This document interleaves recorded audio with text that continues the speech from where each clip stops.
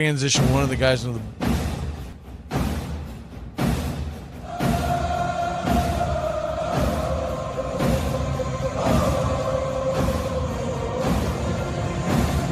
You're in Braves country.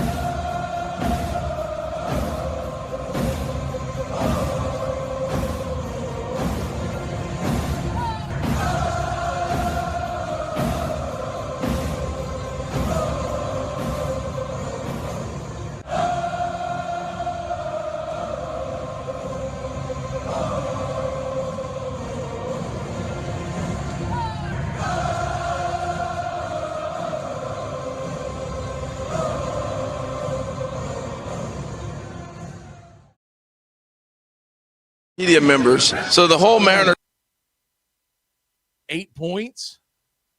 Man, and the thing is, this line keeps going towards Washington, and I get it. At home. I understand all the things that Doug laid out. I get it. They're at home. I get that, but my word. First of all, they get kind of an advantage because they're playing at 3:30 and not a late night game out on the West Coast. So that's going to be 12:30 Eastern time, and 12:30 local time, but 3:30 Eastern time. So Ohio State shouldn't have a whole lot of jet lag. The more and more I watch this Ohio State team, I'm going to have to get burned before I bet against the Buckeyes. But I get everything you laid out, Doug. I get it. But I'm going more with the fact that what I saw that they could not move the ball, and I get Arch Manning. By the way, what is he doing? Pimping and stepping over and strutting on Texas? Was it Texas El Paso? No, Sam Houston State. Sam Houston, yeah. Arch Manning. I like the tweet by Danny Cannell right at half, and he quote tweeted, he goes, "This isn't the flex you think it is." Yeah. He's going to keep doing this against just hey, that level of competition. Done anything it's anybody relevant, but you score a touchdown on Sam Houston State, and he stands over the defensive back like he's like he's king of the castle. Beat a team that I can remember the name of and then get back to me. All right, Bobby, what you got on your last pick? My last pick, I'm looking at that LSU Ole Miss game. I'm gonna go LSU plus 1.5 here. Ole Miss, they've had some pretty close games, all within one possession against Kentucky and against Arkansas, two teams that are not at the level of LSU. One of those games was at home, even the one against Arkansas. I think LSU, they're the number 4 team in the country for a reason. I like them a lot. I like Miss Meyer. I think they're gonna get this one done here. So you can take the money line. You can take plus 1.5 for just my safety. I'm gonna take plus 1.5. But I think they're going to win this game outright. Doug, I'll let you go right after I do this. We got our second contradiction. Yeah. I like Ole Miss. Ole Miss is at home.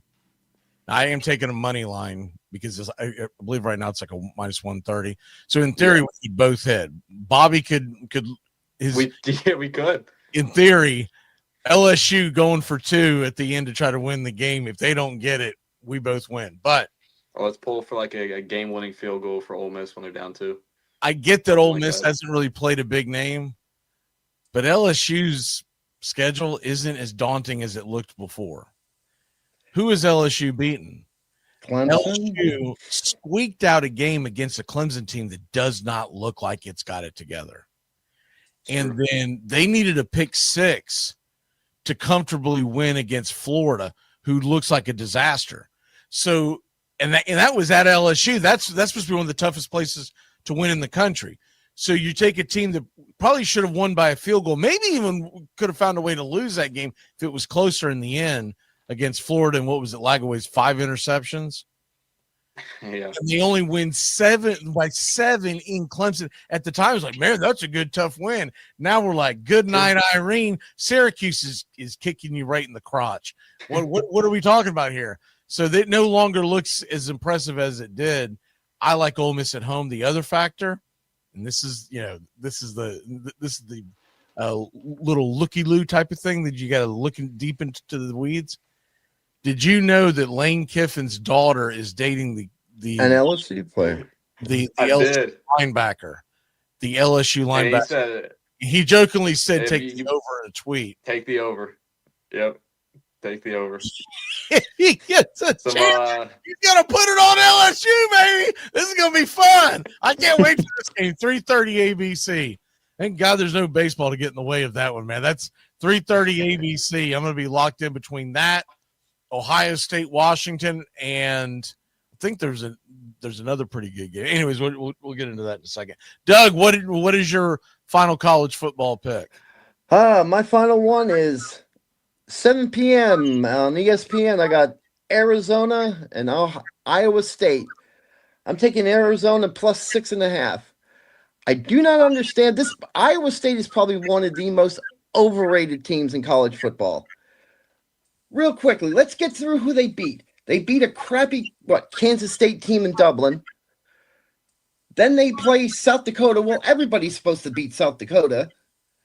They barely got past Arkansas State by 8. They couldn't cover their spread. They haven't covered their spreads all year. They went to Iowa. They played Iowa, barely won on a last-minute field goal. And Arizona, on the other hand, is a team, strong defense, and every week, no matter who they play, they find a way to win. Just give me Arizona 6.5. This is the week Iowa State's shown to be I think, one of the biggest frauds in college football right now. Bobby, are you getting some kind of indication here that this is like personal for Doug? And I don't know why. I don't know what the he's got some real vendetta against Iowa State right now. The biggest frauds in college football. I like your logic. Well, they're number 14 in the country. How can they be number 14 in the country? They're only 3 spots below Indiana, who's actually after last week proved how much of a good football team they are. Yeah. And they're only ranked 3 spots below. Coming to Netflix this fall. Fraud. I'm just like envisioning him like painting his face up and pulling the pin out of a grenade. All right, what do we have? I'll be pulling for Arizona just because of the passion that Doug has about this game. Let's go to our locks real quick. I'll put the numbers up again because I forgot to do it last time. So our locks, we all took a couple of hits last week. Actually, I didn't. I don't know why I'm 2-2. Yeah, you did, Doug. No, I did. I took Washington. They covered. Took Washington State, and they did not cover. Well, I took Washington. Why would I take Washington State against the spread on the lock? All right. I don't know because you were getting 20.5. Yeah, I took Washington to cover because Washington State's like one of the worst football teams in the country. That's what we had the conversation about. I don't know, Doug. I took Washington, but okay. All right. That'll be episode 2. I went back and listened to these so I know them. So you did take Washington State play. You weren't getting 20.5 points. On the field is confirmed. Yeah. But anyways, Doug, we will let you go first so that you don't start throwing grenades at me. What you got? Well, take my lock. Take Air Force 6.5 to beat Hawaii. What time? Is that? It's a 4 o'clock game on FS1. And FS1's still around? Yeah, they're here just to cover the Hawaii games when Hawaii comes across the lake. So 4 o'clock FS1. What's the line you're getting? 6.5? 6.5. Are you taking Air Force or are you taking Hawaii? Air Force, yes. Air Force to cover the 6.5. Hey, I don't want to get on some kind of list of yours. All right, Bobby, what you got on your lock? I'm looking back over my 6-pack picks, and the one that stands out to me that I'm the most confident about, and I'm not doing it to reverse jinx anyone. I'm taking Seahawks money line as my lock of the week. I'm very confident in winning this game. They looked good last week. The Cardinals looked the opposite, and we lost our second best offensive player, one of our 2 only good offensive players.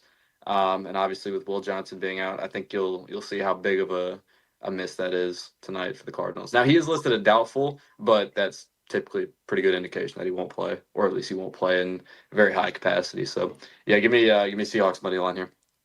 Doug, just so you know, I will go back and check it one more time before the weekend starts. And if I'm wrong, I will give you the W. But I'm pretty sure I know what I heard. But anyways, it happens. One of us made a mistake. It happens. Okay. I could have misspoke because my intention was Washington, but no worries, no worries. So all right, my lock. So I feel like this is kind of a high number, and maybe I'm drinking some Kool-Aid I shouldn't be drinking, but it's fun to finally see Florida State back and winning. Virginia's over-under is 24.5 offensive points to score. I don't think they're going to get there. Florida State's defense is pretty good. They held Bama to less. Bama's offense is much better than Virginia's. Now, I get it that it's in Virginia. There could be goofy things, turnovers, et cetera, but that's going to be my lock. Virginia does not clear 24.5. They may get darn close and make me sweat all night long, but I don't think that they're going to get to the 24.5. So that is my lock. I'll tell you what, though, we still have PTSD, Florida State fans, playing Virginia on a weird night. Thursday night, 1995, Florida State was on, I think it was a 28 or 29 game winning streak in the ACC, and we lost to Virginia on the road on a Thursday night game back when college football did Thursday nights back in the good old days.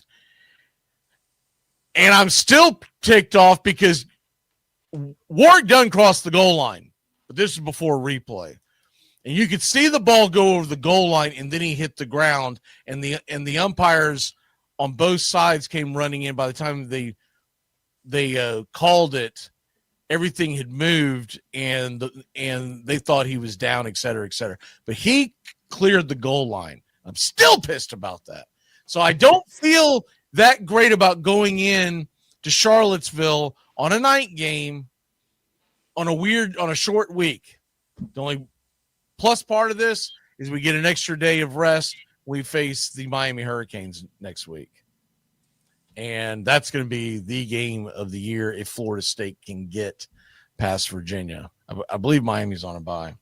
All right, cool games as we start to wind this sucker up.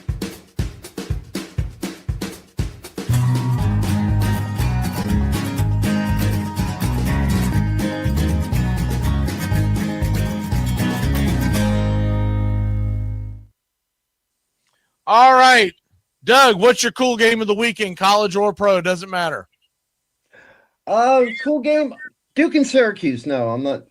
That's a joke. My cool game this week is the Oregon-Penn State game.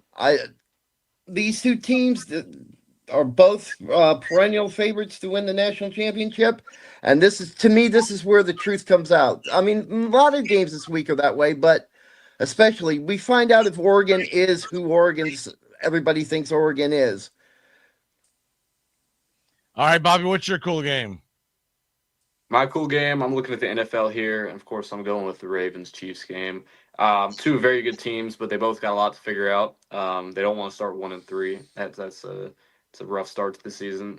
Even whoever loses this game, one of them is going to start 1-3, bar a tie. I still think both these teams make the playoffs, but they both got a lot to get in order here.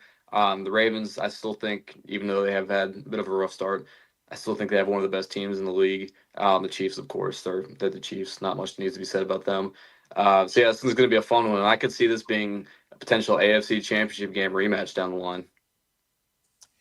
My cool game is, I'm surprised that nobody took this, but I honestly thought at least somebody would take the Alabama-Georgia game. So I don't have it on my list, but it's being overshadowed because of the brands of Alabama, Georgia. But give me LSU Ole Miss. They're undefeated. You got two teams in the top 15. LSU's ranked 4th in the country. Whoever wins this one starts getting an inside track to the playoffs, and it is an actual classic rivalry. Georgia-Alabama has formed into a rivalry of recent years, but that's not an old school rivalry because for years and years and years they were in separate divisions and did not play that often. Georgia Auburn's a classic rivalry. But Alabama, Georgia, that is a Nick Saban created rivalry because of the Kirby Smart thing and all that kind of stuff. Give me LSU Ole Miss, and I think that will be a great one. What is your one big thing, Doug? Walk it off. Walking off. This is what I call the truth or tell weekend. Ohio State. You just talked about Ole Miss, LSU. This is where we find out who a lot of the fakers are and who's really some of the best teams in college football this weekend. Bobby, what is your one big thing? Tonight will spell the beginning of the end for the Cardinals coaching staff. If they look like they did last week, especially on the offensive side of the football. Jonathan Gannon, he said after the game last week that he will never question the offensive play calling from Drew Petzing. If we look like we did last week, then prepare to go down with that ship because everybody's going. Wow, man, you have had it with him, huh? Yeah, I'm about done with him. I'm done with the offensive coordinator for sure. He's irredeemable. He's terrible. How Jonathan many Gannon's right on the verge of that. years has he been in now? This is the second year. That's what I thought. That's interesting. But it doesn't take me long to figure out if a coach doesn't have it or not. I've been saying fire Napier for 3 years now. So I almost took it as one of my picks, but because we're condensed now, I'll probably end up grabbing it on the radio broadcast later this week. But my one big thing is it's getting overshadowed because of all the other big games. And I'm not even talking about the Texas A&M Auburn game. Indiana is going to hand it to Iowa. And when they do that, not only are they going to jump into the top 10, someone's got to start taking them serious. That offense is for real. That offense was clicking. That is a much better offense than we saw last year.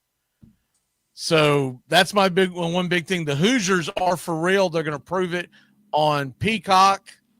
I assume that's the only way you can see it because I don't see it /NBC. That's how they get you, man. That's how they get you. Anyways, Peacock, 3:30. There are so many great ball games. Get a ton of sleep on Friday night because it is going to be a long, long day on Saturday as we walk it off here. Also, don't forget, late Saturday night, want to make sure I get the time right, 10:15, BYU undefeated, going into Colorado to face Deion Sanders. They are a 6.5-point favorite. That's a sneaky line there. I'll tell y'all on the radio end what I like on that, but it's one of my favorite picks of the week. Y'all have a great one. Thanks. Great job, guys. And Doug, I will go under the hood and look at you as soon as I get done. Braves Country today is coming your way in about 5 minutes. Y'all have a great one. Goodbye, sweetheart. Well, it's time to go. We're back tomorrow with another show. Well, unless we're fired, we'll talk to you then. Goodbye, sweetheart. Goodbye. Goodbye. Guys and gals, it's time to go. We'll see you on the next show. Same bat time, same bat channel. It's closing time, y'all. You don't have to go home, but you can't stay here. Have a great one. On your way out, please like and subscribe. And don't forget to tip your favorite bartender. We'll see you. I'm Mac McGee, signing off for Braves Country Radio. Can I get another cigarette, please? Can I get another cigarette, please? Yeah, I know I live to regret it. Just give me another cigarette, please.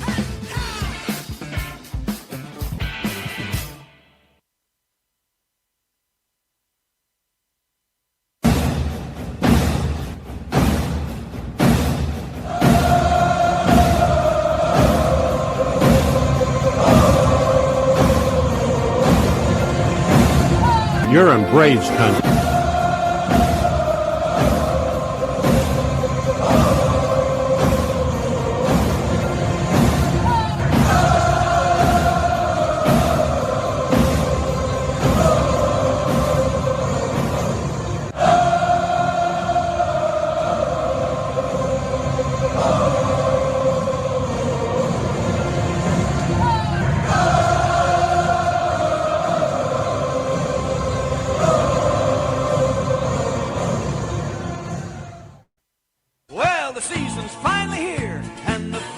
football fans, you ready for the gridiron? Thursday and Friday mornings, the Armchair Quarterback Show returns, 9 a.m. Eastern. We'll be talking college and NFL football, the point spreads, fantasy football advice, and more. Want to catch it live? Become a Country Club member today here on Braves Country Radio. We'll make the replay available to the public later on that day as we're being broadcasted nationwide on independent radio stations. As a member catching it live, you can ask your questions. We'll answer all. Point spread advice, player props, your fantasy football questions. It's the Armchair Quarterback Show, Thursday and Friday mornings this fall here on Braves Country Radio.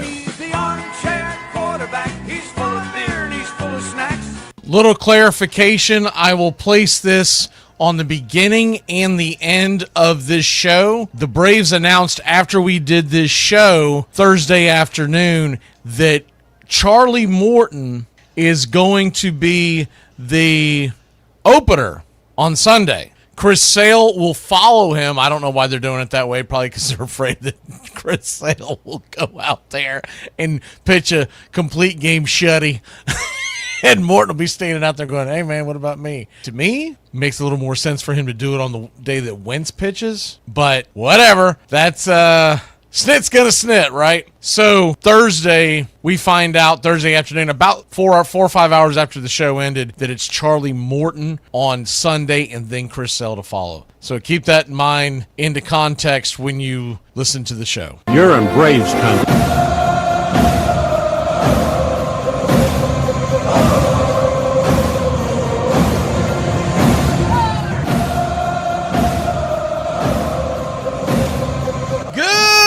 Morning, Vietnam. Well, the Braves finally lost a game. That's the big bullet points that we have for today's show. Won 10 in a row. It's a heck of a run. We'll get into that here in 1 second. We've got the final, such a sad time, final series for the Braves. It's been a rough, long season. I get that. But at the same token, it's going to suck when they're not playing. It just is. It does not matter however long, and I'm having issues with the sound check. Hopefully we're good in the sound check area.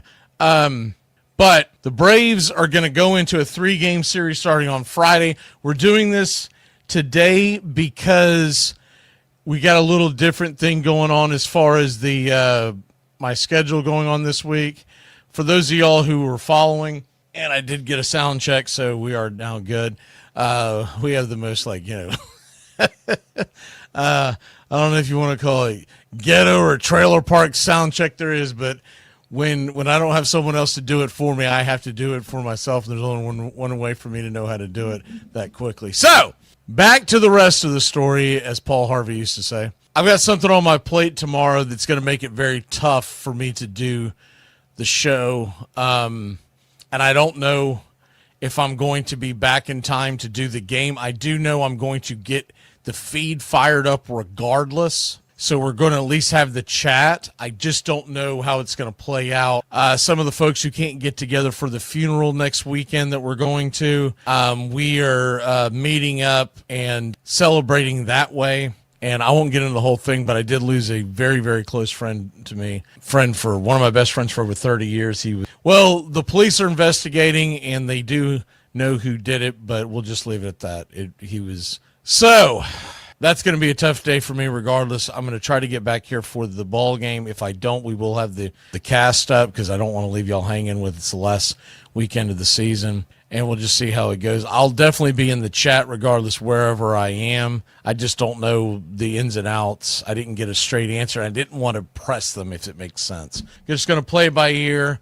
Jason's going to get it fired up for me, and I'll be able to control it from where I'm at regardless. But I will be back by Saturday's game. That is a given. Sunday's game, all that's a go. I just don't know about tomorrow, so we're doing the show today. So with that being said, hopefully y'all still tune in and hang out with each other because this has become like a family to us. It's a family extension, or at least it has to me, and I've seen some people say the same thing. Tomorrow it's Wentz versus Keller. I didn't even realize. I guess I'm dodging a bullet there.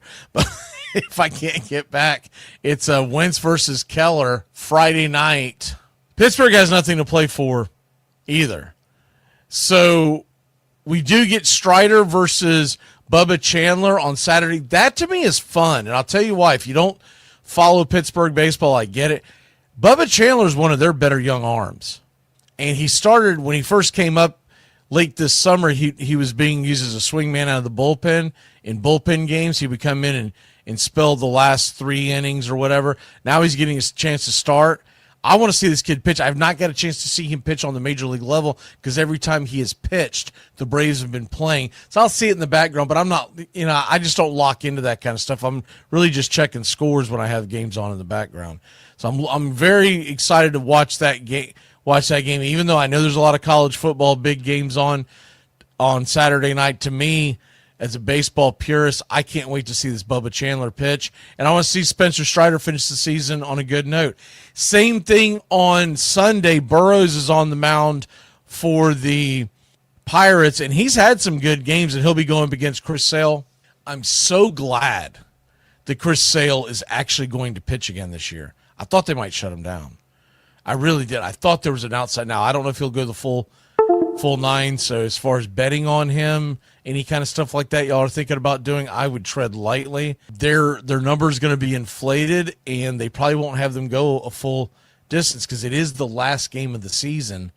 And the last thing you want to do is have him or Strider, or even Wentz for that matter. The last thing you want to do is have them go out there and have any kind, even if it's a minor injury, and then have to deal with that going into the offseason. So they're the 2 night games, Friday and Saturday night, and Sunday game. So this game Sunday, all of these games are starting right at I want to say some are saying 3:05, but anyways, the Braves are doing 3:15. They all have to start at the 3 o'clock hour. That was designed by Major League Baseball several years ago. I think one of the things is because at the time they were putting it on ESPN. I mean, this has been going on for a couple of decades, I believe. They do this so that at the end of the season, the final game of the season, the teams playing at 1 o'clock or 1:30, their results are not in when the teams at 4:30 play. And the reason why they did that was there was an incident, a couple of them in the late 80s, early 90s. Teams were affected by other teams benching guys because they already – so I'll give you an example. Let's say it's a team out west, and they just clinched the division last night, but it's neither here nor there. Let's say Seattle needed their magic number was 1 going into Sunday playing the Dodgers, and the team that's chasing them, we'll use Houston, loses in that first game. Seattle would then bench their best players, especially their starting pitchers, and let's say the Dodgers needed to win that game to win the NL West.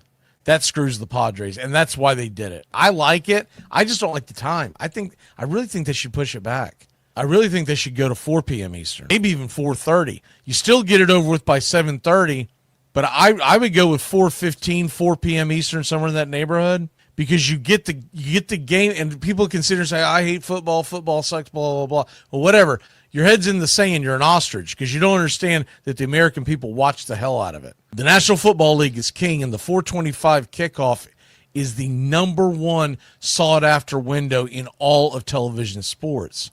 So what I'm saying is if you get it going at 4 p.m., okay, even 4:05, you're going and you're getting all these games going at once, you're much more likely to get your average sports fan who likes all sports to stay with the baseball during that 4:25 kickoff. When you do it at 3 o'clock, you're asking that the average sports fan who watches football and baseball to leave the third or fourth quarter of their football game, start to watch the beginning of the baseball game. And when they don't do that, and they won't do that, they never have, they never will, then they forget to go over there after the games conclude because they're getting commercials going, stay tuned for Ravens versus Chiefs. So I'm just telling you that's what I would do. They're not doing that, but they have routinely had their heads square up their rear end with this kind of thing. We'll get into that 1 second, Justin. I'll get all your comments and questions here in a second. I wanted to get a couple of things off and going. All right, let me see what I got my bookmarks on because that's how I do this. The Braves rotation this weekend. We just went through that.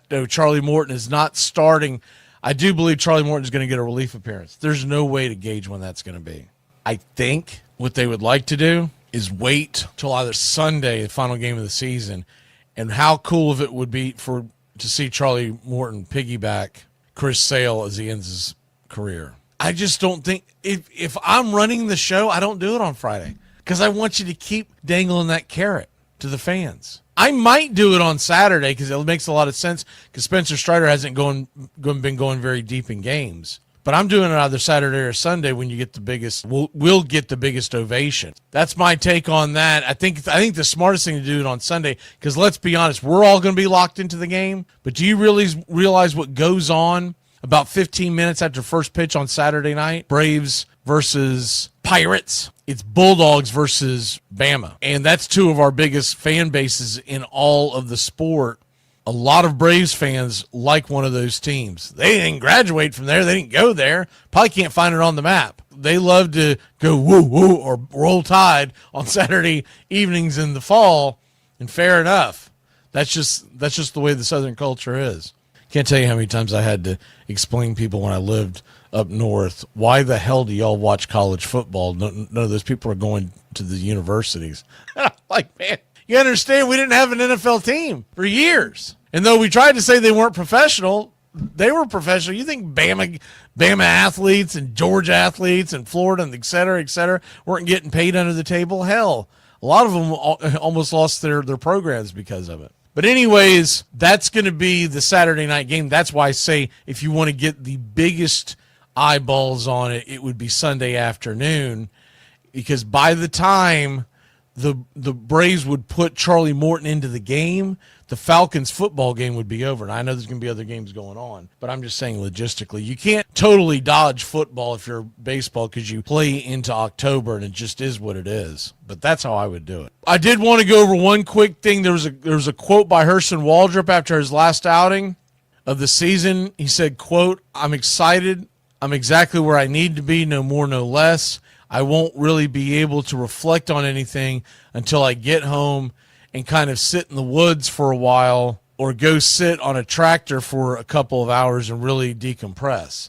And you like to hear that, he's still, look, he's a South Georgia boy. The one thing I would hope is that he's not doing any kind of hard manual labor with those hands. And if he is, my God, put the right gloves on. So we don't need you ripping some tendon in your finger because you're out there screwing around on a tractor in the fall. And though that may sound cool and romantic to everybody, this guy has a huge future, and he goes out and screws his hands up. Katie, bar the door. He's going to Plaxico Burress himself. If you know, you know. Other things. This was really strange. So this is right before the streak ended. This was going into the 10th game. And this was something that had never happened before. And I will say this. There were a lot of plays that could have been called errors that we got home cooking on the scorecard. But regardless, listen to this. Going into game 10 of the 10-game winning streak, so 9 games in, over their last 9 games, the Atlanta Braves have not committed an error. They had not scored fewer than 5 runs or allowed more than 5 runs, which obviously is going to equate into wins. No other team in Major League Baseball history had ever done that over a 9-game span. And that may not sound like a lot, but when you say no other team in Major League Baseball history had ever done something positive for a long stretch, they've been playing this game. Major Leagues, National League started in 1876. The Braves started a few years before that, 1871. They don't typically transfer the NA over into the National League, which is now the Major Leagues. But nobody? Because though it's kind of an impressive stats, it doesn't seem to be that crazy that someone couldn't have done this before. But nobody, since they started playing, he doesn't specify, but at least since 1876, had ever not committed an error, had scored 5, had not given up more than 5 in 9 consecutive games. Man, that's something. You think of some of these all-time streaks that happened over the years, you would think somebody would have stumbled into that in the middle of that, a 9-game span. We went over the Michael Harris thing during the game yesterday, but he had going into those 2 home runs that he hit the other night, he had gone 98 at-bats without a home run. Joel Pyomps, I don't think I ever really got to really do a deep dive on him, but we added him to the roster. We can bring him back next year. Pyomps, I'm going to be excited to see him pitch this weekend. He at one point was supposed to be the Brewers closer. Now, we got a sneak peek of him this week, but I want to see him at least one more time. It'll be interesting to see if we get Alexis Diaz one more time. He's currently on the minor league roster, but they can bring him up. That is a very interesting thing. You look at the scheduled pitchers, and if you look at the scheduled pitchers on this, the Braves this weekend, it looks like they're going to a platoon system with this Wisely and Nick Allen. I would hope the final day of the season that they start Nick Allen. I think he deserves it. He didn't do anything offensively for us, and I get that. But, man, Nick Allen is a hell of a glove. And he would have won the Gold Glove had he not gotten cut short with all these benches the last 3-4 weeks. When they brought Kim on, it was over, right? But before that, man, that guy is phenomenal. And I'd rather see him play second defensively. Wisely's okay, but I went back and looked at his numbers. It seems in the video. He just doesn't stand out, and he's not much of a bat, so why not let Nick Allen flash the glove? If you need a pinch hit late in the game, I get it. Bring him in. But let Nick Allen get at least one start this weekend. That would be my hope. Ozzie Albies, we haven't really talked about it much, but he is officially on the 10-day IL and done for the season. It's a fractured left hamate bone in his wrist, and so they believe he'll be ready with plenty of time. But that's what you got there. You look at some of the guys that are on the Braves roster, and I'm going to go to the 40-man roster because they move some of them back and forth every day because of the expanded rosters. This could be it's not everyone gets focused on the starting pitching. This could be an outstanding bullpen. And we haven't even added anything. They're going to add stuff this offseason, y'all. This is not going to be another offseason like we just went through. This is not going to be an offseason. You go, man, we haven't signed anybody. And then at the very end, remember they signed Jurickson Profar, and then, of course, he gets busted for roids. And I felt like at that point, looking back on it, that was the season. That was it. So we were all ready. I believe that news broke right before we went to the Dodgers. I believe we'd put 4 games in the books. We were already on a 4-game losing streak. We get this devastating news that he's out for 80 games. They're scrambling. We're at the Dodgers. And if you remember in those first 7 games, there were a few games that we could have won, and the hitting just wasn't there. We came home, cleaned it up a little bit, but we lost our first 8 road games of 2025. We never recovered. So whether it's Snicker, although I do believe he's stepping down, or it's whoever the new manager is, I hope somebody reaches out to everybody and goes, don't anybody put anything in your behind during the offseason. We got to be ready to roll. Do not be shooting up anything. Do not be taking pills and just tell me, oh, well, I didn't know what was in it. Shut it. Go to the offseason, rest up, then start working out. They'll usually start working around December, early January. Get in shape, but do it the right way. And everything you take, go through your team physicians and make sure it's not on some kind of banned list. That's what they're there for. And if you take something and they say it was illegal, but you were told it was fine, then it's on them. But that's what they're there for. Everything you take. And I don't know what Jurickson Profar did. Supposedly, whatever he took, it was during the offseason. Now, the pessimist is going to say, whatever, dude.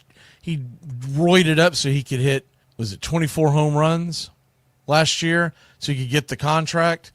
But in 80 games, with an 80-game suspension, Jurickson Profar has put up pretty good numbers. And we're assuming he's not taking whatever the hell he was taking because he would have passed. Once you fail the drug test, you're getting popped constantly. He's at 14 right now with 307 at-bats. Last year, he had 24 through 564 bats. His batting average was a little better last year, but then again, he had a full year and he didn't have that huge gap. I'm sure that had something to do with it. But his OPS is right there. I mean, it is very comparable. His OPS was 839 last year. It's 810 this year. So I've got nothing on that. All I can say is Profar did something really stupid during the offseason.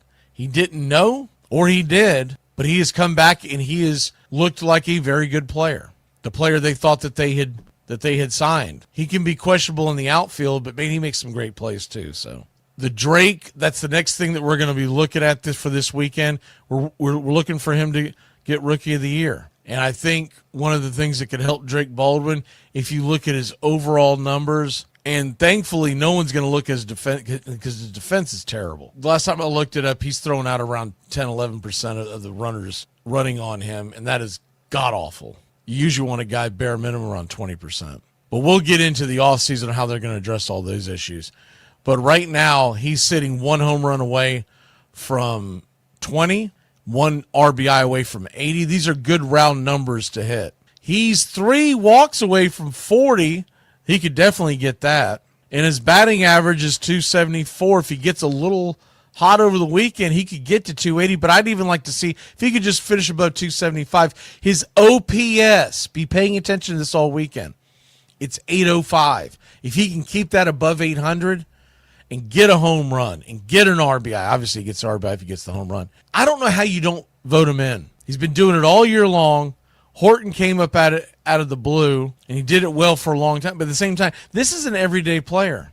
And if we've got a Cy Young and an MVP, why don't we not have an NL Rookie of the Year for both pitching and everyday players? That's overdue. What the hell are they doing? It may or may not be good for Drake John, because if he doesn't pitch the rest of the year, then he's got the numbers that he's got, and there's no. I think it's better, honestly, if he pitches again and gets blown up, because right now Horton's got really good numbers, and voters are not going to care. You know what the voters are going to look at? Well, his team made the playoffs. That's going to be the pushback. I still think Drake definitely deserves it, but that's going to be the pushback. We went over the Charlie Morton thing, see if anybody else has any other. For some reason, Tree Nug misses New York bars. I don't know how that came out of nowhere. Good to see you, Tree Nug. I do know what you mean, though. I'm assuming that you're talking about New York City. I lived in New York City for a while, and it's cool to have a bar on any corner that you pass as you're heading to the train. But nothing beats a bar in the South. I'm talking about a true bar, a dive bar. Nothing beats that. I've spent some of my best and worst moments in places like that. So we won't get into that. Not on this show. Some of the guys, so Chucky Robinson was picked up from the minor leagues. I don't know what to make of this guy, catcher. He's 30 years old. He'll be 31 in the offseason. Terrible numbers. I'm not sure why they picked him up. If they're able to keep him in the minor leagues, maybe they're just trying to grab people that they hope they can put on the Rule 5 and hope that you pick them and not somebody else. There's always that game that goes on at the end of the season too. Other than that, other things to look at for this weekend. Look, I know it's not Braves related-ish, but this is going to be a wild weekend, a wild finish in Major League Baseball. Sunday, we're going to be doing the game. We're going to be doing the multicast once again. I think we'll do it better this time. Had a lot of fun, but it made it wore my voice out. In fact, it's starting to crack right now. But I'll be off the air soon. I don't have anything talking-wise to do the rest of the day. Looking at where they're at, so this is insane as far as the Blue Jays and the Yankees. You go to the AL East, they're in a flat-footed tie. Now, I'm pretty sure that Toronto has the tiebreaker, but they've got the weekend to play, and they are knotted up. I guess they both have 4 games to play, and they're knotted up. Red Sox are 3 back. Cleveland is now a game in front of the Tigers, if you missed that last night. The Mariners have punched their ticket. They own the AL West. Milwaukee owns the NL West. Philly owns the NL East. But those are the only ones that are sewn up as far as divisions. As far as the wild card, that's what I thought, John. I just haven't had time. You can imagine what my schedule's been like. Thank you for confirming that. The Cubs have all but they're going to get the number 4 seed in the National League. How much of a fight do they give the Mets tonight? They are playing the Mets again tonight. So if you're looking for non-football to watch, there's some good baseball matchups. We'll get into that right before we get off here. The Mets have a 1-game lead over the Diamondbacks and the Reds. Now, the Mets had the tiebreaker on the Diamondbacks.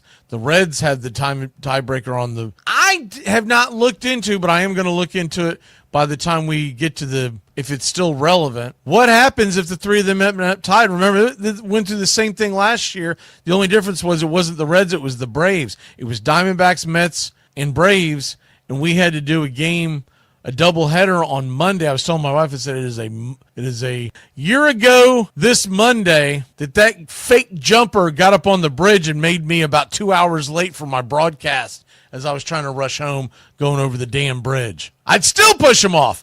When we get to that, we'll have a definitive. But you're talking about Diamondbacks and Reds. We are big fans of them this weekend. The Mets are at the Cubs, and then they go to the Marlins. Did you see, I meant to mention it last night, and I've got sidetracked. Did you see that the Marlins push back Sandy Alcantara to face the Mets? You gotta love it. You gotta love it. So the Mets are going to have to face the Marlins in Miami. I don't think that hurricane's going to hit the Miami area. There's a hurricane coming through the Gulf, or not the Gulf, excuse me, the Atlantic Ocean. Everything that I've seen so far, it's not going to push in until late weekend, early next week, so like Sunday to Tuesday type of thing. And everything I've seen, I haven't got a chance to look at the weather guy today, but what he was saying yesterday is it looked like at the most it's going to curve up and maybe clip the Carolinas. So hopefully that does not get affected. But the Marlins are going to go all in to try to beat the Mets. You can guarantee it. You can guarantee it. So that's going to be a fun series to pay attention to. The other fun series that'll be on the weekend that we'll be diving into is obviously in the American League, the Tigers are now clinging to a 1-game lead over the Astros. The Rangers are out. They're done. They have been elimination.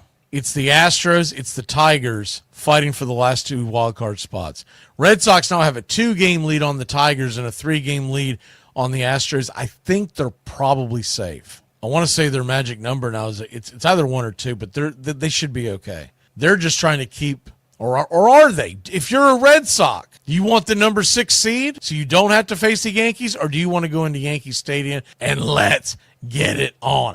That's what I'm pulling for. So nothing against the other teams, but I want the Red Sox to be the 5 seed, the Blue Jays to win the division, because I want Yankees Red Sox. Red Sox Blue Jays would be fine, but it's not. I want Yankees Red Sox that first round, and that would be a lot of fun to call. So there you have that in the American League and the National League, the wild cards, the scoreboard watching. You're looking at Cleveland, Detroit, Toronto, Yankees, Red Sox, Tigers, Astros. Everybody else irrelevant. Rangers are cooked and everybody below them. In the National League, you are concerned with, by the way, Brewers are going to get the number 1 seed, it looks like, and looks like the Phillies will get the 2 seed. So the winner of the West, which is probably going to be the Dodgers, they're going to have to play that first round.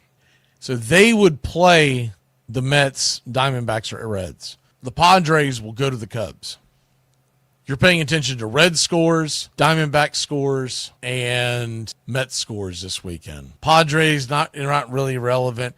Dodgers, they should win the division. They haven't officially punched their ticket on that, but where are they at here? They're up 3 games in the loss column, and each team only has a few games left, so they're done. That's what you're looking at, guys. If y'all got any more comments or questions, throw them in real quick as we wind this down. But when we go to the Sunday broadcast, we're only doing this on Sunday, so we're going to give you the full broadcast on Saturday. We thought about doing it, but we're just going to give you the Braves Pirates on Saturday. When you go to the Sunday broadcast, the Braves game is going to take precedent. But the difference will be, as opposed to going to commercials, we're going to go over and catch some of these other games and then bring you back to the Braves game. So for you Braves fans, don't sweat it. We're going to bring you the Braves broadcast. But as opposed to going to the commercial bumps and everything like that, that's why I'm coming on a little late, because it's going to tear my voice up. And I got to it does a lot. I didn't realize it until yesterday, but different between calling games. I was supposed to be on from 7:15 till about 9:30. We went staying on until 10. So I went from saying, I'll do this for like 2 hours to almost 3. But the difference in inflection of your voices and calling home runs, it rips you apart. So We're going to come on about 4:15. It depends on where the games are. But what we're going to be paying attention to on Sunday, real quick before we get out of your hair, these are the games. So obviously the Braves game will take precedent. It's Chris Sale. I hope it gets to Charlie Morton. Man, that would be a really cool way to end the season. The other games, most of them, by the way, are starting at 3:05. The latest game is the 3:20 Cardinals-Cubs. That game's not going to mean anything. So the games we'll be paying attention to in all likelihood, it's only going to be games that matter. So if any of these move on, we don't care.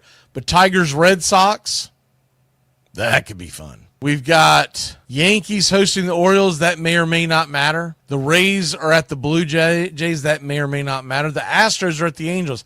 That may not matter. But you do have Reds at the Brewers. That's probably going to matter. Along with the Mets and Marlins. That's probably going to matter. And now that you get the big dumper, if you missed it last night, he hit home runs number 59 and 60. He is 2 away from the American League, and I will say the Major League record, because anybody who stuck steroids in their behind does not get on the list. No one's ever hit more, honestly, than Aaron Judge in a season. And whatever you think about the Yankees, there's never been an indication that he's ever done it the wrong way. So he is tied with Babe Ruth now for 60. He's 1 behind Maris, and he's 2 behind Judge. And he could catch him. He plays the Rockies today, and then he's got the Dodgers all weekend. And the Dodgers are going to start putting bums in there because they're going to start trying to set up their pitching staff for Tuesday, because the Dodgers are going to play Tuesday. They're not going to play next weekend. So it's going to be a lot of fun. It's in Seattle. What a cool sight that would be if he somehow gets to 63. Holy crap. And a catcher did it. A catcher. That's unheard of. And not for nothing, he's a Florida State Seminole. Huh? Huh? That's what I'm talking about. Appreciate the kind words, Justin, and everybody else.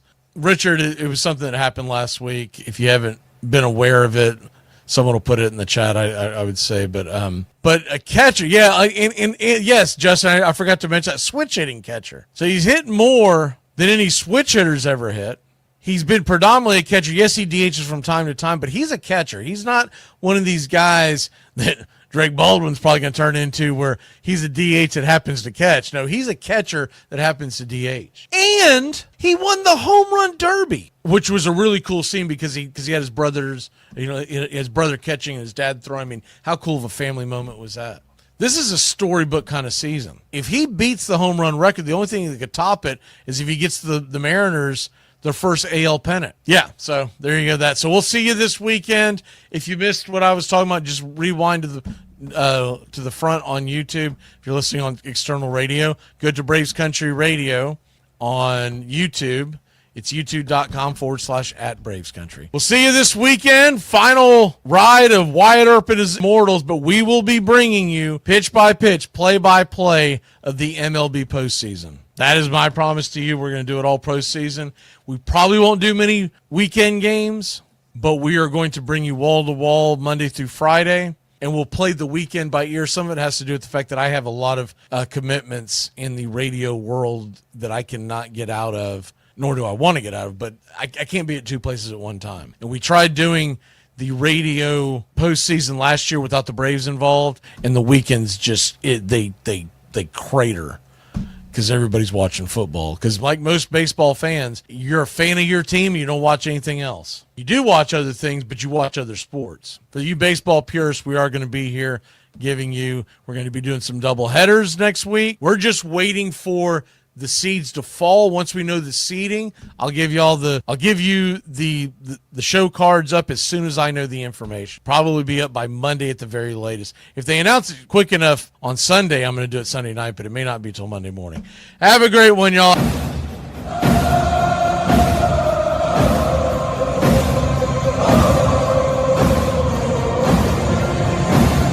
Little clarification, I will place this on the beginning and the end of this show. The Braves announced after we did this show Thursday afternoon that Charlie Morton is going to be the opener on Sunday. Chris Sale will follow him. I don't know why they're doing it that way. Probably because they're afraid that Chris Sale will go out there and pitch a complete game shutty.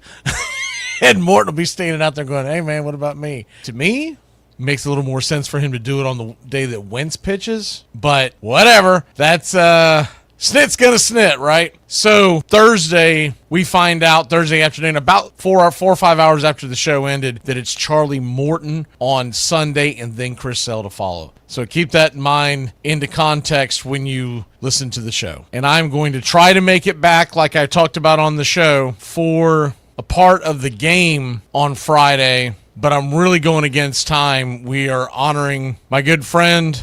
It's for people who can't make it down to the funeral that's taking place the following weekend because a lot of them live far away. He lived all over. So we're doing something virtual, and I can't be doing that while I'm giving you the game. So it depends on when it wraps up. And just for context, he was a very big Florida State football fan. So they're watching the game. We're zooming in kind of thing. I don't know how long they're going to do it, and I don't feel right leaving them early because they look at me as the sports guy. So if it ends early, I'll jump in here and do the game with y'all. If not, you got to understand this is one of my best friends, and we got to do right by him. I will be back on Saturday and Sunday. Love you, Braves country. And if I don't see you Friday, I'll definitely see you Saturday and Sunday. Looking forward to this season wrapping up and looking forward to what should be a fun October. Also, real quick note, we got something planned for you to listen to during the game if I can't make it. So I hope you enjoy that. Goodbye, sweetheart. Well, it's time to go. We're back tomorrow with another show. Well, unless we're fired, we'll talk to you then. Goodbye, sweetheart. Goodbye. Goodbye. Guys and gals, it's time to go. We'll see you on the next show. Same bat time, same bat channel. It's closing time, y'all. You don't have to go home, but you can't stay here. Have a great one. On your way out, please like and subscribe, and don't forget to tip your favorite bartender. We'll see you. I'm Mac McGee, signing off for Braves Country Radio.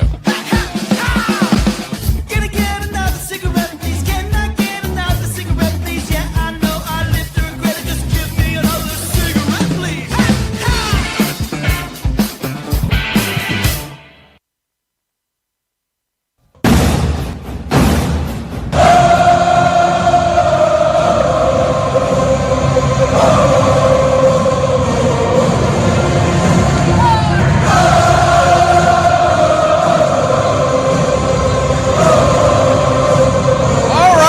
Braves country.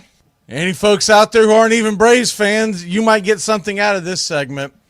This is the Once Upon a Pastime series we're going to do from time to time.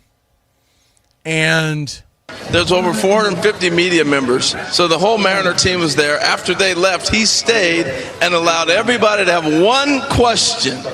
He answered questions for 450 individual media members, one question each. He stayed there for hours. It's just amazing. He understands the enormity of what he has going to happen today and what he's done for Japanese baseball. I love history. He's so respectful of the history of this game. And think about his journey. He was drafted by the Oryx Blue Wave in 1991. He was 5'9" and 120 pounds. Wow. And every one of these induction days is historic. We're talking the best of the best baseball royalty. But this one today, I dare say, is a little more special because of the journey of each. And welcome everyone to the 2025 Hall of Fame induction ceremony here live on MLB Network and coming to you live from Cooperstown, New York. A great crowd on hand, thousands of passionate baseball fans here in attendance to celebrate the late Dick Allen, Dave Parker, Billy Wagner, CC Sabathia, and Ichiro Suzuki. The wind is picking up, but the rain is staying away. We have about an hour rain delay. This was moved back to ensure that we were in comfortable conditions, and oh boy, are we ever. It's Greg Amstinger with Harold Reynolds and Tom Verducci. Beautiful weather, not too hot, nice breeze, and we're looking for a wonderful afternoon here in Cooperstown. It's going to be terrific. Looking forward to the speeches. Looking forward to seeing the Hall of Famers introduced. What a great time that is. But, Tom, this is just a fantastic event for baseball? It's one of my favorite days on the baseball calendar. The turnout here today is amazing, especially with the early weather we had. It's one of my favorite days because we really find out what's behind a Hall of Famer. Greg, you got to tell them, give themselves a hand. Yes, yeah. All of you baseball fans, give yourselves a round of applause. You guys made the trek. A great crowd on hand, and this crowd is made up of so many friends of the Hall of Famers that we're celebrating today. Good afternoon and welcome to Cooperstown. We are thrilled to have all of you here with us today for the 2025 National Baseball Hall of Fame induction ceremony. My name is Josh Rawich, and I have the incredible honor of serving as the 8th president of the National Baseball Hall of Fame and Museum. As we begin our induction ceremony in front of a live television audience on MLB Network, I'd like to welcome our Master of Ceremonies to introduce our returning Hall of Fame members. He's been with MLB Network since 2011. He's the host of MLB Now and appears across much of the network's programming. He has a love and a commitment to baseball, to the Hall of Fame, and to Cooperstown. In his 8th year as our Master of Ceremonies, please give a warm welcome to Brian Kenny.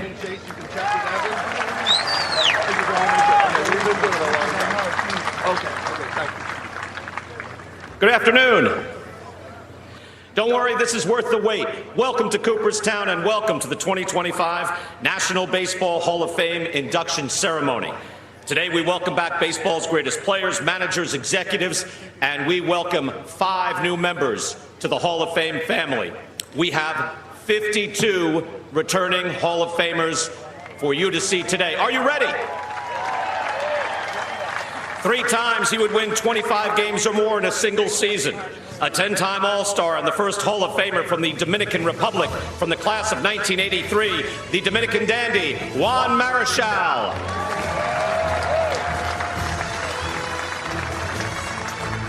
He would lead the American League in home runs while with the Blue Jays, lead the National League in home runs as a Padre, and lead the Atlanta Braves to their first ever World Series championship. He'd slug over 500 in his 50 postseason games. From the class of 2023, Fred McGriff.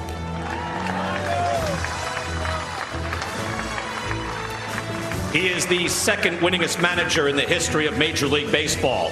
He became the first Hall of Fame manager as well to return to the field after induction, winning his 13th division title with the White Sox in 2021.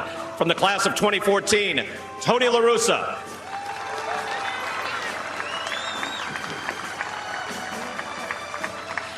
A virtuoso on the mound. He has the best park-adjusted ERA for any retired starting pitcher in the history of the American or National League.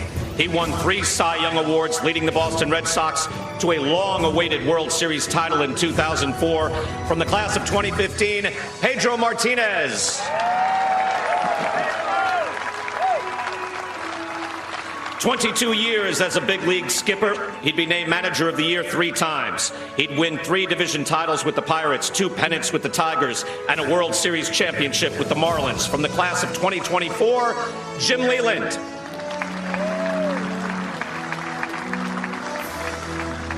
A 5-time batting champion, he would also lead the American League in on-base percentage 6 times. He would later help the New York Yankees to a World Series title in 1996 and passed the 3,000 hit milestone as well. From the class of 2005, Wade Boggs.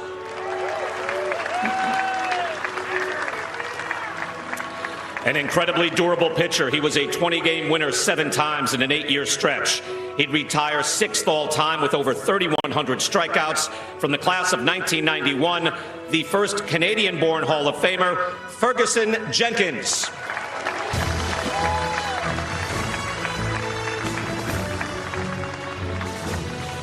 His .390 batting average in 1980 is the highest since Ted Williams topped 400 in 1941.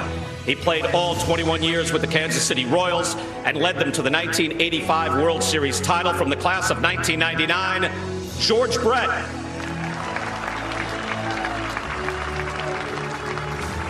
He would retire with the most hits and doubles of anyone at the catcher position.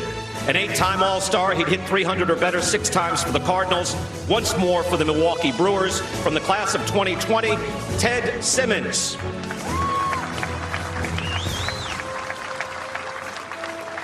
He started opening day 14 consecutive years, the all-time record. And in those 14 years, he pitched 400 more innings than anyone else. In 1991, he pitched the only 10-inning shutout in a World Series Game 7, helping the Minnesota Twins to a World Series title. From the class of 2018, Jack Morris.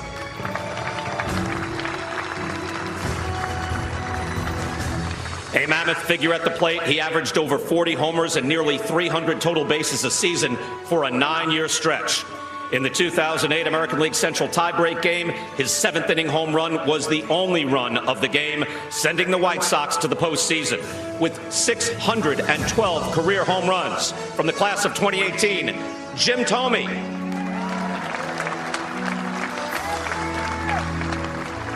He had the best batting average, on base, and slugging percentage in the National League in 2000, hitting .372 with 59 doubles. That is the highest batting average and most doubles in a single season this century. From the class of 2024, Todd Helton.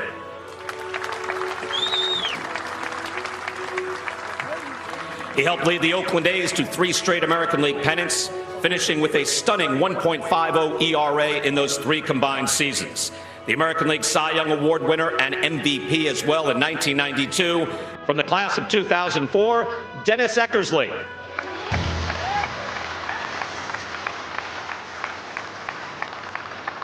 From 1969 through 1980, he would hit .341, by far the best batting average of any major leaguer in that span, and with the best on-base percentage as well. The 1977 American League MVP, he would finish with 3,053 hits. From the Hall of Fame class of 1991, Rod Carew.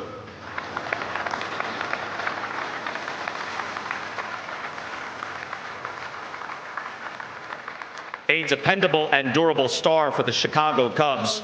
He would set a National League record for consecutive games played, breaking the record set by Stan Musial. He would lead his league in total bases 3 times, winning a National League batting title in 1972. Please welcome back from the class of 1987, Billy Williams.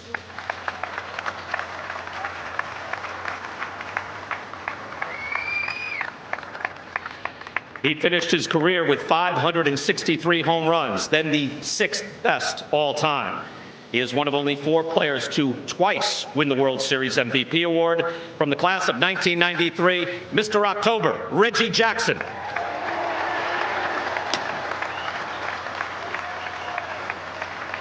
He played an incredible 24 years behind the plate, retiring as the leader for most games played by a catcher and the home run record by catchers. An 11-time All-Star, he led the Red Sox to the American League pennant in 1975, hitting one of the most memorable home runs in World Series history, a 12th-inning game winner that forced a Game 7 against the Cincinnati Reds. Please welcome him back from the class of 2000, Carlton Fisk.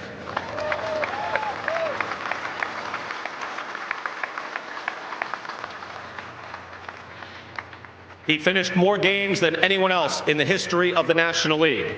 For his first 9 years as a closer, he averaged 38 saves a season. After missing a year to injury, he averaged 40 saves a year for another 6 years. From the class of 2018, Trevor Hoffman.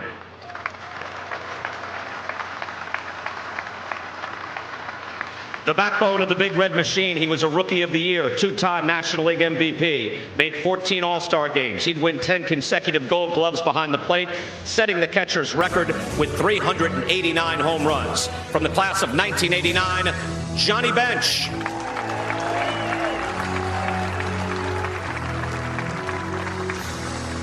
One of the all-time great relievers, he helped the Oakland A's to 3 straight World Series titles. In those 3 playoff runs, he threw over 48 innings with a stellar 1.55 ERA. From the class of 1992, Raleigh Fingers.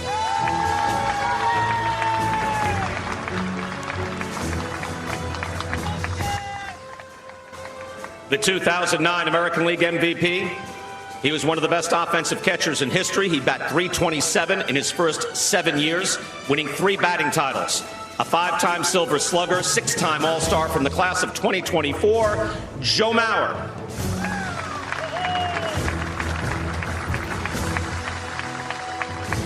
He is the all-time leader in saves with 652.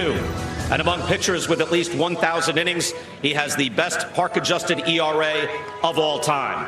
A postseason legend, he has a 0.70 ERA in 141 playoff innings, helping lead the New York Yankees to 5 World Series titles. From the class of 2019, Mariano Rivera.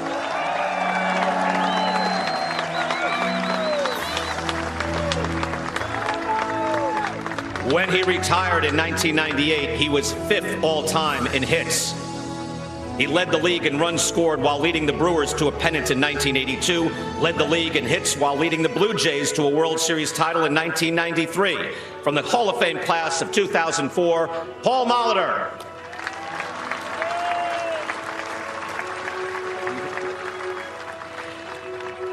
He held the all-time record for saves for 13 seasons, finishing with 478 in his career. In separate seasons, he'd lead his league in saves for the Cubs, Cardinals, and Orioles. From the class of 2019, Lee Smith.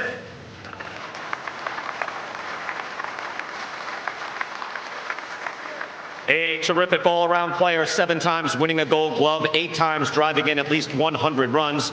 He finished with over 3,100 hits and 465 home runs. A star with the Padres and Yankees, he would later help the Toronto Blue Jays to their first ever World Series title. From the class of 2001, Dave Winfield.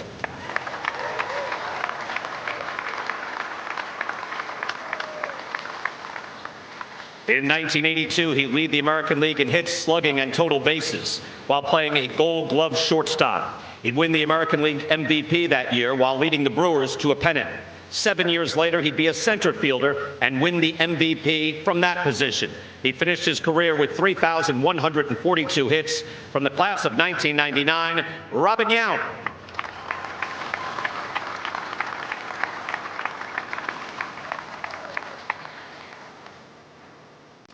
An ageless wonder, he would pitch 25 seasons and over 4,500 innings, winning 283 games. He would lead the Minnesota Twins to a pennant in 1965 and set a record with 16 Gold Gloves on the mound. From the class of 2022, Jim Cott.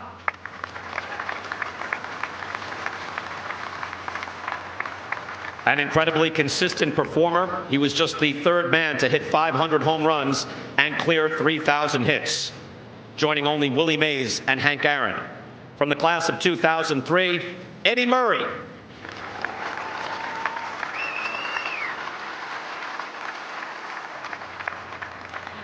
He would top 230 innings 14 times in his career, finishing with a staggering 60 shutouts, top 10 all time. From the class of 2011, Bert Blyleven.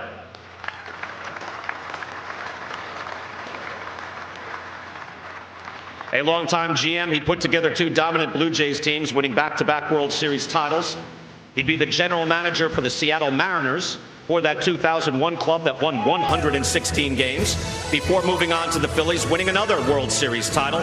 From the class of 2011, Pat Gillick.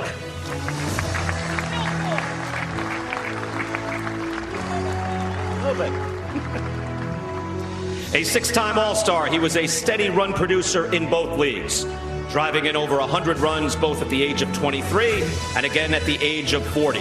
He finished with over 2,800 hits. From the class of 2019, Harold Baines.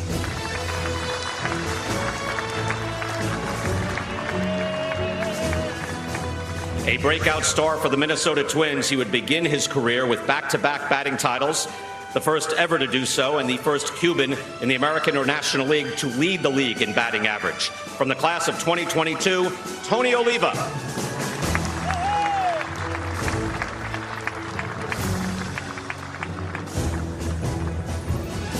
No one in the game's history finished his career with such a flourish.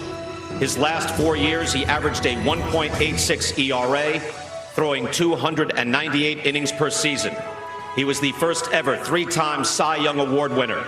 He was the youngest man ever to be inducted into this Hall of Fame.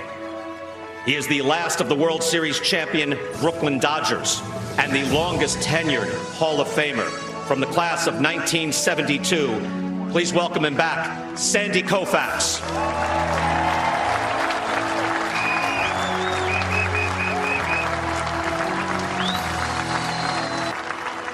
He amassed more hits and more total bases than any other third baseman in history. He would hit 5 Gold Gloves while also finishing with 3,166 hits. From the class of 2024, Adrian Beltre.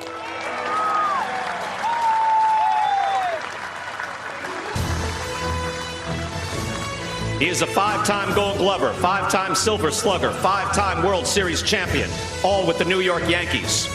His 3,465 hits have him 6th on the all-time hit list. From the class of 2020, Derek Jeter.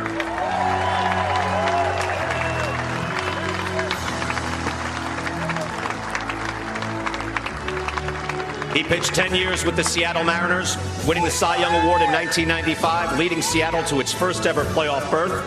He'd later win 4 consecutive Cy Young Awards with the Arizona Diamondbacks, leading them to their only World Series title. From the class of 2015, Randy Johnson.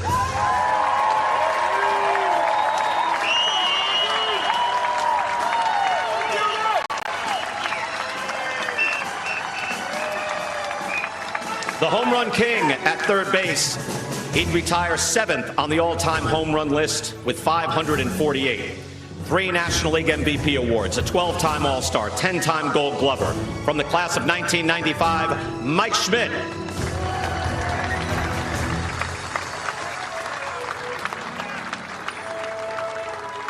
He finished his career with 2 batting titles, also leading the American League in on-base 3 times. He'd play all 18 of his years with the Seattle Mariners and is now the namesake for the Major League's Designated Hitter of the Year award. From the class of 2019, Edgar Martinez.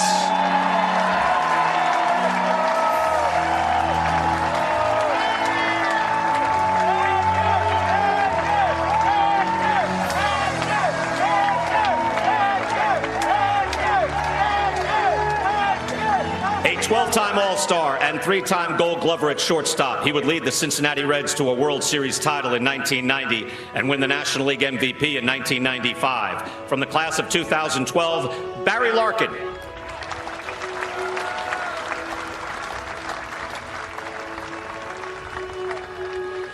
For a full decade, this Hall of Famer would average 37 homers, 115 RBIs, and scoring 116 runs per season. The National League MVP in 1994, all 15 years with the Houston Astros. From the class of 2017, Jeff Bagwell.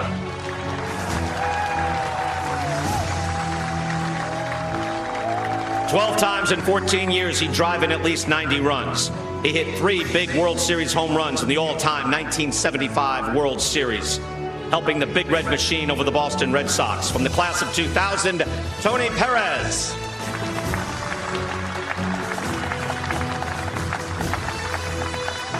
The 1996 National League Cy Young Award winner. He threw over 200 postseason innings, finishing with a stellar 2.67 playoff ERA. He closed out games for 4 seasons as well, finishing with 154 saves to go with his 213 wins. From the class of 2015, John Smoltz.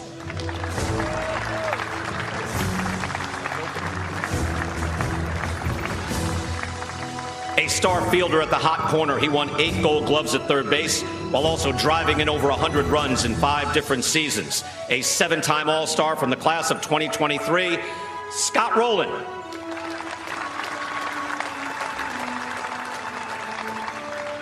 He broke in with the Detroit Tigers at the age of 19 and played a standout shortstop for 20 seasons.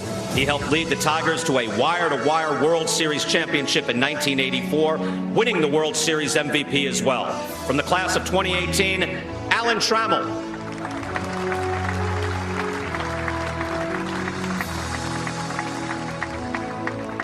A 7-time All-Star, he led his league in stolen bases 4 times and won a batting title in 1986. His 808 stolen bases are the 5th highest all-time, and he finished his career with a .385 on-base percentage. From the class of 2017, Tim Raines.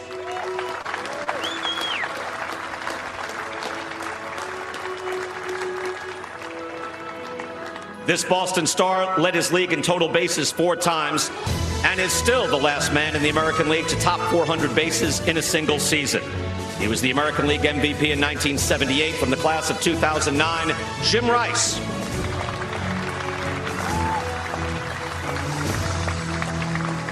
An outstanding catcher and third baseman, he was the 1971 National League MVP, hitting .363 for the St. Louis Cardinals. But this 9-time All-Star made an even more lasting mark as a manager, leading the New York Yankees to 4 World Series titles in 5 years. From the class of 2014, Joe Torre.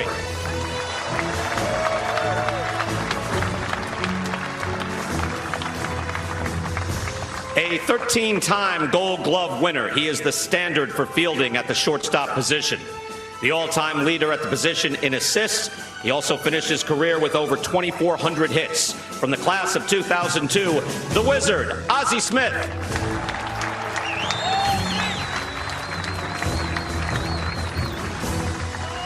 He is baseball's Iron Man, playing a record 2,632 consecutive games, passing the immortal Lou Gehrig for one of sports' most respected records. An outstanding shortstop, he'd lead the American League in assists in 7 different seasons, also amassing over 3,100 hits and 400 home runs. From the class of 2007, Cal Ripken Jr.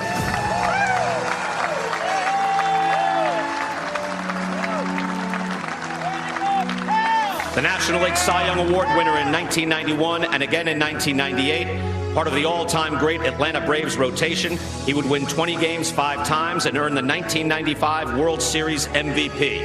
A 10-time All-Star from the class of 2014, Tom Glavine.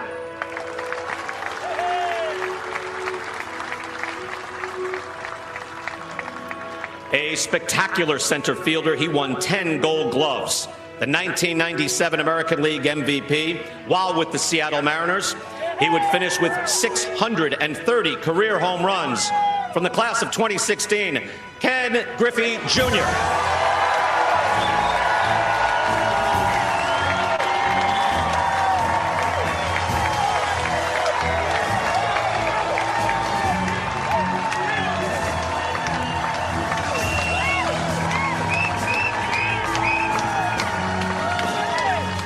He retired with the most doubles in baseball history by a right-handed hitter.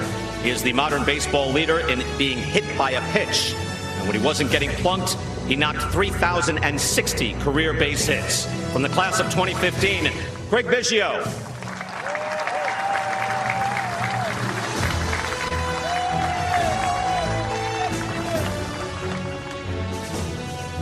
And now the class of 2025.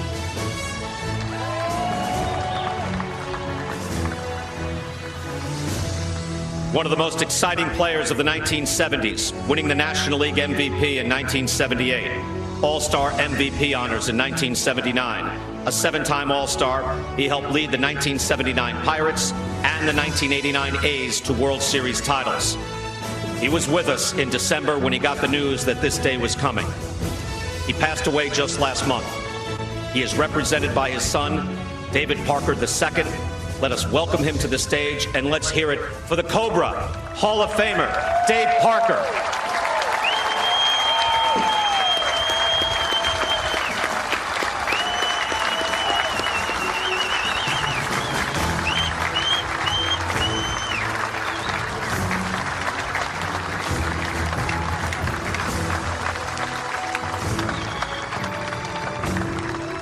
For over a decade, in a low run-scoring era, he would slug .554, second only to Henry Aaron in that span.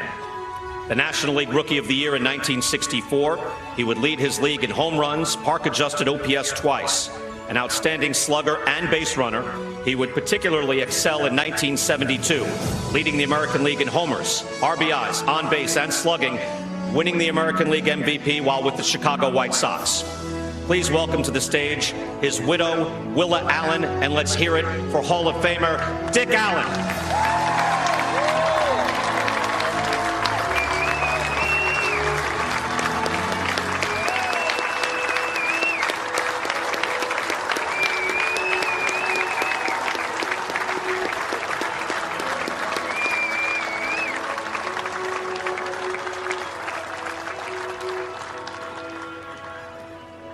In 2007, he would win the American League Cy Young Award for Cleveland. In 2008, he'd lead Milwaukee to the playoffs with stretch run heroics that featured his last 3 starts on short rest. In 2009, he'd pitched 5 postseason games, 2 of the last 3 on short rest, all to a sub-2 ERA, leading the New York Yankees to their most recent World Series championship. Please welcome, from the class of 2025, Hall of Famer, CC Sabathia.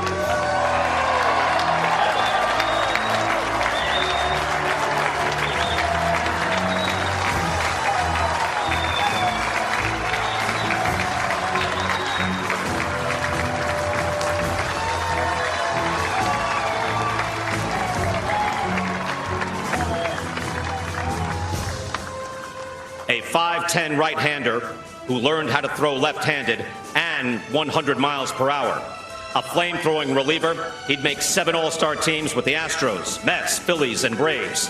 He is number 2 all-time in park-adjusted ERA, behind only Mariano Rivera, and retired with the highest number 1 strikeout percentage in Major League history. Please welcome Hall of Famer Billy Wagner.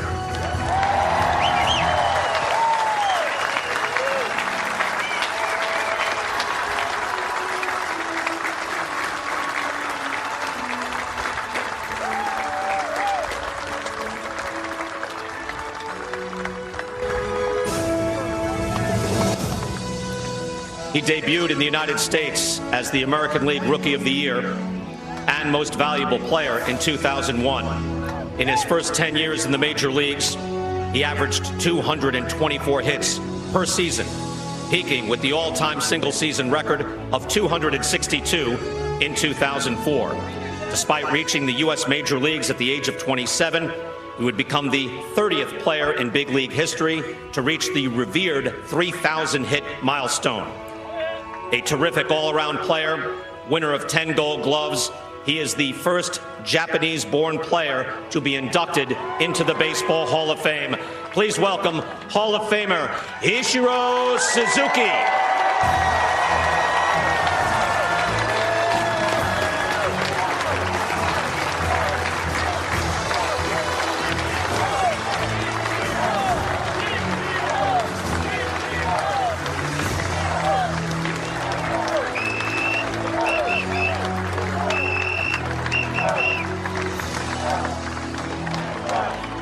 Let's all welcome to the stage right now another special individual who will be a big part of today's ceremony. He is the 10th commissioner in the history of Major League Baseball, a role he assumed in 2015. He's also a native of nearby Rome, New York, and has been visiting Cooperstown his entire life. Please welcome the Commissioner of Baseball, Rob Manfred.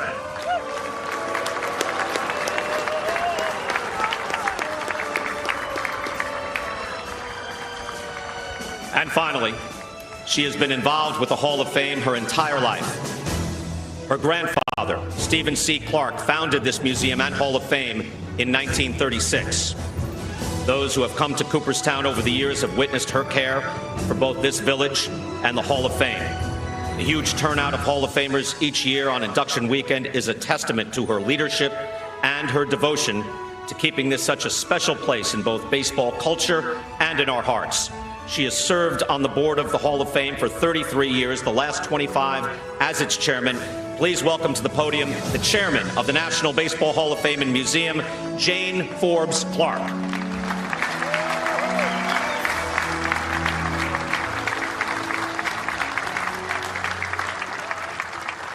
Thank you, Brian, and good afternoon, and welcome to Cooperstown for our 76th National Baseball Hall of Fame induction ceremony. We're so happy that you're here with us this afternoon.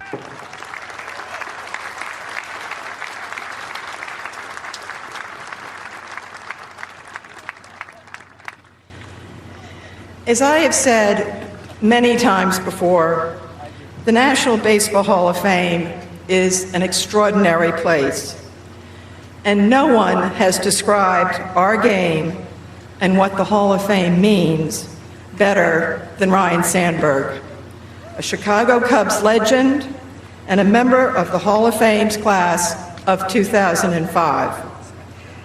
During his induction speech, he said, The reason I'm here, they tell me, is because I played the game a certain way. That I played the game the way it was supposed to be played. I don't know about that, but I do know this. I had too much respect for the game to play it any other way. If there was a single reason I am here today, it is because of one word: respect. There is not a man seated behind me this afternoon who didn't play the game the same way Rhino did. It is that respect, character, sportsmanship, integrity, and excellence that leads to just 1% of those who have ever played Major League Baseball to be inducted into the Hall of Fame. Of the 346 plaques that hang in our gallery, 273 are players. They are joined by 40 pioneers and executives, including our only female inductee, Effa Manley, 23 managers, and 10 umpires. Of these 346 legends of the game, 52 of them are sitting behind me.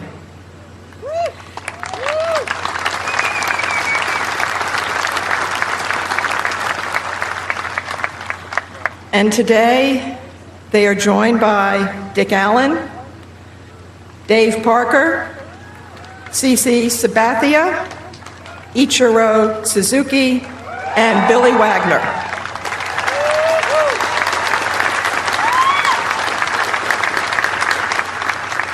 They each have had tremendous baseball careers, and like the men that they are joining, define the greatness of the game with their character, their integrity, and their sportsmanship. While today is a celebration of our national pastime and its all-time greats, we need to take a moment to recognize our Hall of Fame members who have passed away in the last year. In December, we sadly lost Rickey Henderson, who was not only the best base stealer and leadoff man in baseball history, but one of the most memorable personalities of his generation. He starred for 9 teams over 25 seasons, primarily with the Athletics and the Yankees, while making 10 All-Star teams and leading his league in stolen bases 12 times. He finished his career with a record 1,406 stolen bases, including the all-time single-season record of 130 in 1982. He was named the American League MVP in 1990 and won 2 World Series championships with the A's in 1989 and Blue Jays in 1993. A member of the class of 2009, he brought his trademark enthusiasm and energy to Cooperstown every summer.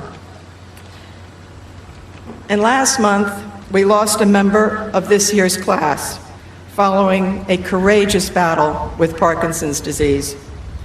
Dave Parker was one of the game's brightest stars of the 1970s and 1980s. We'll be honored here today as we celebrate the life and legacy of a true giant of the game.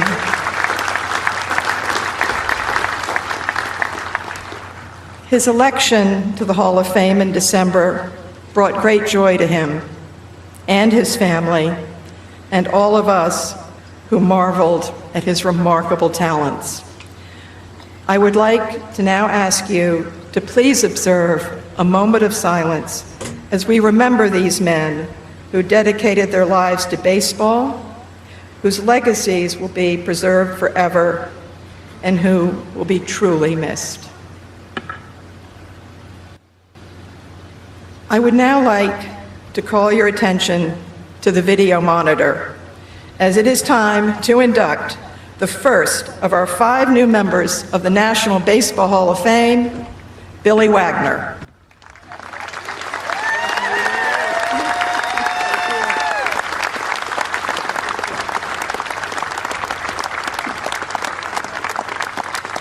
As chairman of the National Baseball Hall of Fame, it is my honor, Billy, to welcome you into the Hall of Fame family and to ask Commissioner Manfred to read the inscription on your plaque. William Edward Wagner. Billy. Houston National League 1995 through 2003. Philadelphia National League 2004 through 2005. New York National League 2006 to 2009. Boston American League 2009. Atlanta National League 2010. Fireballing lefty closer, limited base runners, as well as any pitcher in history. Ushered in new era of bullpen dominance, striking out 1/3 of batters faced across 16-year career. 7-time All-Star, recorded 7 seasons with 35-plus saves, becoming 5th pitcher to reach 400 mark. Finished big league career with 422 saves and a 2.31 ERA after playing collegiately at Division III level. Retired at the top of his game as one of only 2 pitchers ever to finish a career with a sub-1 WHIP in more than 500 innings.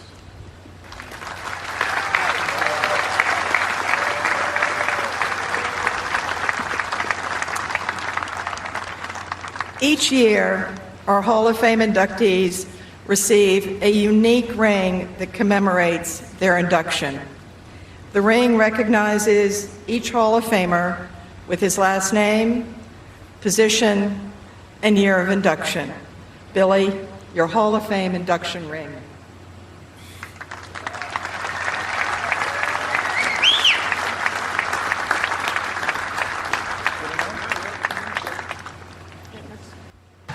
Ladies and gentlemen, Hall of Famer, Billy Wagner.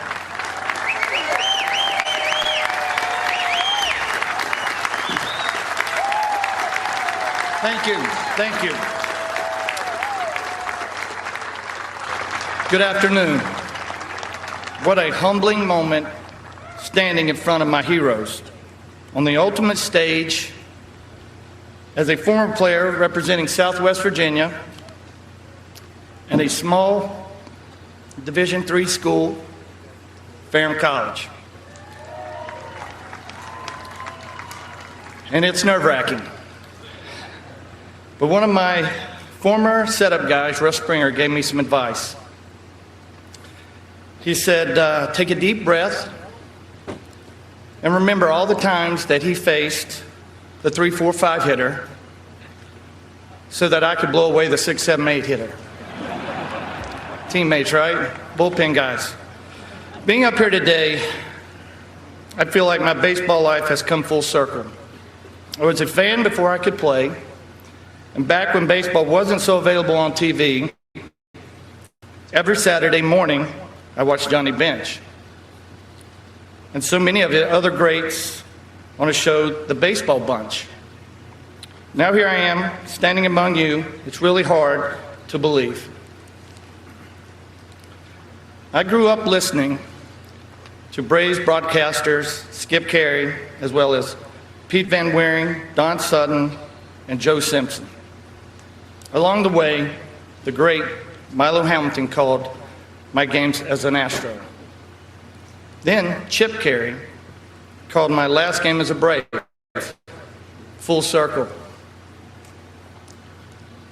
And now that my playing days are over, and I'm back to being a fan, but I'm lucky enough to be a fan with the inside view of this great game. A kid in a candy shop. This journey was shaped by my love of the game, by the lessons from the game, and by the love and support I got from my family, teammates, and coaches. I wouldn't be here today if it weren't for my Lord and Savior.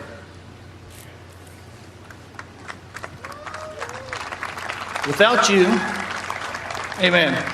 Without you, none of this would be possible. And with you, nothing is impossible. Not even a 5 foot nothing, 100-pound nothing making the Hall of Fame. God is great.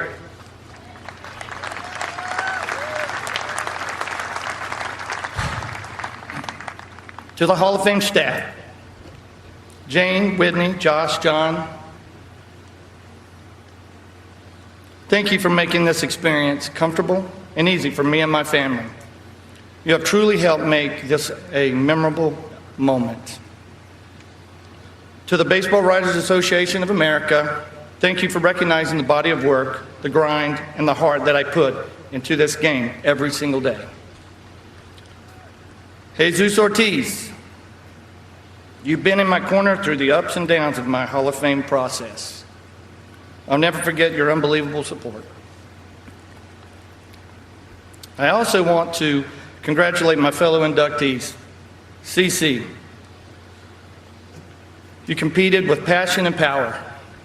Ichiro, your elegance and precision was like poetry in motion. I feel like we already have a special bond since being elected together in January. Dick and Dave, you were more than your numbers, for those speak for themselves. Dick was a trailblazer facing challenges most of us can't imagine. Dave brought strength and swagger during an era that demanded both. I'm honored to share this moment with your families and your legacies. Thank you.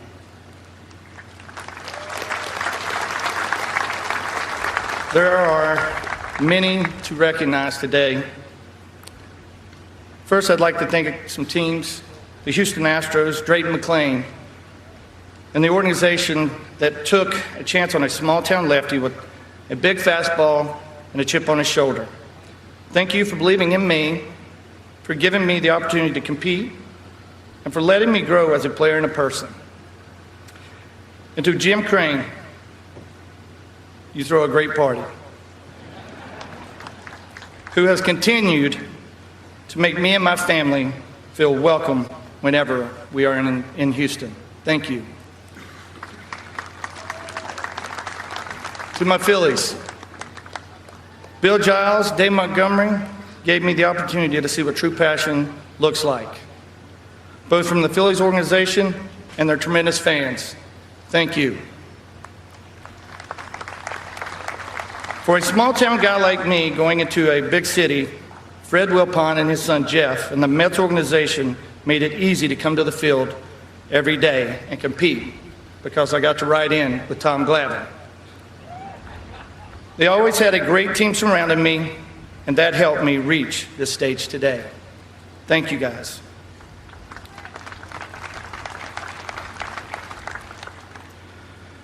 The Braves organization made me a kid again, giving me the chance to play for my favorite team growing up. Playing under legendary manager Bobby Cox was the perfect ending to my career. Thank you, guys. But to be fair, there was a lot of coaches that gave me this opportunity. I was lucky to have an incredible coach in my early parts of my career, too, who shaped who I am today. Today wouldn't be possible if it wasn't for Lou Peary. Lou, you showed me trust and love. I miss you more than anyone could imagine. Thank you for showing me and my Tazewell High Bulldog teammates the love of the game. Your grace on the field inspired me to be a coach. I love you. Rest in peace, Coach.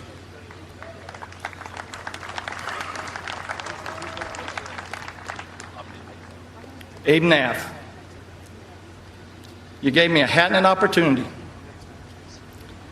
I still use those words today, coaching my team. Don't I, Mavericks? You made playing the game easy. Winning was the goal. Of all my coaches, you hated losing the most. You showed me that winning for our team was more important than winning for yourself. And we always had great teams with players like Eric Owens and many, many others that are here today. You gave me a home at Ferrum, and I thank you for our conversations about baseball and about life. I love you, Coach. Thank you.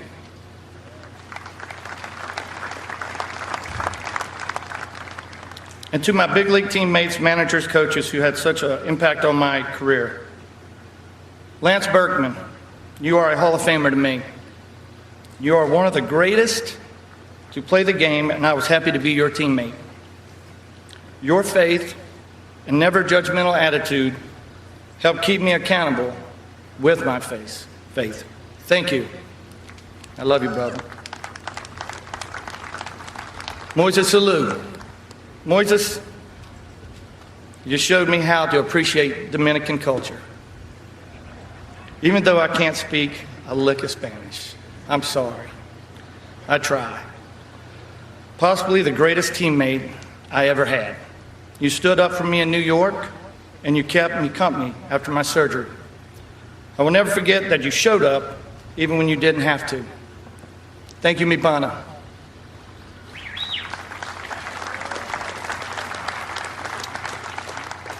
Who could have imagined when I debuted in 1995 I would take the field with two future Hall of Famers, and now I'm joining them. It was Craig Biggio. Bish, even though you whined and complained about pitchers, I still loved you.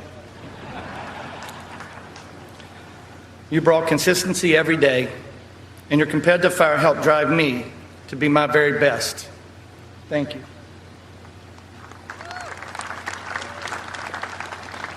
Baggy, where do I start? It wasn't your words. You are a man of few words. It was your look, your glare. That's what let everyone know if things were okay or if we needed to get our act together. I loved your grit.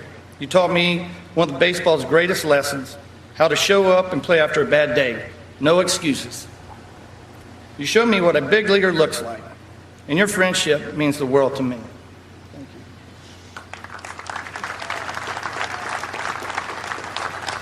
The best part of my career was being part of the Astros organization with great players like all of you and countless others, including the great Octavio Dotel. Rest in peace, my friend. Some of the best relationships are the most unlikely ones, and every bullpen has them. For me, it was everyone from Mike Magnanti to Flash Gordon, then Jay Powell, Tim Worrell, old man Doug Henry, Russ Springer, Xavier Hernandez, Peter Moylan, Takashi Saito, Roberto Hernandez, and Brad Lidge. And my bullpen catchers always paid the price most of the time by catching me, so I need to recognize them. Stretch Suba and Mick Billmeyer. Thank you for holding the fort down, but thank you the most for holding leads in tight games and for giving up one with 4-run lead. Thank you. You guys are truly the best. No one who hasn't lived it will ever understand the camaraderie of a bullpen unit and what it takes day in and day out to compete. I love you all. I wouldn't be here today without my catchers. Brad Osmus, Tony Eusebio, Jerry Goff, Brian McCann, Randy Knorr, Paul LaDuca, Todd Pratt. There's so many. And you made me better and got me where I am today. Thank you.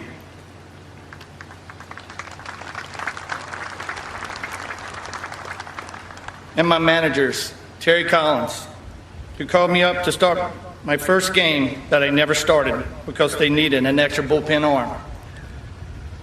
It's hard to believe now, but I was a starting pitcher all through the minor leagues and never started a game in the big leagues. At the same time, I saved 422 games in the majors, but I never closed out a game in the minors. It was Larry Durker who saw that I could succeed as a closer. Thank you, Larry.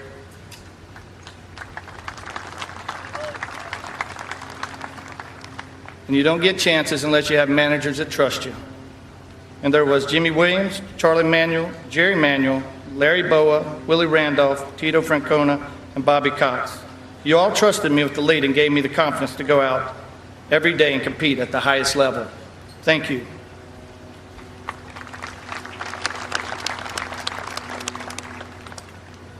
To the pitching coaches, Charlie Taylor, Ray Lucas, Brent Strom, Vern Rule, Rick Peterson, and John Farrell, Bert Hooton, Rich Doobie, Dan Worthen, and Roger McDowell. You were with me on the impossible journey of trying to perfect the craft of pitching. Now, as a high school coach, I understand the suffering and the reward that goes to helping others pursue the unattainable perfection. Thank you for your time and your patience and all your support, even when I made things difficult. Thank you so much. And to the fans, you're the heartbeat of this game. You shared my journey. Sorry, all right, now I'm back. It's all sticky. Thank you for the cheers and for allowing me to play the greatest game in the world in front of the greatest people in the world. Without you, there are no memories, no milestones, no Hall of Fame. With all my heart, I am grateful to you. Thank you, guys.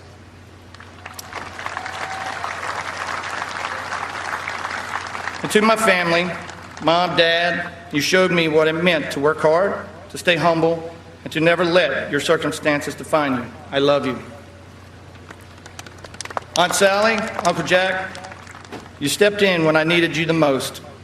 With love and support through everything I faced. Rest in peace, Uncle Jack.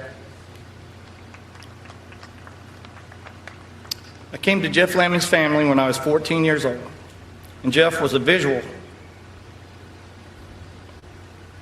example that I needed to see how to be the best. You've always been a great role model, and I love you.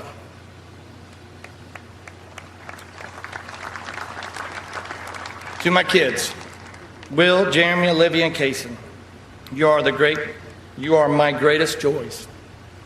Whether it's on the sports field or off of it, I hope that the lessons of never giving up is the one that you take with you. No matter what you do or where your journey takes you, we are so proud of you, and we love you.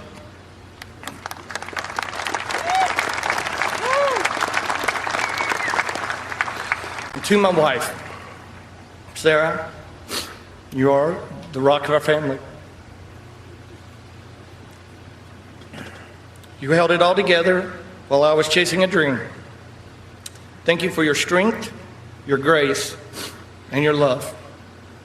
I couldn't have done this without you. I love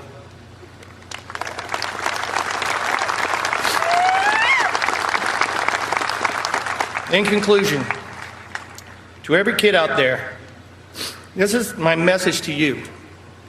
Obstacles are not a roadblock. Obstacles are stepping stones. They build you and shape you, refine you. I wasn't the biggest. I wasn't left-handed. I wasn't supposed to be here. There were only 7 full-time relievers in the Hall of Fame. Now there are 8. Because I refused to give up or give in, I refused to listen to the outside critics, and I never stopped working. That's what this game does for you. It teaches you about life. It teaches you how to persevere. Don't fear failure. Embrace it. Because perseverance isn't just a trait. It's the path to greatness. Thank you to the Hall of Fame for the incredible honor. Thank you to my every teammate, every coach, every fan, every person who believes in me along the way. I am forever grateful. This game is more than numbers and metrics. It's winning the moment. It's being excited for your teammates when they succeed. It's being crushed when you don't come through in the clutch. It's knowing that there is always tomorrow. The love of the game has meaning. And it's not about salaries and rankings. It's about perseverance, passion, grit, and the pursuit of perfection. It's about the 1, 2, 3 inning, play to win, and let God take care of the rest. Thank you, and God bless.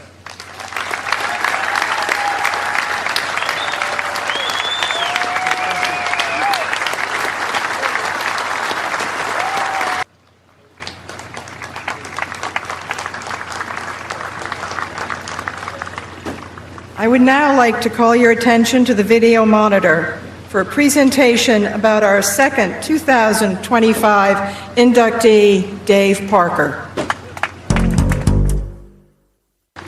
Representing Dave this afternoon is his son, David Parker II. David, would you join me?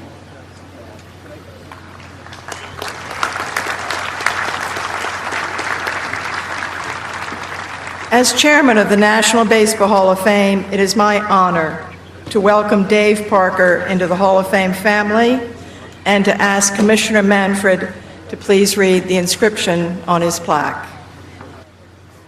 David Gene Parker, Cobra, Pittsburgh, NL, 1973 to 83, Cincinnati, NL, 1984 through 87, Oakland, AL, 1988 through 89, Milwaukee, AL, 1990, California, AL, 1991, Toronto, AL, 1991.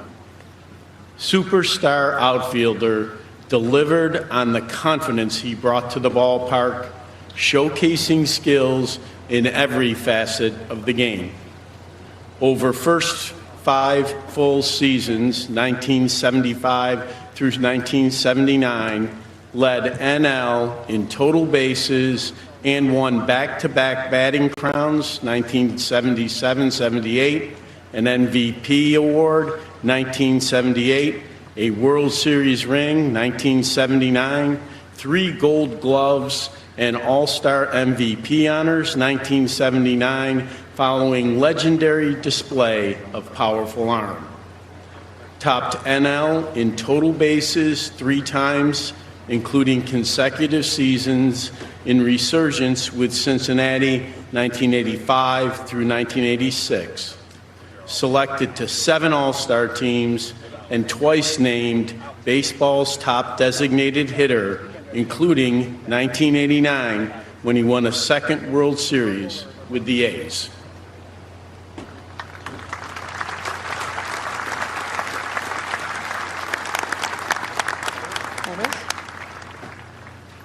Ladies and gentlemen, David Parker II.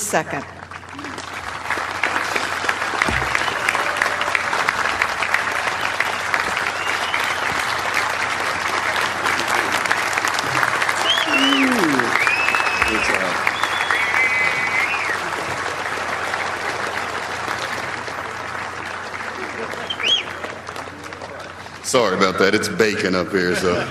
Jeez. Good afternoon, everyone. I would like to begin by thanking the staff, the National Baseball Hall of Fame, for bringing us together, celebrating not just 5 legendary players, but the game itself.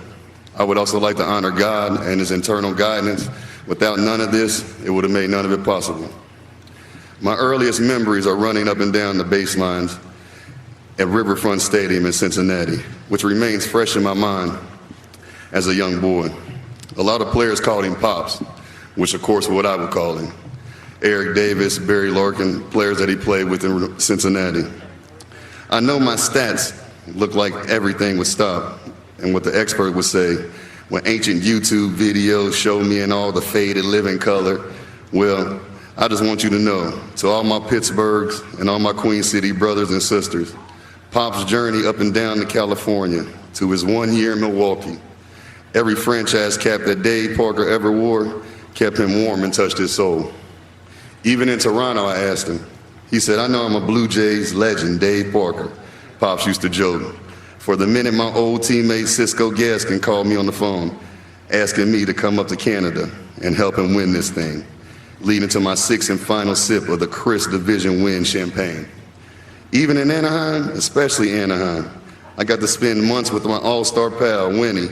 We finally experienced moments as teammates that we used to joke about all them during Midsummer Classics. Winnie, Pops, remembered every steak dinner on the road in '91 when y'all shared post-career dreams and plans. You affected Pop's life more than you'll ever know. Thank you.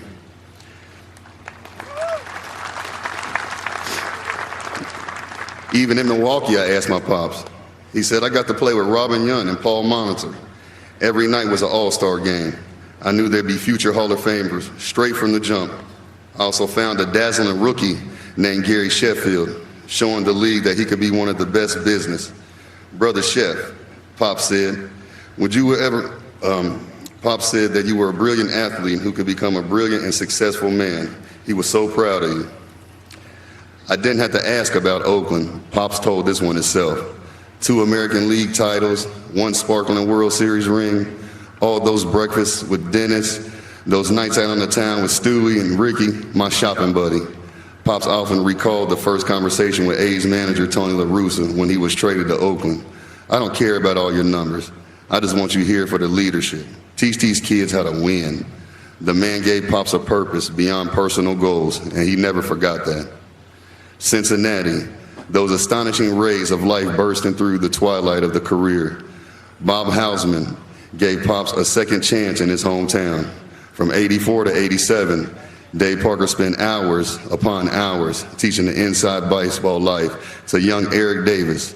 Brother E, you sure showed the league what baseball awesome looks like. One of the greatest players of the 1980s. Pops loved telling stories and visiting the Silverton home on College. Visiting the Silverton home on College Hill and a shortstop named Barry Larkin, convincing him to play in our fine Queen City. Hall of Famer Mr. Larkin needs no introduction, but Pops always said Brother Barry is a fine human being as he was a shortstop. I know how much Dave Parker savored his role as a spiritual father to these young men. Cincinnati is our home. Cincinnati is our home. I grew up there. Pops grew up there, went to school there, worked out at Crosley Field for years, slinging lemonade at hot dog stands, hitting countless balls in the Mill Creek. Dave Parker's affection for the franchise spent decades from Bob Housen and Bob Castellini, Rick Walls at the Reds Hall of Fame, everyone who works at Great American Ballpark, the fans, oh, of course, and yes, the fans. You should see the smile on their faces whenever people approached us, entering the Grater's Ice Cream or at Montgomery Inn. You got a lot of fans, Pops, I would say to him. Often growing up, my father would just shake his head pleasantly. They ain't fans, son. They're friends, forever friends. No doubt the most inside Dave Parker's body also bleeds Cincinnati red, a bottomless well affection for my hometown people. Today, Dave Parker is entering the Hall of Fame as a Pittsburgh Pirate. That's right, the Burr, the Bucks.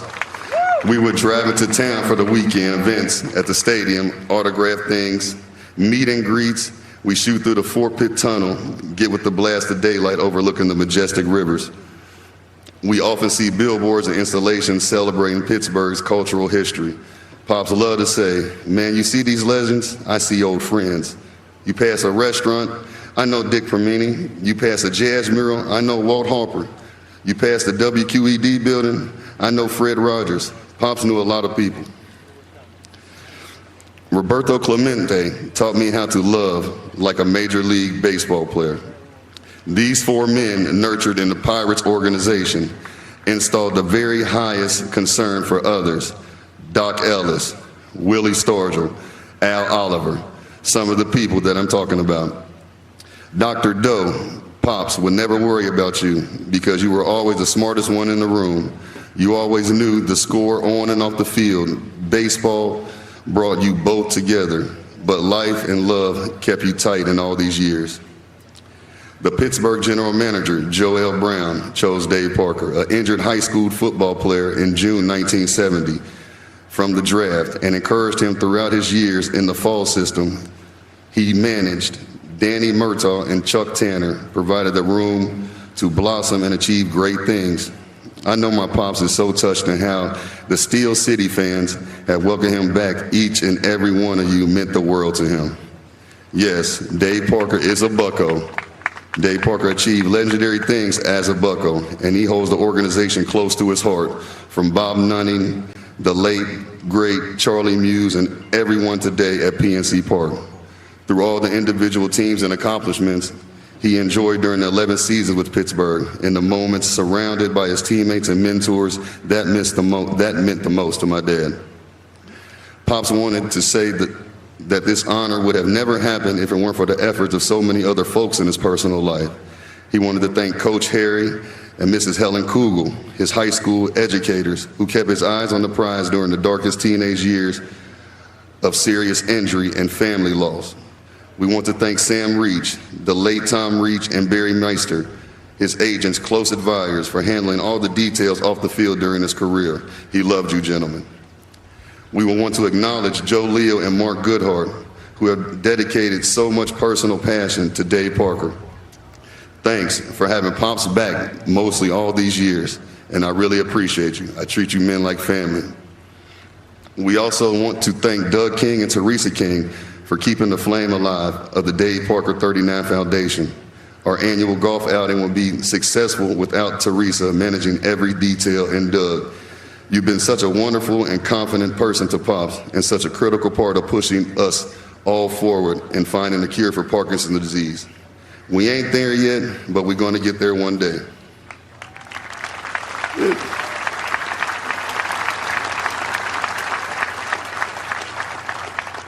We also like to thank Charlie Frank from the Cincinnati Reds Community Fund and all his work in supporting Major League Baseball RBI program and the Reds Urban Academy, as we brought together thousands of youth kids through hundreds of clinics and events to allow the next generation to enjoy, love, and appreciate baseball.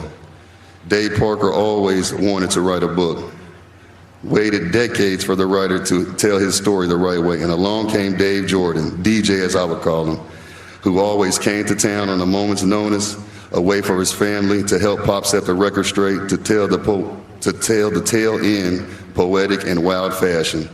Pops said you got to finish up the second book, so DJ, you're on speed dial, brother.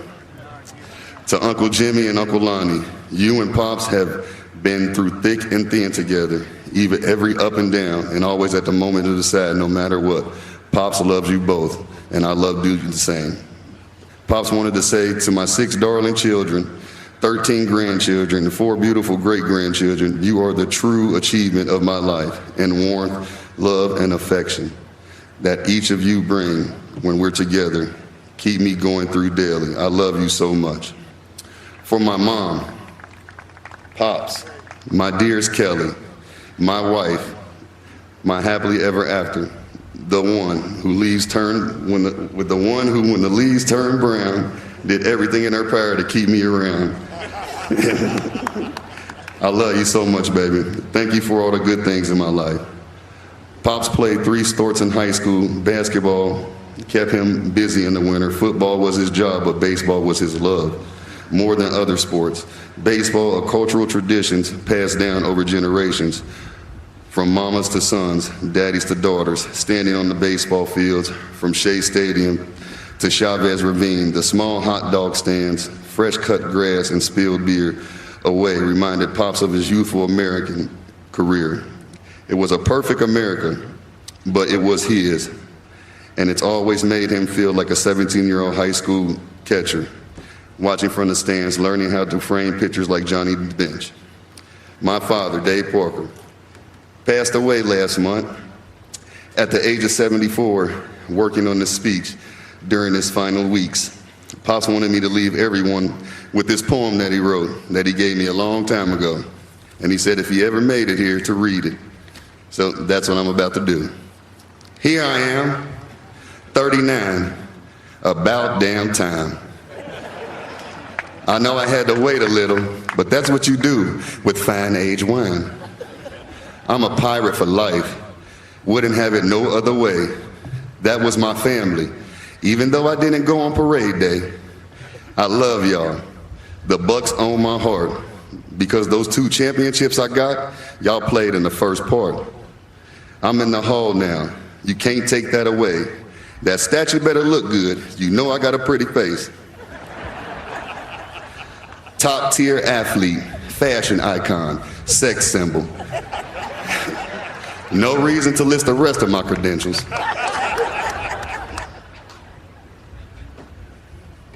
I'm him, period, the Cobra. Known for my rocket arm, and I will run any catcher over. To my friends, families, I love y'all. Thanks for staying by my side. I told y'all Cooperstown would be my last ride.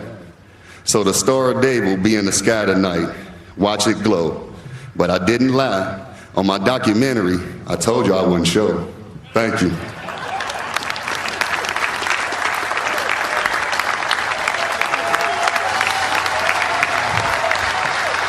10 out of 10. Wow. A 10 out of 10. Dave Parker II. Reading a poem at the end on behalf of his late father, Dave Parker. That was incredible. Man, that was awesome. That was just awesome. Up next, Willa Allen, the widow of Dick Allen, speaks on his behalf. Next. Up next, CC Sabathia speaks live from Cooperstown after the break.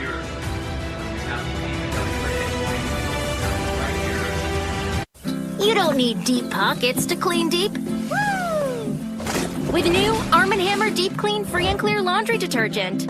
Our most powerful free and clear formula. Skin safe certified 100%.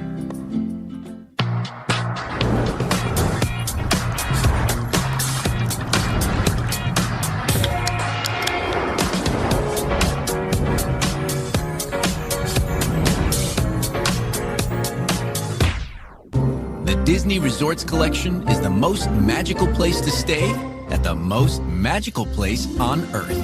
Here, the magic is always with you, making every moment special, even more surprising than your last, and bringing you extra time in any of the 4 theme parks every day. Now you can save up to 20% on rooms at select Disney Resort hotels this holiday season. Why would you stay anywhere else? 2 summer sensations are flying into DQ. One is sure to save the summer, and the other, yeah, he's Superman. Hurry in for the new Superman Cake Batter Cookie Dough Blizzard Treat, right now at DQ.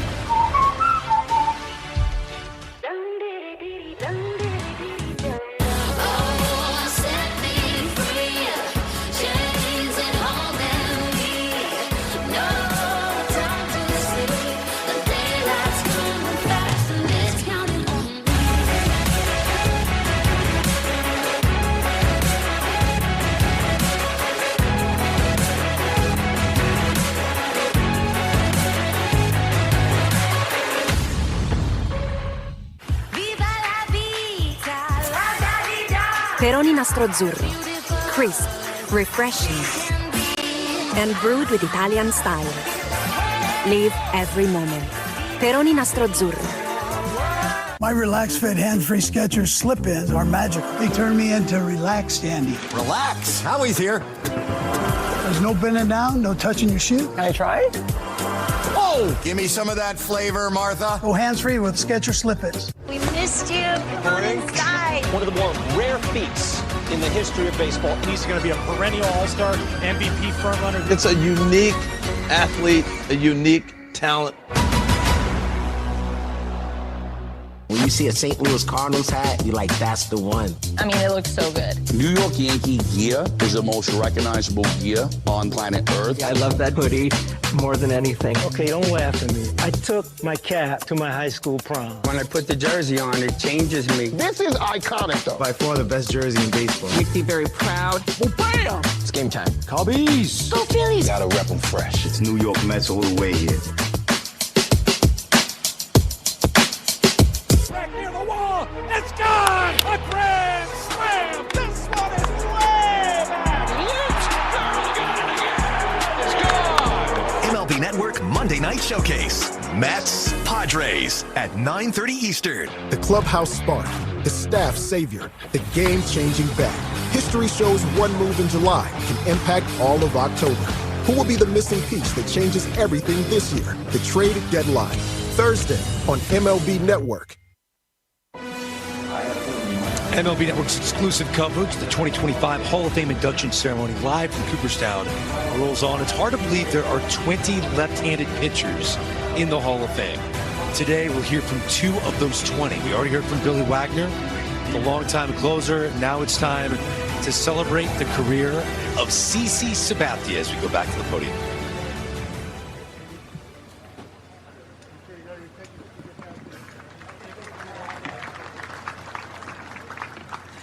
As we continue this afternoon, I would like to call your attention back to the video monitor for a short presentation about our 4th 2025 inductee, CC Sabathia.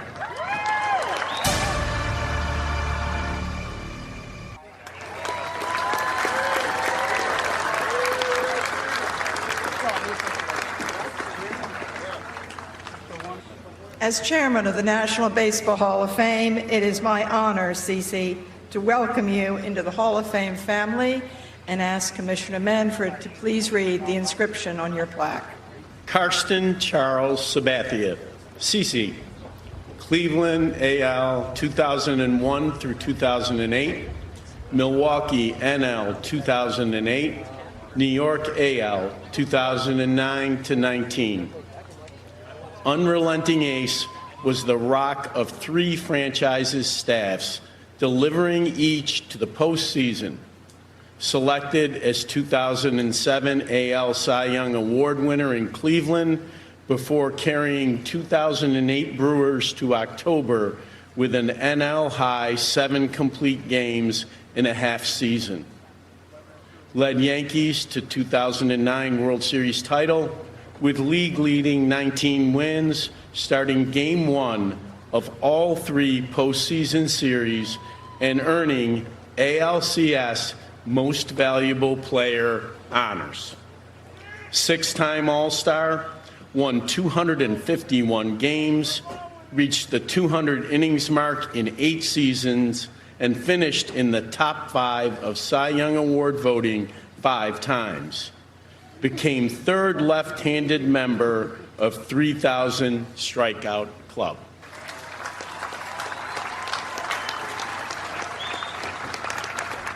Cece, at this time, I would like to present you with your Hall of Fame induction. Ladies and gentlemen, Hall of Famer Cece Sabathia.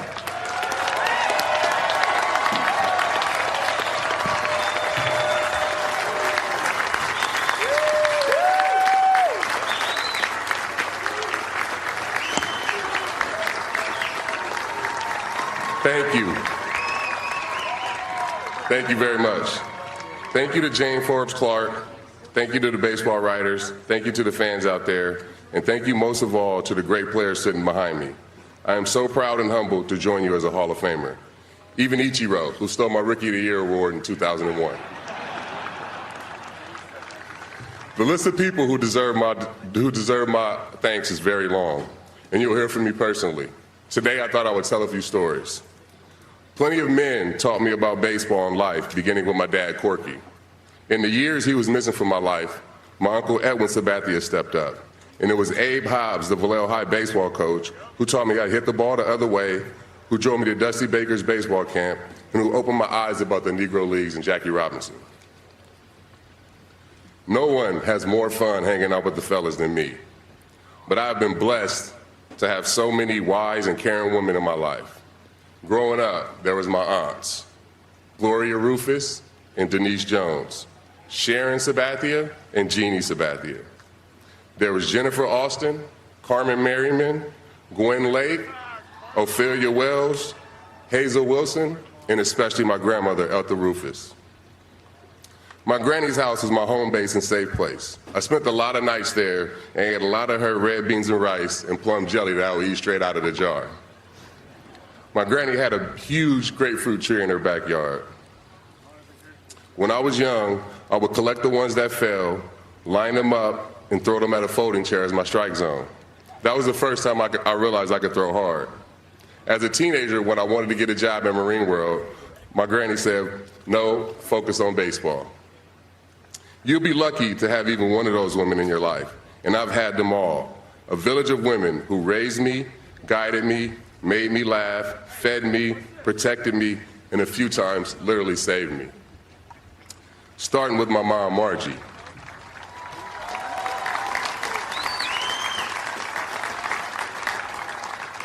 When I was 12 years old, I was becoming a pretty good ball player. One All-Star game, I threw a no-hitter and struck out 17 of the 18 batters. Back then, my dad was constantly telling my mom, "He's going to the big leagues." And my mom would reply, "Quit saying that, let him be, he needs to stay humble." But my mom loved the game too. When I was young, she put on the catcher's gear so I could throw in the backyard. And years later, after my starts in Cleveland, we would sit in the garage and talk pitch selection. My mom is here today, just like she's always been there for me. That hasn't always been easy. My parents split up when I was about 12 years old. My mom worked nights at Travis Air Force Base, and as much as we struggled through painful losses that took family and friends away from us too soon, my mom kept going. From her, I learned that if we are here, if we are breathing, if we are standing, we can get through it. There's always something on the other side of the storm. Fortunately, it hasn't been all drama. When I was a kid, my mom loved Ken Griffey Jr. That's why we went to the Oakland Coliseum whenever the Mariners played the A's. My mom is the reason I'm a baseball fan. And fans turn into players who sometimes turn into Hall of Famers. I can still name the whole lineup from the 1989 World Champion A's in my sleep. At DH was Dave Parker. I know we all wish he was here with us today. It's an extra honor to be a part of Dave's Hall of Fame class. He was the Cobra, but also became Pops, a father figure to a generation of black stars. In the 80s and early 90s, when I first started watching baseball and Dave Parker was crushing homers, the number of black players in the major leagues was at its highest, about 18%. Me and my friends played the game because we saw those guys on TV. There was always somebody who looked like me in a baseball uniform. Baseball has always been a great game for black athletes, but baseball culture has not always been great for black people. Through the Players Alliance and our work with the Commissioner's Office and the CAP program, I hope we're starting to turn that around.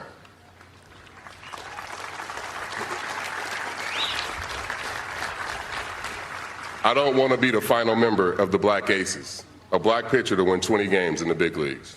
And I don't want to be the final black pitcher standing here giving a Hall of Fame speech.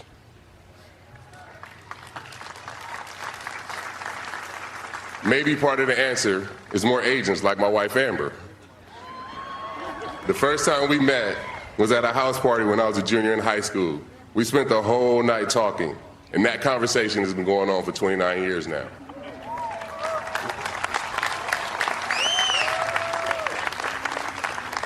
From the beginning, Amber told me when I was being stupid. She never lied to me.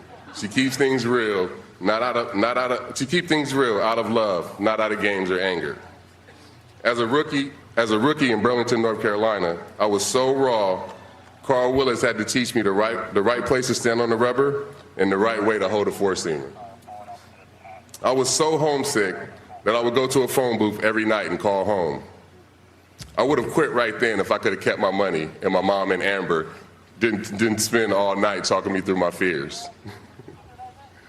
When I made my first start in Cleveland, Amber was there wearing the number 52 jersey. We love Cleveland. I always say, I was born and raised in Vallejo, but Cleveland is where I grew up. It's where we got married. 3 out of our 4 children were born there, and my biggest regret in baseball is not winning a championship for the fans in Cleveland. Amber was there in Milwaukee, pregnant, when I was first traded and nervous to start with a new team. She was there when I rode into rehab drunk. She was there a month later when I walked out sober. I know I'm super difficult to be around sometimes, and I've tested her patience and love too many times. But she knows how to navigate me like no one else does, and I always say she's the only human I can be around every single day.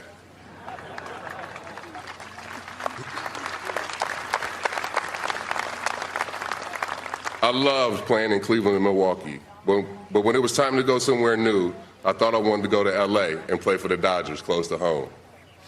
I definitely didn't want to go to New York and play for the Yankees, the furthest team away. Winning mattered and money made a difference, but my free agent decision was really about where we were going to spend our lives. We said to ourselves, we'll play anywhere on the planet as long as our family is together. When Amber and I were kids, things in our family were inconsistent. Now we had 3 kids of our own, and we wanted to plant roots. That's what we talked about. That's how we made the best decision we ever made. 11 months later, she was there in the Bronx as we won the 2009 World Series.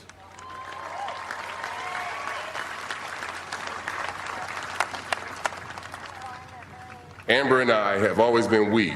We picked the Yankees. We bought a house in New Jersey. 17 years later, that's where we still live. It's where we raised a family. When I wrote my book, I dedicated it to our children because that's still our biggest accomplishment to this day. The best part of being retired is watching what our kids do.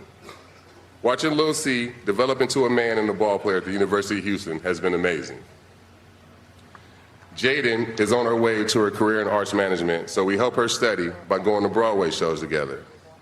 And I've seen Saya win two national dance championships, making me a dance dad. And I always say, if my life was a movie, she'd be the main character. And Carter just got home from the Hank Aaron Invitational in Vero Beach. We're somewhere every weekend. It's insane, and I love it. In January, I was sitting on our couch next to our house. I was sitting on our couch in our house when Amber's phone rang. The Hall of Fame knew to call her. I'm known not to answer a call or a text. Yeah, I have been watching the tracker for months, and things look good. But when we got the news that day, I was in shock. The room was cheering, and I was just sitting there until Jaden gave me a hug and snapped me out of the daze. The next day, we drove up to Cooperstown, me behind the wheel, Amber in the front passenger seat like always. It's been a long road from Vallejo, California, and I wouldn't have made it all this way without the women redirecting me when I got lost. Tonight, tell your grannies, your moms, your aunts, your sisters, your wives, your girlfriends, and your daughters how much you love and appreciate them.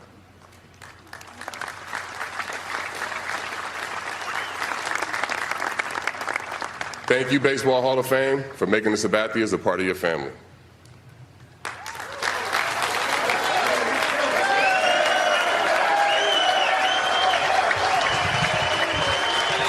If we could now turn our attention back to the video monitor for a presentation about our final 2025 inductee, Ichiro Suzuki.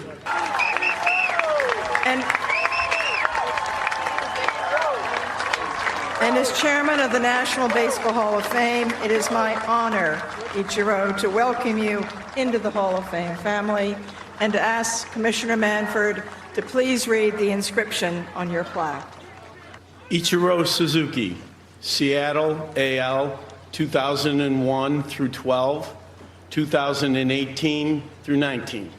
New York, AL, 2012 to 14, Miami, NL, 2015 to 17. With extraordinary work ethic and unparalleled bat control, brought record-setting hit totals to Major League Baseball as its first Japanese-born position player. Electrified 2001 Mariners to record 116-win campaign, earning AL Rookie of the Year and Most Valuable Player honors. The only player with 10 straight 200-hit campaigns, 2001 through 2010, set all-time single-season hits record with 262 in 2004.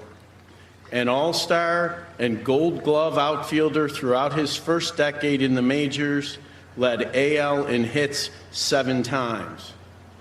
Won 2 AL batting titles after capturing 7 consecutive in Japan. Totaled 3,089 MLB hits and 509 stolen bases.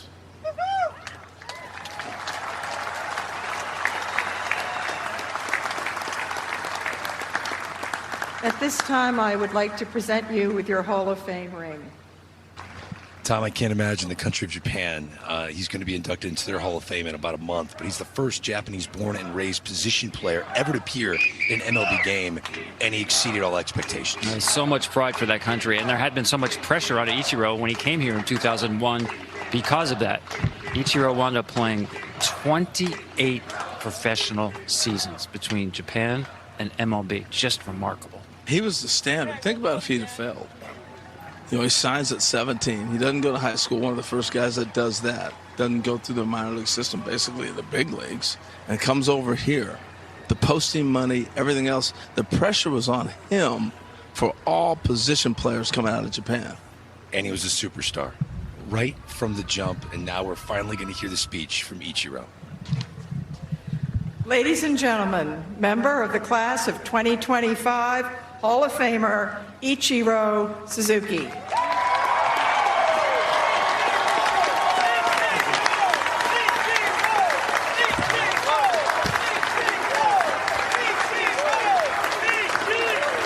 Thank you.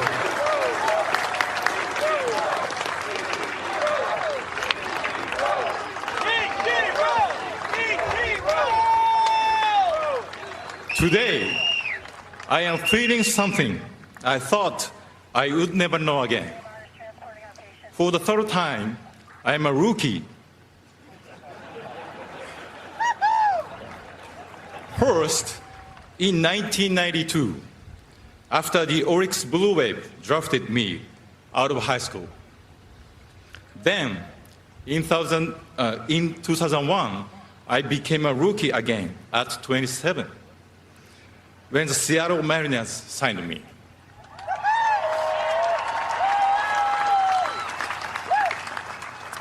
As I look over here now and see men like Rod Carew, George Brett, and Tony La Russa, I realize I'm a rookie again.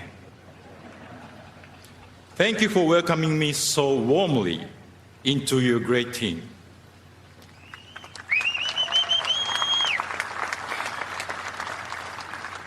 I hope I can uphold the values of the Hall of Fame.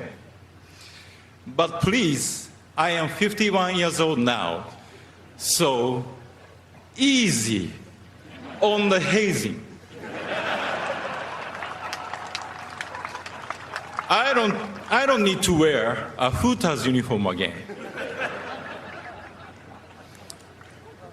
The first two times, it was easier to manage my emotions because my goal was always clear: to play professionally at the highest level. This time is so different because I could never imagine as a kid in Japan that my play would lead me to a sacred baseball land that I didn't even know was here. People often measure me by my records: 3,000 hits, 10 gold gloves, 10 seasons of 200 hits. Not bad, huh?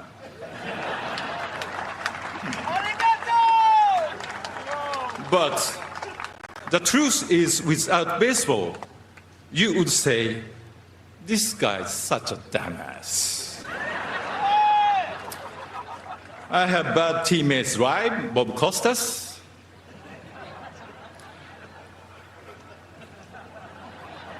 Baseball is so much more than just hitting, throwing, and running. Baseball taught me to make value decisions about what is important. It helped shape my view of life and the world. As a kid, I thought I could play baseball forever. The older I got, I realized the only way to keep playing the game I love until 45 at the highest level was to dedicate myself to it completely. When fans use their precious time to come watch you play, you have a responsibility to perform for them. Whether we are winning by 10 or losing by 10.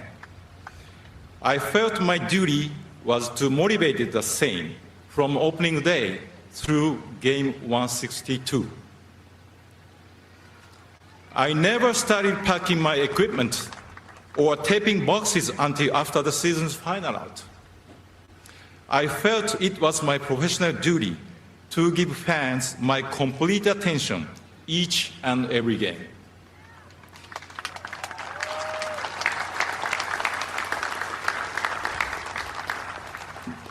Fans deserve to be entertained whenever they choose to come.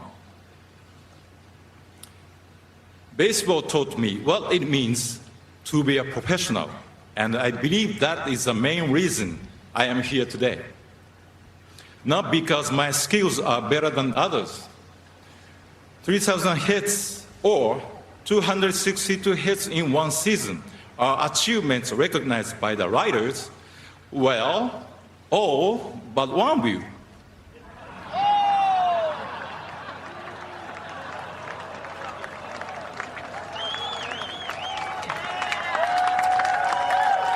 And by the way, The offer for that writer to have dinner at my home has now expired.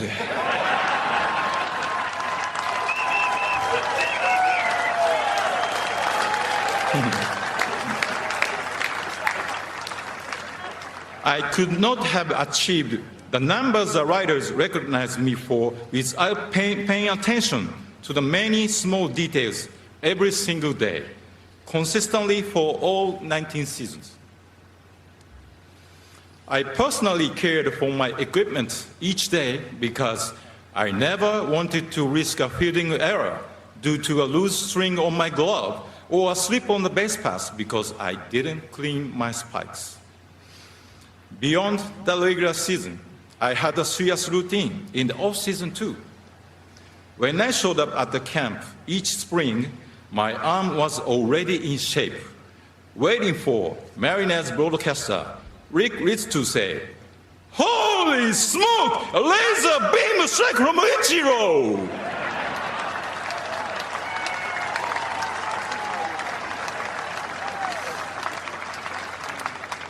If you consistently do the little things, there's no limit what you can achieve. Look at me. I'm 5'11" and 170 pounds. When I came to America, many people said I was too skinny to compete with bigger major leaguers. The first time I ran out on the field, I was in awe of the competition. But I knew if I stuck to my beliefs about preparation, I could overcome the doubts, even my own. I have been asked, what's the best thing you can do for your team? My answer is taking responsibility for yourself. Being responsible for yourself means answering to yourself. When you go home at night and wonder why you didn't get a hit or you didn't make a catch, the honest answer is not because a great pitcher beat you or a tough sun was in your eyes. It's because there was something you could have done better. By taking responsibility for yourself, you support your teammates and you don't cheat the fans.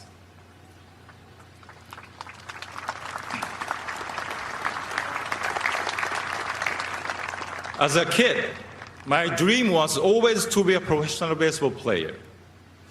I even wrote an essay about it when I was in grade 6.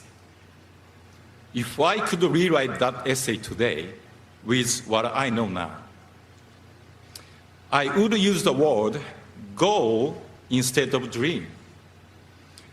Dreams are not always realistic, but goals can be possible if you think deeply about how to reach them. Dreaming is fun, but goals are difficult and challenging. It's not enough to say, I want to do something. If you are serious about it, you must think critically about what is necessary to achieve it. I wrote that daily practice and preparation were important to become a professional player. As I continued to set my goals, I also came to understand that consistency would be the foundation to achievement. I encourage young players to dream and dream big, but also to understand the difference between a dream and a goal. In order to make your dream your goal, you must be honest in thinking about what is important to achieve it. In that essay, I wrote that I dreamed of playing for my hometown, Chunichi Dragons. I knew nothing about American baseball then. I simply loved baseball and wanted to play it wherever I could at the highest level for the rest of my life. I achieved the first part of my goal when Oryx drafted me.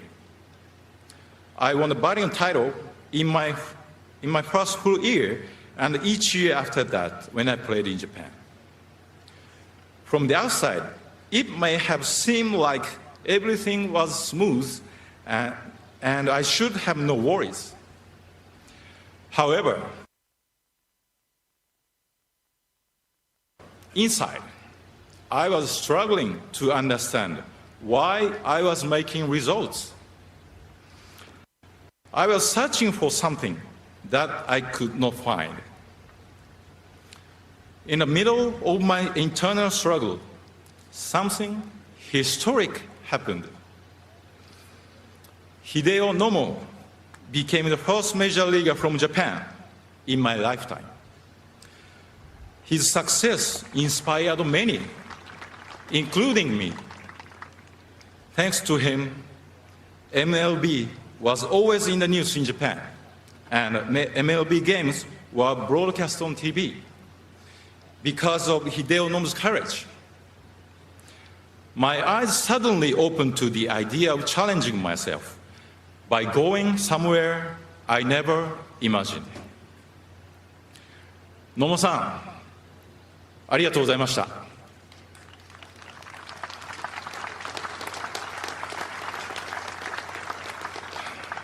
I am grateful to the Oryx Blue Wave for allowing me to challenge myself in MLB.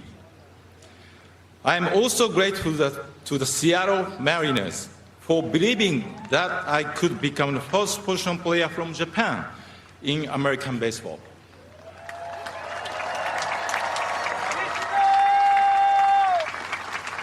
I have been in love with Seattle and the Mariners ever since. Thank you, Seattle.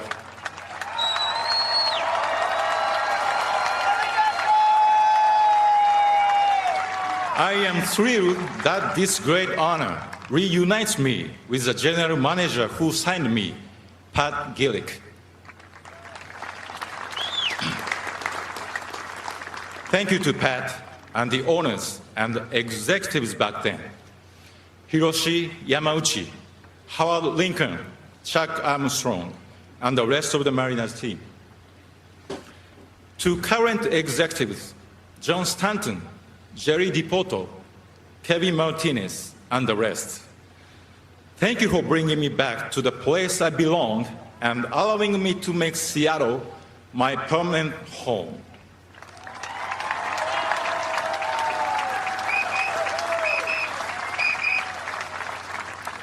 It's an honor to be on a new team with Edgar and Junior and Randy. Thank you guys for coming today.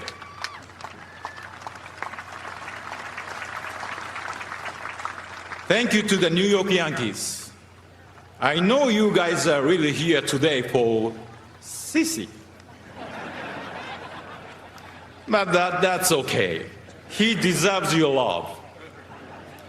I enjoyed my 2.5 years in Pinstripes, and I thank you for letting me experience the great leadership of Derek Jeter and your organization's proud culture.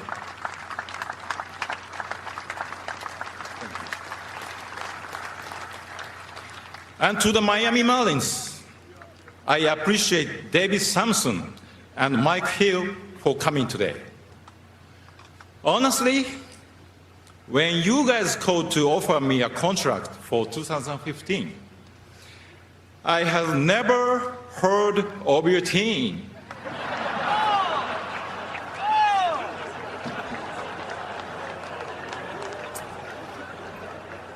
But I came to love my time in South Florida.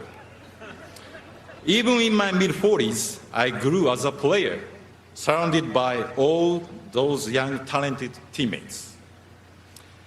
The way they jumped out of the dugout in Colorado to celebrate my 3,000th hit is something I will never forget.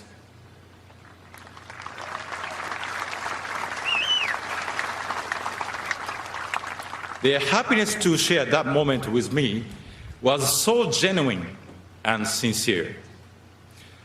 Thank you for giving me the chance to reach 3,000 hit as a Marlin and with those teammates. To my agents, whose importance to me has been more than just business. Sadly, Tony Atanasio passed away before he could know of this moment. I thank him for getting me to America and for teaching me to love wine. and to John Boggs, who believed I could still play at 42 and has been passionate towards my career ever since.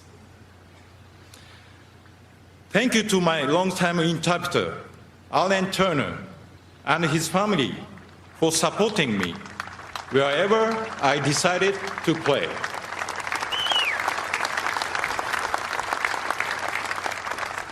Thank you also to Jane, Josh, Chester, Whitney, and the entire Hall of Fame staff.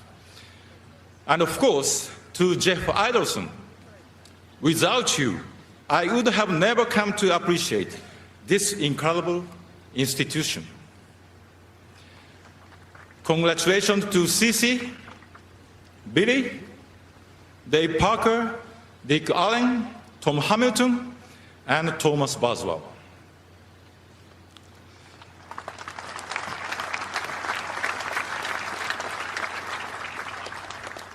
I think you can imagine there was much doubt when I decided to try becoming the first position player from Japan in MLB. But it was more than just doubt. There was criticism and negativity. Someone even said to me, "Don't embarrass the nation." The person who supported me the most was my wife, Yumiko.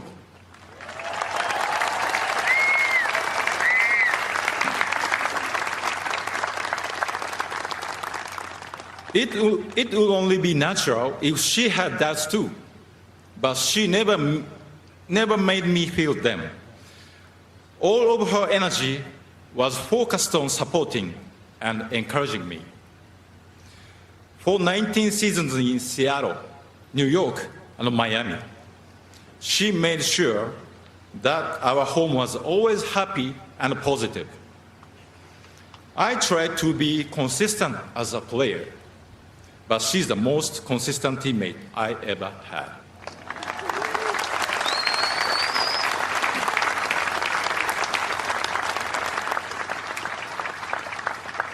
Shortly after I retired, Yumiko and I had a date night. We did something we had never been able to do while I was a player. We sat in the stands and enjoyed a Mariners game together. We did it the American way by eating hot dogs. Of all the experiences baseball has given me, enjoying a hot dog at a game with the person most responsible for helping me reach this moment is the most special.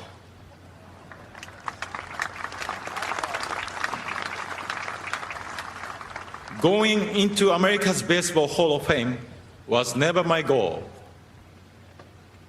I didn't even know there was one until I visited Cooperstown for the first time in 2001. But being here today sure feels like a fantastic dream. Thank you.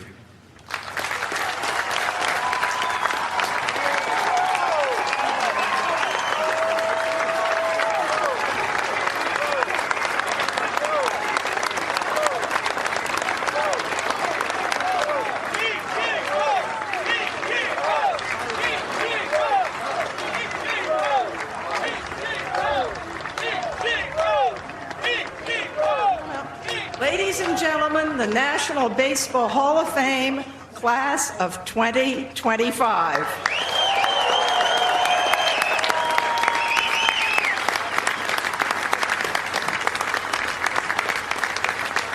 There's over 450 media members, so the whole Mariner team was there. After they left, he stayed and allowed everybody to have one question.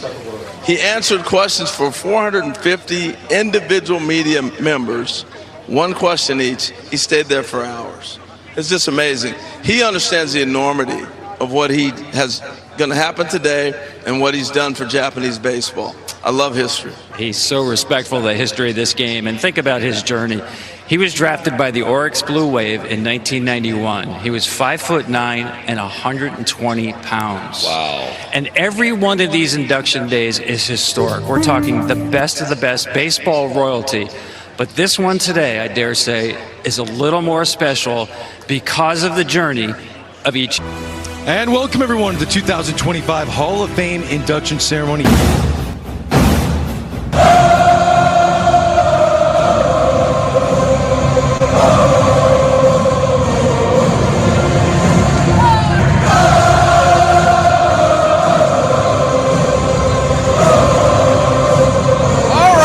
Braves country. Any folks out there who aren't even Braves fans, you might get something out of this segment. This is the Once Upon a Pastime series we're going to do from time to time. And today we're going to look at some of the more colorful folks in the history of Major League Baseball. And the one that I want to start off with is Mr. Doc Ellis. He was known as quite the interesting fellow. Doc Ellis, just to give you an idea of who he was, what his actual baseball career was. Pitched for the Pittsburgh Pirates and from 68 to 75, then went to the Yankees for a couple of years in 76 and 77. Traded to the A's in 77. And then finish off his career with 3 years with Texas. And towards the end of the 79 season, was picked up by the Mets and then finished it with the Pittsburgh Pirates. All in all, 138 wins, 119 losses, 3.46 ERA. And all in all, a pretty darn good player. But what is he most known for in the history of Major League Baseball? He is known for throwing a no-hitter in 1970 for the Pittsburgh Pirates on LSD. He claims, now whether you want to buy the story or not, but whether it's true or not, Doc Ellis threw a no-hitter in 1970. That part's true. He was against San Diego Padres, very young franchise at the time. So that always goes into, was a legitimate no-hitter. We're always going to make those jokes, right, when stuff like that happens. But no-hit the Padres, 2-0. He says he was under the influence of LSD. But here's where it gets interesting. Ellis was high the night before on his day off and took another hit around noon on game day, forgetting that the Pirates were due to play a doubleheader and to play 6 hours later. And this is a quote from him during that time period, because I was zeroed in on the catcher's glove, but I didn't hit the glove too much. I remember hitting a couple of batters, and the bases were loaded 2 or 3 times. The balls seemed small at times. The ball was large sometimes. It's like, what? And that was the old-fashioned, wildly effective, right? And that was Doc Ellis. And that's the best story. That's the reason why he was looked upon as a character. There were other things, putting curlers in his hair before the game, walking around like that. But his quote was, "I'm as high as Georgia Pine," when he arrived at the friend's house that day. after the game. And he claims that it helped him. I don't know how many of y'all have done psychedelic drugs in your time, but I can tell you a little birdie told me once. We'll just leave it at that. It can, if it's real good stuff, you're not throwing the baseball. You're just not. You're going to lose interest. You're going to walk off the mound. You're going to see things and want to talk about things. That's one of the biggest things. You just want to yap. And so I'm always curious about that second hit if it was really a strong dose. Because it's not like drinking alcohol where you know what 1, 2, 3, 4 beers, etc., are going to do to the body in an X amount of time. These are wildly inconsistent drugs, but you never know. He could have peaked and came down, and at the time he was coming down, he could have possibly fought his way through it. But there's no way he's peaking. When people say, well, what is peaking? It means that you're getting the full effect of that buzz, that we'll call it. But basically, your mind's playing tricks on you. You can't make hide nor tail of anything for about 2 to 3 hours. So if he's on the other side of that, it's possible. But it's had to have been wild. He had to have been sitting there. Can you imagine? Can you imagine? For anyone who's actually partaken in such nonsense, can you imagine you drop and usually takes about a half hour to kick in, and someone mentions to you around that half hour, 45 minute range, it goes, well, we need to start warming up at around X o'clock, right? Whatever it was. Let's say he took it at noon. He's going to pitch at 6. Or the game's at 1, he's going to pitch at 7. He took it around noon, and someone tells him right around 1 o'clock because the first game starting. So we need to start warming up around 4 or 5. You wouldn't be able to comprehend it. You'd be like, wait, what? What am I doing? And in 1970, you're not going to your coach and spilling the beans and telling what happened. It was. Nowadays, you can probably go to a coach and say, look, man, I thought I was off today. They're going to look down at you. But you probably could have found some way to BS your way out of it, even if you weren't honest. What you can't fake is people who take this stuff. When you take it, your pupils get dilated very large. Now, you're not going to quite look like I'm trying to think of that one alien that's pretty much all eyes, but you're not going to quite look like that, but your pupils are going to be dilated, and it's going to be obvious to everybody. So that's why I question the timeline 100%, but it doesn't shock me that he probably had some kind of after effects. You could call it a hangover, but that's not really. It's a different bird. I'm not by any means condoning this. Stay the heck away from it. But if you've known anyone who's taken, they've explained it to you, and if you've done it yourself, you understand that it's not necessarily a hangover. Like, your mind is still playing tricks on you, and you're still having a hard time, concentrating. But anyways, a wild, wild story in the history of Major League Baseball, 1970. I mean, what are we doing? 53 years ago, give or take, whenever you're listening to this, right? June 12th, 1970. How about that? And you thought you lived a life. Hey, remember that old picture you'd see with Waylon Jennings in front of the Jimmy Carter and his wife, and say you might be cool, but you're not smoking a cigarette in the White House, kind of cool. Waylon's fired up a cigarette.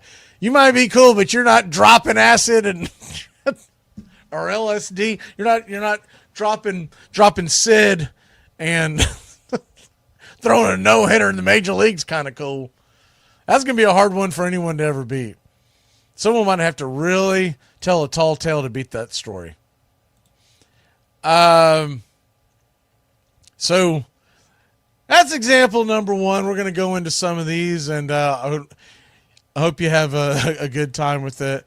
You know, the next guy that I want to make sure that we talk about, because it's a guy that everybody knows of, and it's a guy also that, because of his personality, I don't think it's ever been given the credit of how damn good he was. A couple of guys today we're going to talk about like that. But one of them is Yogi Berra. And Yogi Berra, everybody knows of the Yogiisms. What they may or may not know about him is that he was a World War II, decorated World War II veteran. He was there for D-Day. He was driving one of the gunner boats, getting shot at. So if he never did anything else the rest of his life, he was a hell of a guy. Hell of an American, right? But then he went on to, and I still say it, he's the best catcher to ever play the game. Everybody normally, especially if you get folks who grew up in the 70s, watching baseball in the 70s. I caught the tail end of his career, so I can't say I ever actually watched him in his prime. But most folks are always go to Johnny Bench. Johnny Bench grew up in a different era, but Johnny Bench had a cannon for an arm. Johnny Bench was a very good hitting catcher. Wasn't a great hitting catcher, but he's a very good hitting catcher. But this isn't about tearing Johnny Bench down. This is about what Yogi Berra did.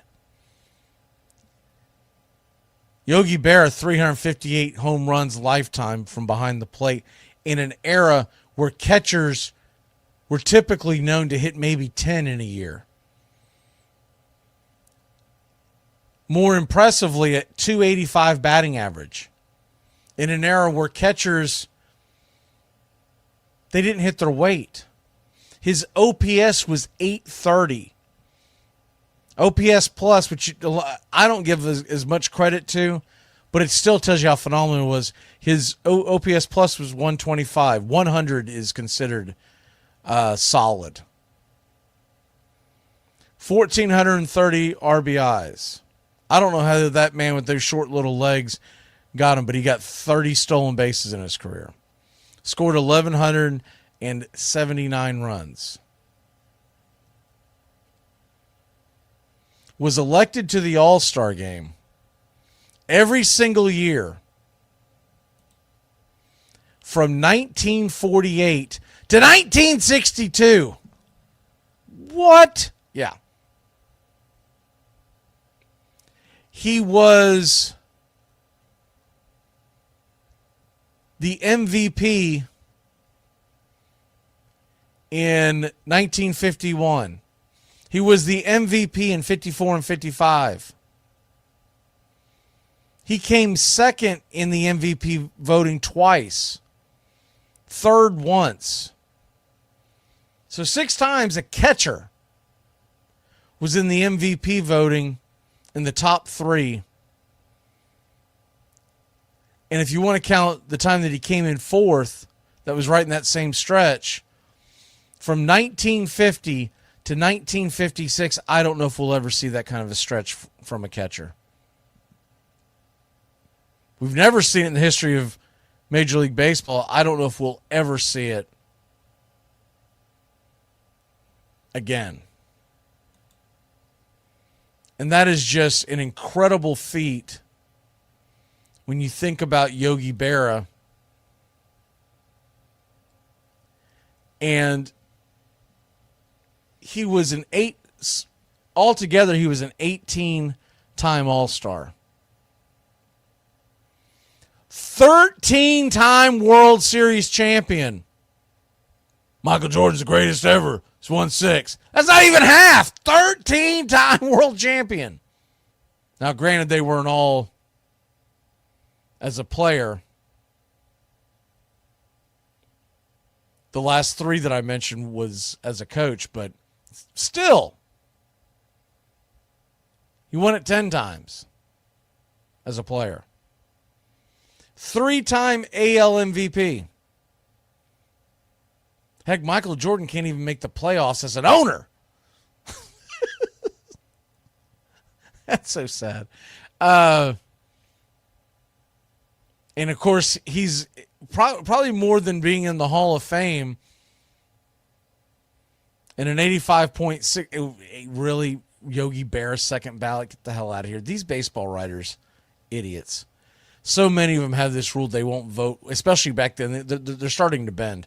But they have this rule back for years and years and years. They wouldn't vote you on the Hall of Fame ballot the first year. That changed when they said that if you're not on the ballot, if you don't get X amount of percent each year, they're going to take you off. So then you feel a little more pressure. Well, I better vote for him. I can't be the idiot that is the reason why a guy like a Yogi Berra doesn't make the Hall of Fame. But back in those days, they would just, it was almost like the old thing with college football where you wouldn't start a freshman, they wouldn't vote for a freshman into the Hall of Fame. Even still, man, second vote, he should have been. These are the things when they say that Mario Rivera was the first ever 100% MVP, 100% voted into the Major League Baseball Hall of Fame. These are the things that make you go, what the hell are you doing, man? What are we talking about? Yogi Berra, of all people, wouldn't be considered not just a first ballot, but a 100% first ballot. There's so many guys you could go in. Yes. That's the one thing the Hall of Fame in baseball gets wrong. They're still the best Hall of Fame because it's still the most difficult to get in, but that's the one thing they get wrong. And they've gotten it wrong for so long, it's almost hard to overcorrect it. Because then you start putting everybody in, and then it's going to kind of, it's going to cheapen. But to say that a relief pitcher is the only one, because remember Derek Jeter got in except for one vote. To say a relief pitcher is the only one is the stupidest thing if you ever thought about it in the history of baseball. Babe Ruth, son of a... Come on!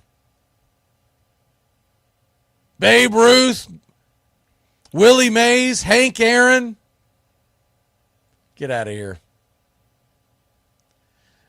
As my grandfather used to say, go take a long walk off a short pier. But what I thought would be fun to talk about with Yogi Berra today, because I just wanted people to get an idea of who this guy was. War hero, the greatest catcher to ever play the game. Because I have to take the whole thing into consideration. Johnny Bench is a very close number 2, but Yogi's number 1. And if you think it's Berra, if you think it's Johnny Bench, there's 2 reasons. You're either a Reds head, love the Cincinnati Reds, and you're gonna die on that hill, or you grew up in that era and didn't see Yogi play, so you're always gonna get. And I get that, but if you look at it, he is the best. If you put Yogi Berra into your Google machine or whatever machine you use, the first thing that pops up is not going to be Hall of Fame, et cetera, et cetera. It's going to be Yogiisms, right? It's the one thing we're all going to see, Yogiisms. And I'm just going to go over a few of them that I think people would enjoy, because it may be some of the ones that are a little less, known.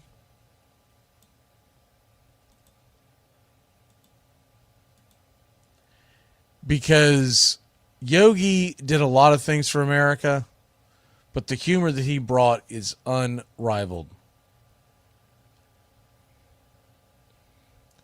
So, I'm going to grab a few of them and just kind of go through that.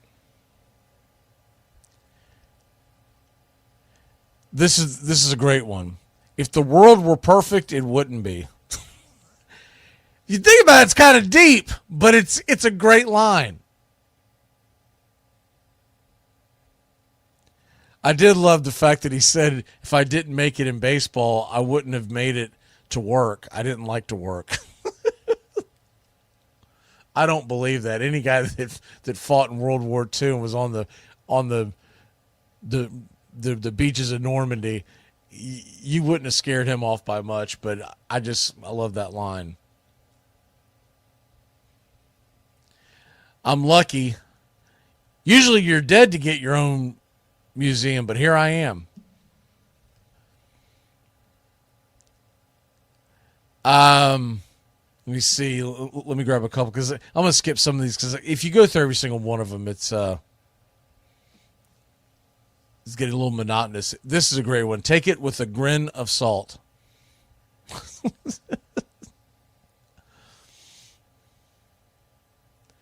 So I'm ugly. I never saw anyone hit with his face.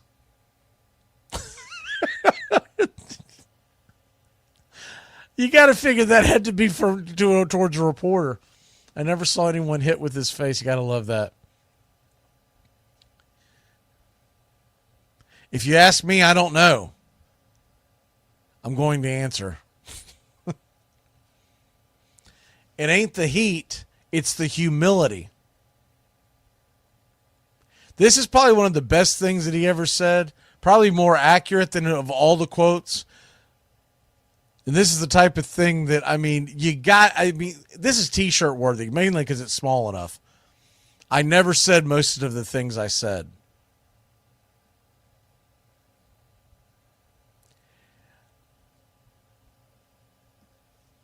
I'm not going to buy my kids an encyclopedia.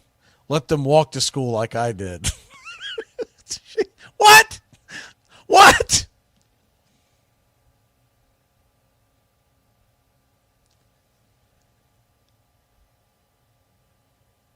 I see how Sandy Koufax won 25 games. I really don't understand how he lost those 5. That's probably accurate. I never saw Sandy Koufax pitch, obviously, but I've seen the video, and I know the numbers. That dude looked darn near unhittable. He hits from both sides of the plate. He's amphibious.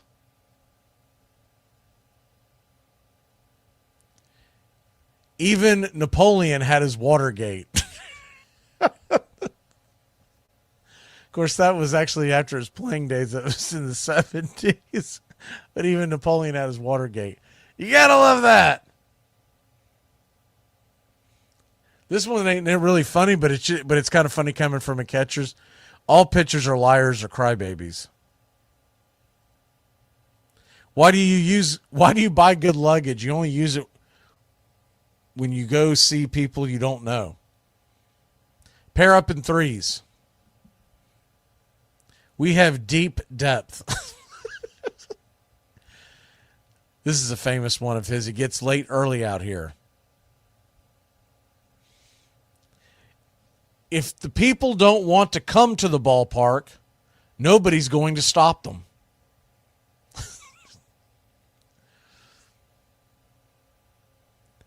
The future ain't what it used to be. Whoa! Is that not apropos for today? How can you hit and think at the same time?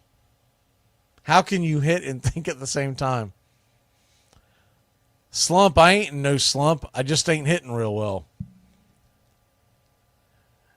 Never answer an anonymous letter. What? I usually take a 2-hour nap from 1 to 4. That's probably pretty accurate if you really think about it.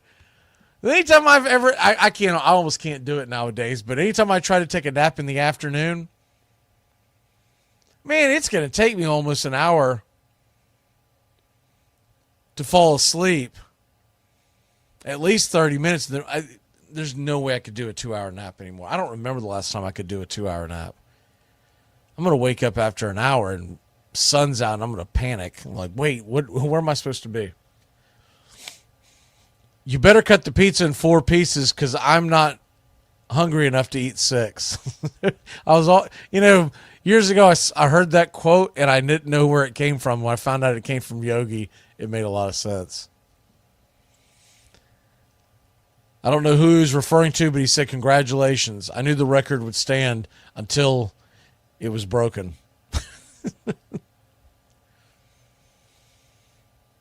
Always go to other people's funerals, otherwise they won't come to yours. What? This sounds like something out of a country song. A nickel ain't worth a dime anymore. Any of you country music singers, there's your line for the next number 1 hit. Baseball is 90% mental, and the other half is physical. No one goes there nowadays. It's too crowded. He also said at one point, nobody lives in New York City. It's too crowded. It's like deja vu all over again. How many times have you heard that one? That was originally credited to Yogi Berra. And it ain't over till it's over was laughed about at the time as a yogiism. But you think about it now, and people use that in the world of sports. And it's a battle cry from time to time. You can observe a lot just by watching. There's a nugget of truth in a lot of these, right? But this is the great one. When you come to a fork in the road, you got to take it. What? What are we doing? All right, that was Yogi Berra. Let's take a break. When we come back, we got a couple other colorful characters to get into. Braves Country, Once Upon a Pastime series. We will be back in a flash. The most popular and most notorious star of the 19th century was Michael Joseph King Kelly, the sure-handed catcher for the Chicago White Stockings. He was so skilled at stealing bases, he once stole 6 in a single game, that he inspired a popular song, Slide, Kelly, Slide. He sometimes cut across the diamond, skipping second altogether when the umpire was not looking. Kelly drank as hard as he competed. Once, A.G. Spaulding put Pinkerton detectives on his trail and accused him of having been in a saloon at 3 a.m. drinking lemonade. Kelly was indignant. It was straight whiskey, he said. I never drank a lemonade at that hour in my life.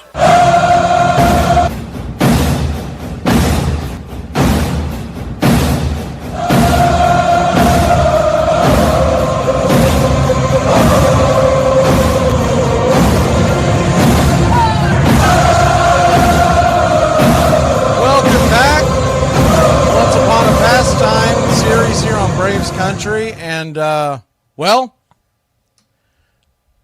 going to tell the tale of Michael King Kelly.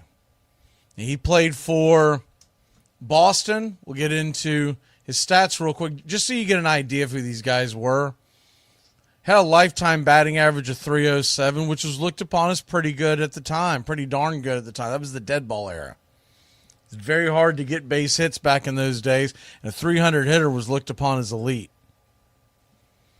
His OPS, interesting enough, is above 800. There weren't a lot of guys back in that dead ball era that had an OPS over 800. But he got a lot of doubles, triples, etc. And hit for a high batting average. Had 368 steals, 950 RBI. 950 RBI in that day and time was a lot. Along with his 1,357 runs scored. He typically hit at the top of the order. Had, 368 stolen bases and an OPS plus. Remember we just talked about that. Of 138. That's up there. That is absolutely up there, because when you think about the Yogi Berra, where is with 125, that's a high. I mean, he's in. For folks who don't understand the OPS Plus, it takes into account of everything going on at the time, including what stadiums you were playing in. That's why I've always said the number's a little goofy to me. It's not what, I would necessarily look at typically, but it does give you an idea. It gives you an idea of what's going on with the actual player that you're looking at in the annals of history. Now, he started in 1878,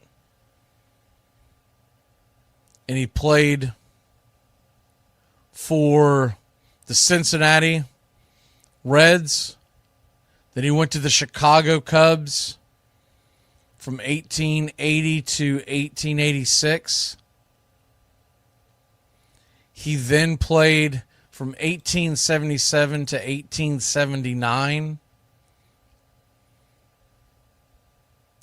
He played for the Boston Beaneaters.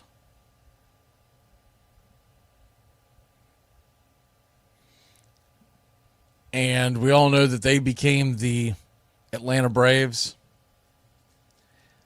Then he did play for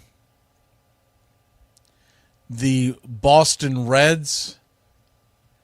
And this is back when the National League, American League, all this stuff was starting to come into play, right? In 1890, he played in the Players League for the Boston team at that time. They were called the Boston Reds Statistics. God, would that name be popular today? Reds Statistics. Doesn't really flow off the... Someone eventually is going to be named the something stats. I do believe that we're heading for one day there's going to be teams named. No longer will they be the Boston Braves, the Atlanta Braves, the Milwaukee Braves. It's going to be the Atlanta. If they keep the Braves moniker, it'll be the Atlanta Braves, brought to you by, and that'll be all over your hat. But I think there's more likely that you're gonna get an expansion team in our lifetime, I believe, that starts off with, because it's going to help fund the team. It'll be something to the effect of, take a city who doesn't have a team yet. Let's take Nashville and say Nashville gets a team. And Nashville, what's it known for more than anything else? Music, right? And you get something like the Nashville Spotify or the Nashville YouTube Music. It'll be something like that. And maybe they'll put music in the names, the Spotify music, and they'll come up with a logo that is nothing but that has a tune involved in it. But then you'll also have your corporate logo ingrained into it. That's coming. But anyways, back to Mike King Kelly. He ended up playing 16 years. He finished in 1893, the New York Giants. So he was literally in the dead ball era. It was shortly after baseball to become professional. Remember, the Atlanta Braves had only been around less than a decade when he came in.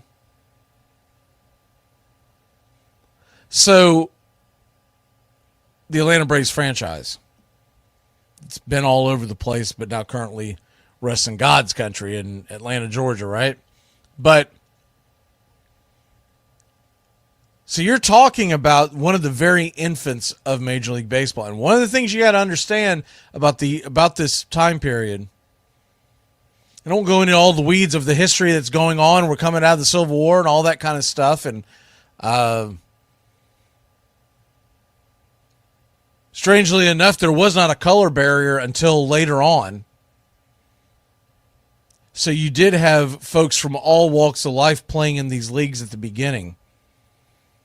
It wasn't the color barrier started in the late 1890s. There was a lot of political unrest and a lot of stuff went into that. And so that's why you'll go back and say, wait a minute, how was this guy in there? I thought Jackie Robinson broke the color barrier. He did, because there wasn't really a written color barrier. And there never was a written color barrier. There was just kind of agreement upon the owners at the time, around the turn of the century, to push out folks because they thought it would run off. And honestly, these owners of any sport at any time, no matter their race or creed, they would have put the color barrier down and said, to heck with it, who cares, if they thought that it was going to help them sell tickets. But they thought the opposite.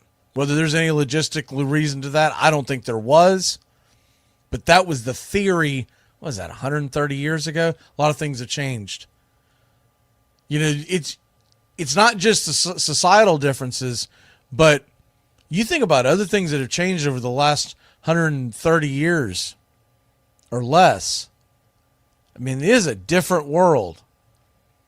And I'm sure, you know, if you think about, if you go to 1900, you take 130 years before that, different world then too, right? Because you're talking about literally under British rule, right before the American Revolution. But in the late 1870s to early 1890s, he played, first of all, that's pretty phenomenal. He played 16 years. Think about all the injuries that shorten guys' careers nowadays and all the medical advancement we have. And these guys played rough. They would run you over, spikes high, all that stuff. But he's one of my favorite players for a couple of reasons. A, you heard the clip coming in where he's talking about, you know, someone saying that he was in a saloon till 3 a.m. drinking lemonade. And he said, that's a damnable lie. I never drank lemonade at that time of my life. You got to love that line. Like, I might have been in that saloon. You think I was drinking lemonade? You got another thing coming. He wanted to make sure that he set the story straight on that, right? Not that he had broken curfew. The fact that he didn't want anyone to think that he was drinking lemonade at 3 a.m. He was inducted into the Hall of Fame in 1945. Remember, the Hall of Fame didn't come around until 1937.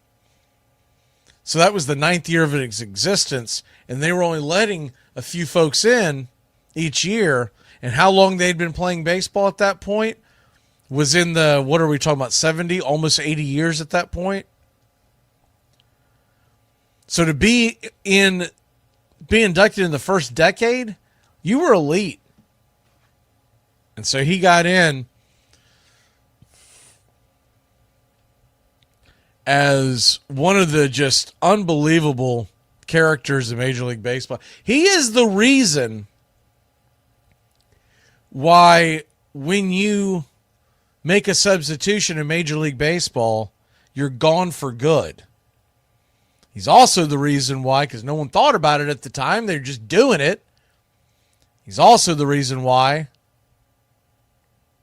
in Major League Baseball, you have to wait till the play is over to make a substitution. And here's the reason why. King Kelly would routinely be on the bench. A ball is hit, popped up in the air, or vice versa. He could be in the field and he would yell it out. But a ball's popped up in the air, and back then you didn't have the dugouts that were actually dug in. These guys were just sitting on benches near the lines. The ball be popped up in the air in foul territory, and he would say, Michael Kelly in for, say, Joe Smith. who's playing, we'll say he's playing right field. He's no chance of getting to the ball, but I can get to it. Michael Kelly in for Joe Smith. He would come over, he'd make the catch, throw the ball back into the infield, and say Joe Smith back in for Michael Kelly. And that's why we have that rule, because of Michael King Kelly. And if nothing else, he'll always be one of my favorite players. My next guy's my favorite player of all time. But if nothing else, you got to love that. You got to absolutely love the fact that he was that innovative. He was also known to, and this is what led to multiple umpires on the field. You ready for this? So back then, you typically had two umpires. You had one for the base paths, one behind the plate. The one behind the plate routinely was not paying attention because he was getting in position to see if there was going to be a play at the plate. So let's say there's a guy at third and Kelly's on first, and the one umpire in the field is standing at second base, right? The ball gets hit to a fly ball. And as it's heading towards the outfield, the second base umpire has his back turned, making sure the guy caught it. Home plate umpires position himself to be able to look at down the third base line to see if there's going to be a play at the plate. Mike Kelly would tag up. He would also do this on singles, where the umpire's turning to look into the outfield to see if the guy's going to make the catch. And he would run from first across the grass to third. Literally going first to third on a short single. Infielders raising hell about it, but the two umpires on the field didn't see it, so they wouldn't call it. They have a good idea he probably didn't do it. So they came up with the third umpire because of Michael King Kelly. So this guy, he doesn't get the credit he deserves. He was innovative. He was absolutely innovative. Born in Troy, New York. He was born of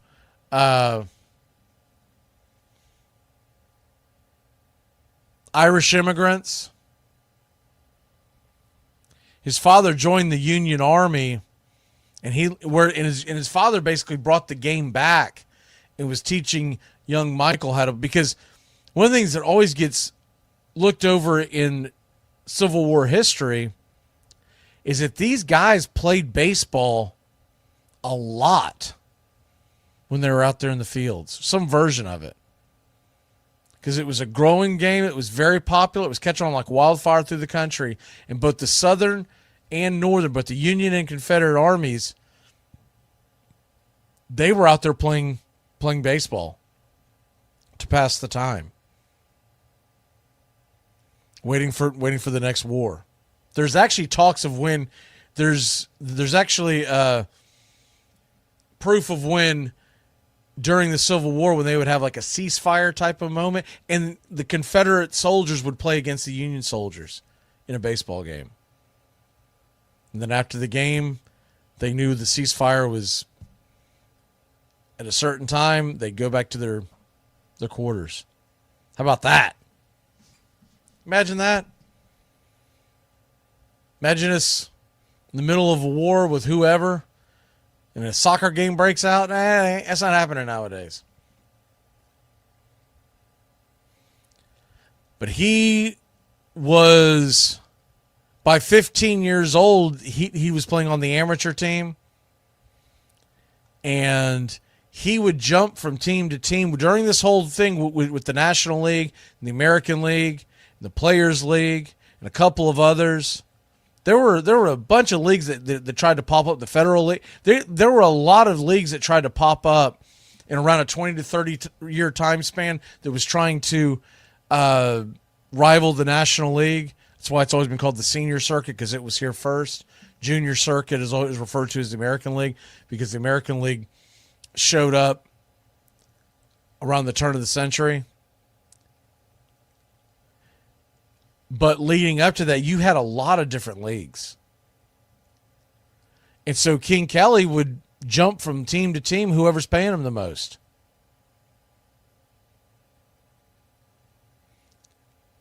And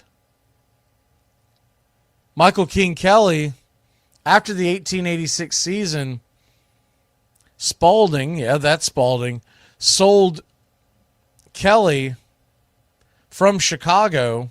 And yes, it's the same Spalding.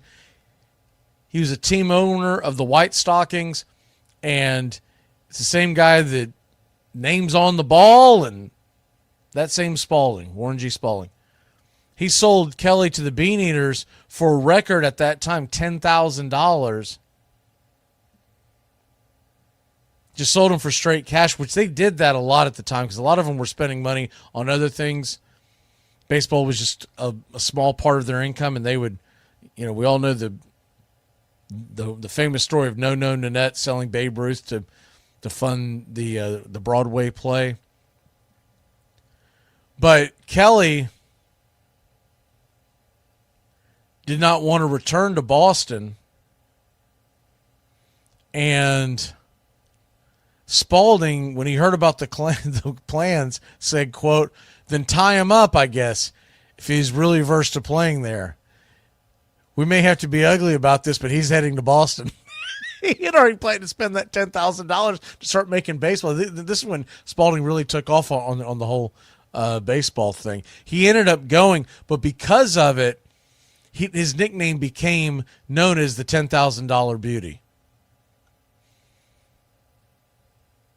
Because in 1881, actress Louise Montague had been also dubbed after winning a $10,000 contest for the, you wouldn't use this term anymore, but at the time, handsomest woman in the world.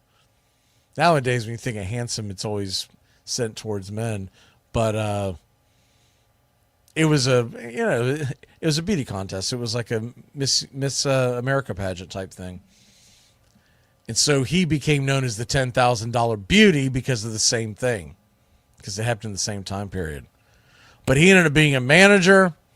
He was really known for his wildness, his drinking, hell raising, all that kind of stuff. And that's the story of Michael King Kelly. In fact, he had a famous song dubbed after him called "Slide Kelly Slide." And it was America's first pop hit record. If you want a nugget to throw at your friends to throw them off, Slide Kelly Slide was America's first pop hit record after its release in Edison Studios in 1927, inspired a film version, Slide Kelly Slide.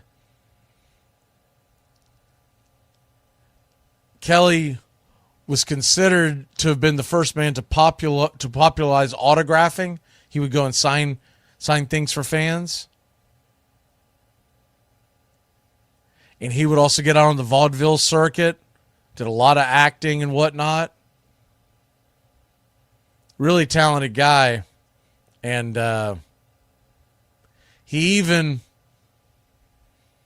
most folks believe that the poem, Casey at the Bat, which I read in pregame before each ball game. Casey at the Bat, the famous Ernest Lawrence Thayer poem from 1888. Most believe it was written about Michael King Kelly. Now, it could have been with Cap Anson. That's the big debate, but Kelly's right there.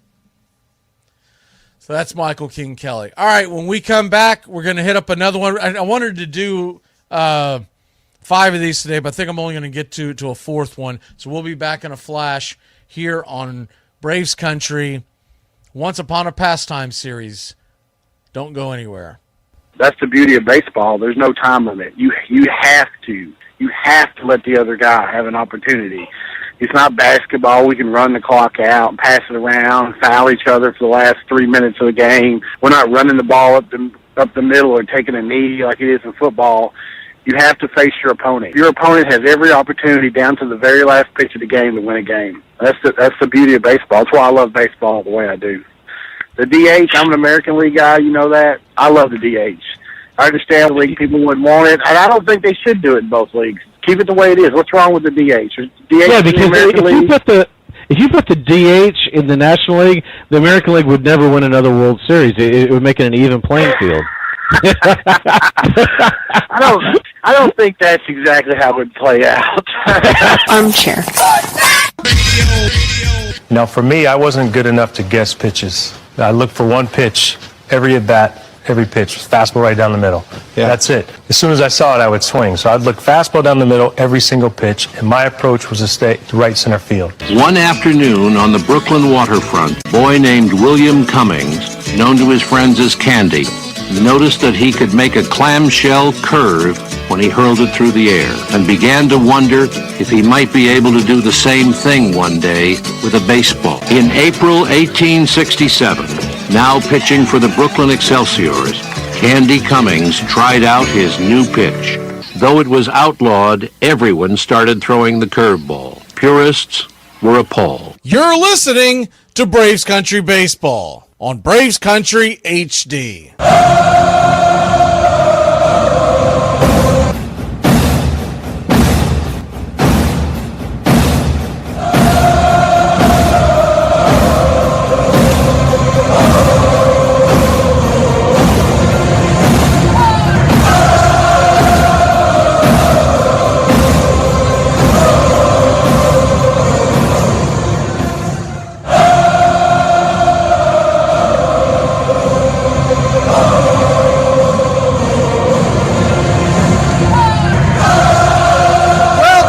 Braves Country here on the Once Upon a Pastime series, where we kind of go outside the lines, maybe stay a little in the lines, however you want to look at it. And I thought this would be a good one to finish off with. We're not going to get to a couple of guys, but I'll do that in another one. A couple of the guys that I am planning on doing in the future on this series, covering in this series, is we're going to go over Bob Uecker and his contribution to baseball, along with my favorite player of all time, Rube Waddell, and the stories about him. But I thought Candy Cummings, he gets no love, no look, and for good reason. You folks who love WAR, his career WAR was 36.2. It's not so great. Played 6 years. So he was pretty dominant. Played from the age of 23 to the age of 28. And in those 6 years, 145 wins. A 2.42 ERA, which actually back then wasn't great. It was pretty average. Maybe a tad under, but not as like today. If someone left the game with 2.42 ERA, you'd be like, "Holy crap!" But this was literally the dead ball errors at the very beginning. I mean, he's playing for the New York Mutuals, the Baltimore Canaries, the Philadelphia Whites. Lord, I don't want to know what that was about. Hartford Dark Blues. I'm joking. The Philadelphia Whites was they often, just like the Reds, they named it after their colored uniform. And then he played for the Dark Blues for twice, and then the Cincinnati Reds. And the Reds, obviously, the Reds were originally the Red Legs because they wore red socks, and they didn't want to be called Red Sox because Boston had grabbed the Red Sox. So, in none of those teams, except for the final one, Cincinnati Reds, and I'm sorry, the Hartford Blues did play in the National League for a short time in 1876, and he was a part of that. So, you look at Candy Cummings. He was born in 1848. And he is a guy that, according to legend, created the curveball.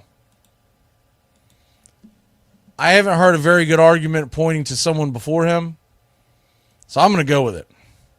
You got to understand something about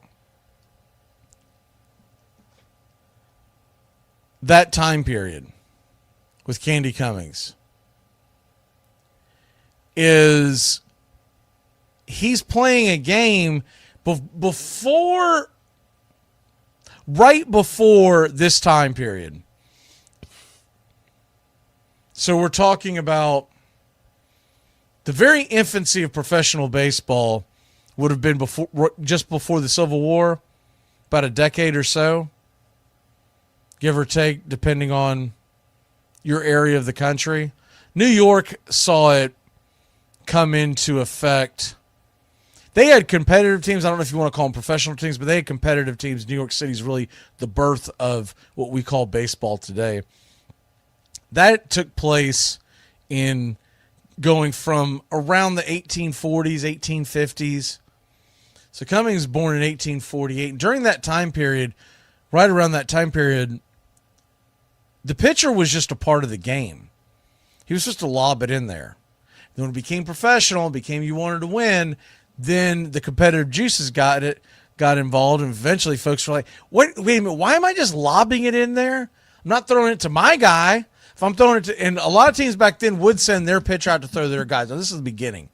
This is when you'd have, not only were they lobbing in there, sometimes you'd have 20, 30, 40, sometimes 50 people in the outfield colliding into each other. But I'm talking about when you got to what everyone looks at as baseball today, that really hasn't changed in darn near going on 200 years.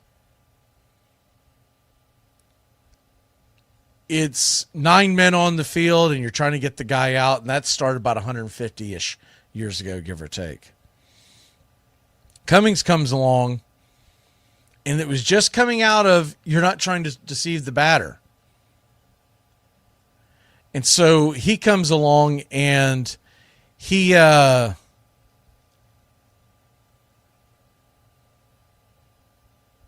born in Massachusetts. In the area of Massachusetts, in that area, he is inundated with it's pretty much all baseball at this point. Remember, basketball hasn't even been invented. Football hasn't begun yet. Remember, they started football because they wanted men to stay in shape and stay tough to be ready for war, because we hadn't been in a major war in a while. Baseball is, as I always say, is the true sport. And he's growing up towards the end of the 19th century, and he discovered the idea of the curveball with seashells, according to his story, according to his biography. After noticing the movement, the way they would curve heading towards the water, he's tossing them. He thought to himself, can I make a baseball do that?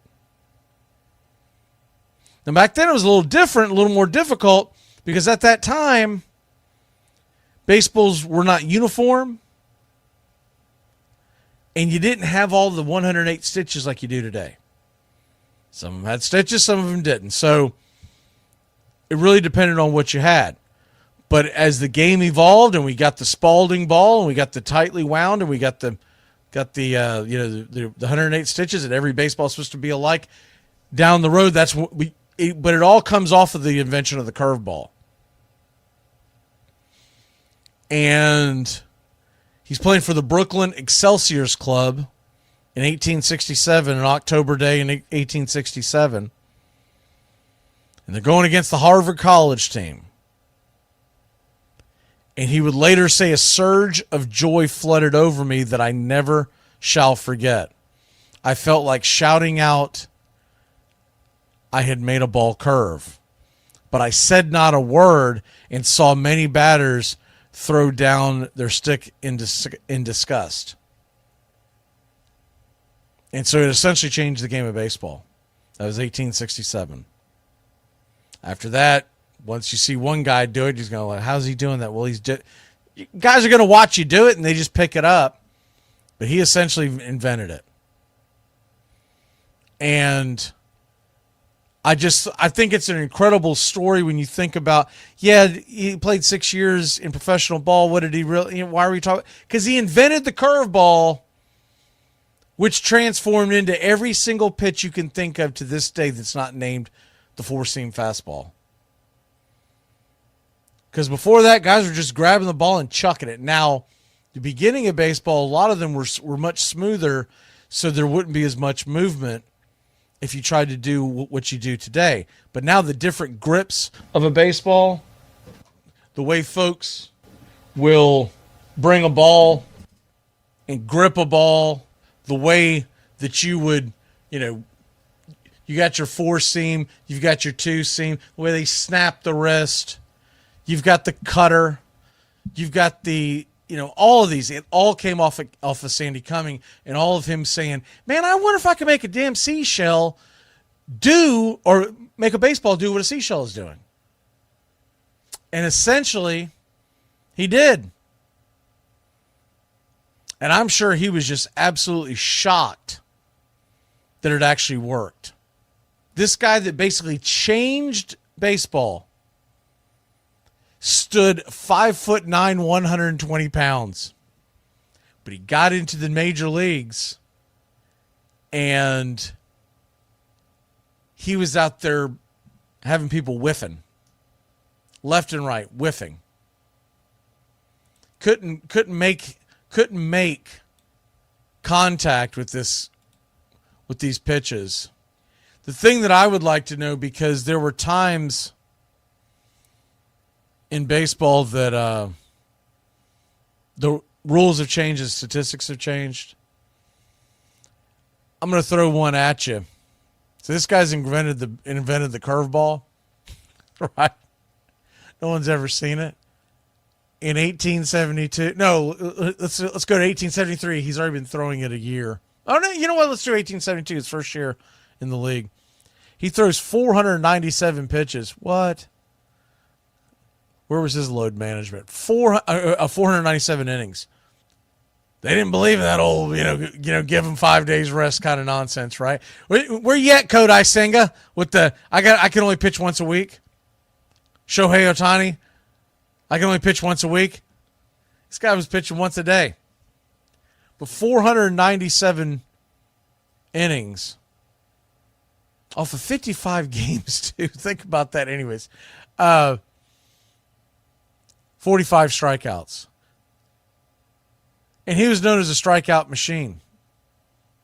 Now, the highest he ever got was in 1875, he had 82 strikeouts. But that was looked upon as an enormous amount of strikeouts at the time. Because people didn't strike out because it was a badge of honor to not strike out. You struck out, you were looked upon as a thumb. Useless. Worthless. What are we doing with you? And so that, to me, is Candy Cummings in a nutshell. The history of baseball. Guys rarely struck out back in those days because they would shorten up the swing and they would do the crossover and just tap the ball, put it in play, and see what can happen. The defenders were nowhere near as talented and skilled as they are today, so if you put the ball in play, you never know. But that's Candy Cummings. And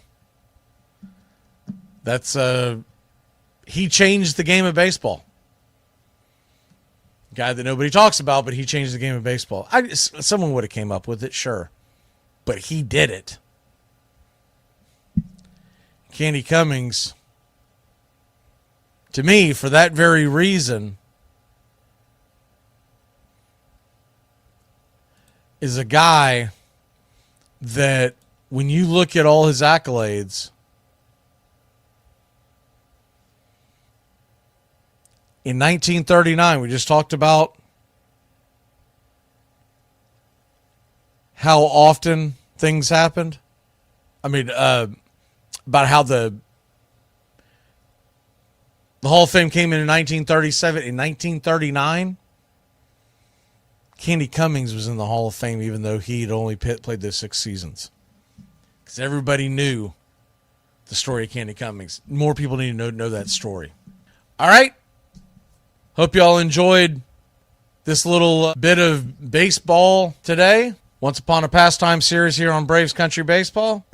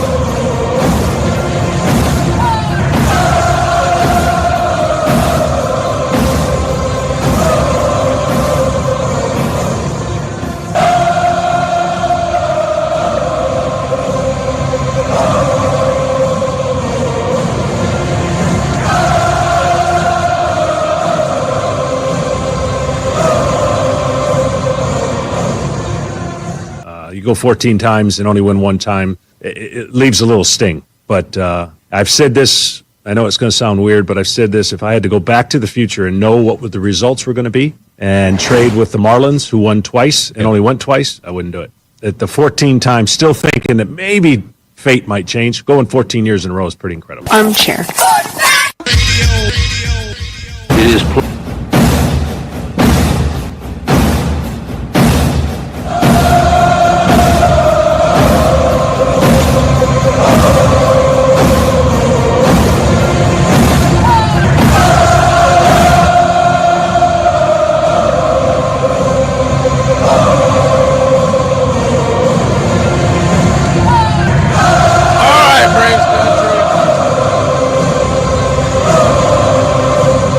talk about the team, the myth, the legend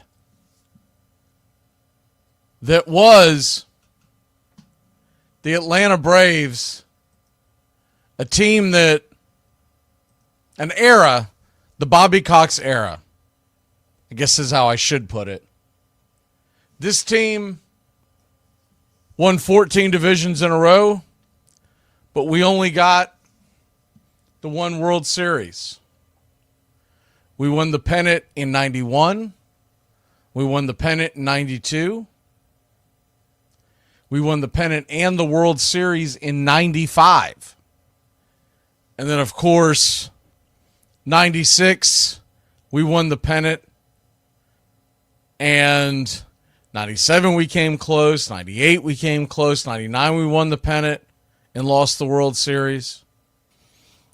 And then the Bobby Cox era finished off with the division titles, but never won another World Series. And the pennant's dried up as well. And one of the things that I always like to point to when people are talking about the Braves, and this got brought up. I actually had a listener that requested this in this Once Upon a Pastime series. We've done some other stuff, and they said, hey, what about talking about the Bobby Cox era? I believe the big reason why this was brought up because of that song 98 Braves. If you haven't heard it, Morgan Wallen made a song called the 98 Braves or 98. I'm not 100% sure the name of the song. I have heard it a handful of times. It's a good song. But after it was released and after I listened to it, and though it's a good song and I get it, I felt like that they pointed to the wrong season of the one that got away. So this is going to be our six-pack to go today. Kind of a six-pack of tall boys, because we're going to dive into this, of the 96 Braves, the 98 Braves, and other teams. Obviously, we're going to talk about the 95 Braves. This is the Once Upon a Pastime series of the best 5 Braves teams of the Cox era that didn't win it. We're going to start off talking about the 95 Braves because they did win it. And because they did win it, we're going to lead off with them, and then we're going to go and talk about teams. So obviously the 95 Braves who won it, you got to put them number 1, but then we're going to go 6 through 2, counting upward, on who were the best teams that never won it. And there's a lot of different factors that I went off on this, but when it's all said and done, this is my list, and I'm going to stick by it. This is the Bobby Cox era teams that made the playoffs but did not win at all. So when you talk about the 1995 Braves, it was a big season in Major League Baseball because we were coming straight off the strike. And for Braves country, it brought us back.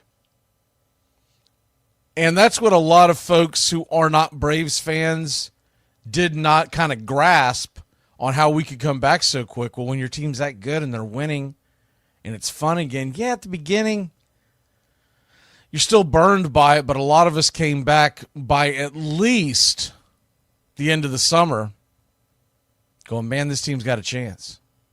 This team has a real chance. This team can go out and they can maybe do what the other teams couldn't do. You know, some notable transactions, realize the season itself. And by the way, it was the 125th season of the franchise. 30th in the city of Atlanta. Still hadn't won a World Series. It was a strike-shortened season. We only played 144 that year. But it was the best in the National League. And for the 6th straight season, the team was managed by Bobby Cox. And we started off. Does this not sound familiar with Atlanta Braves today? And Atlanta Braves, we started off kind of slow. We were 20-17, and then June 4th, behind the Phillies, behind the Expos, and we'll get into the 94 team in a bit, but the Expos and the Phillies were playing good baseball. Remember, the Phillies had knocked us out in 93 to go to the World Series. We were newly division rivals at that time. And the Expos led the NL East the year before. Though I still contend the Braves would have beaten them in the playoffs. And I think they would have caught them. They were only 6 back, and there were several games to go. But the overview of that 95 team, we beat the Rockies in the NL Division Series 3-1. Remember, that was the first time the wild card got introduced. Then we go into the NLCS, and everyone thought the Cincinnati Reds that year had a very good chance of at least giving us a good series, and we swept them. I was at Game 3 in Cincinnati. I was living in northern Middle Tennessee, and the girl I was dating at the time and my roommate, the three of us decided that the next day, let's go. We were listening to the broadcast from Game 2 and kept hearing about how there were empty seats all throughout the Cincinnati Reds Stadium. Riverfront at the time. It was an old football stadium. We got there, and then I kind of understood why people weren't excited to watch games in that stadium. It wasn't built for baseball. But it was weird that a city that was that big into baseball. That's a baseball city, Cincinnati. They had zero fan support that day. And maybe it's because they were already down 2-0 and they were going to kind of wait to see how it was. But I remember constant reports of 30,000 tickets available for Game 3. I said, let's go. Let's go watch it. And the biggest thing I remember about that was we had went to extras and Javi Lopez hit a home run. I believe it was a 2-run shot. And the Braves won, and then we drove back to the just north of Nashville is where I called home at the time, and we would go on to sweep that series. So I'm all in. I'm really, really jazzed up about the fact that we're going to the World Series, and I felt like this team could do it. Don't get me wrong, I had a lot of friends that had given up on baseball. They didn't care. But I had fallen in love with the sport by then. And really got into the whole weeds of who are we. I'd already started at that point. I'd already started, gathering information. You couldn't Google it like you could nowadays, but I was gathering information, books, anything I could get my hands on to teach me who the Braves were prior to my watching it, and then also, who were the Braves before they got to Atlanta. So I'd already gone all in on the Braves. Really ticked off at Tom Glavine because he was the team president, or not the team. He was the players rep. I don't know if the term was president, but he was the Max Scherzer. Every time that you saw a press conference, he was out there. He was head of the Players Association for the players. And so I watched that whole thing in '94, the whole weeds of the strike, and just ticked off at Glavine. And I've said this before, but I got really ticked off later on when he left several years later to go play for the Mets for what was a minimal more amount for an entire contract. And I remember at the time I was doing a radio show in northern Nashville, and I remember going through it and basically breaking down how stupid of a deal it was. And people would call in and say, are you nuts? You would take the same. Like, no, I wouldn't, because at the time he took a minimal amount. I think it was like $200,000 or $300,000 more over the length of the contract. And my point was, if you stay in Atlanta and you invest your money, because I was using John Elway at the time as the template, because he had stayed in Denver his whole career, and he had all these car dealerships and whatnot. Like, you make a lot more money than that than going to New York and paying their ridiculous cost of living. And so, anyways, so Glavine stuck in my craw for a while. I have since let it go, and I know he's come back and said down the road that he believes he made a mistake. That they made a mistake. And I get that at the time, but my point at the time was I was younger than you, and I knew you were making a mistake, so I was ticked off about that. But that's not what this show is about. This show is about how damn good that 95 team was. The 1995 team, 90 wins and 54 losses. That doesn't jump out at you, but remember, we lost, 16 games? And at that rate, that probably would have been a 100-win team. In all likelihood, we would have finished somewhere in the neighborhood of 100, 102 wins. And we go out and beat the Indians, and Tom Glavine's the one that slammed the door. So that started the healing process with me, and it wasn't until he left to go to the Mets that it just basically opened up a new wound, or opened up an old wound, I guess. But we get 95, we get the ring, and I'm like, thank God, because when I was a kid growing up in the early 80s, I didn't think this team was ever capable of winning the World Series. Stuck with them through thick and thin. But I had not first of all, I didn't know a lot about their history, but then the other thing is what I had seen. I saw them really good in 82 and then stink for a while. And you're like, my God, this team is just, and you're young and you're impatient. Like, this team sucks. And then you see it come full around. The only reason to watch them was the reason why I watched them essentially was because of Dale Murphy. Always. Now, I had a lot of other players that I loved, but Dale Murphy brought me to the sets in the 80s. The Winds brought everyone to the sets in the 90s. So that's the best team, and we could do an entire episode on that 95 team, but today we're going to talk about the others. And so who is my number 6 team? So it's a 6-pack. 95 Braves are at the top, and now I'm going 6 through 2. And the number 6 team is well, it is the team that the song was made of. And this is why I say that I think that they, solid song, but I think I would love it a lot more if they would have picked a team that really could have won it, really should have been there. And I've got one in mind that I'll hit at the end. And it's basically the number 2 team, and I would even take it to the number 3. I would have taken the number 4 team on this list and just shut up and moved on. But the 98 team, the one thing you cannot take away from the Atlanta Braves in 98, they went 106-56.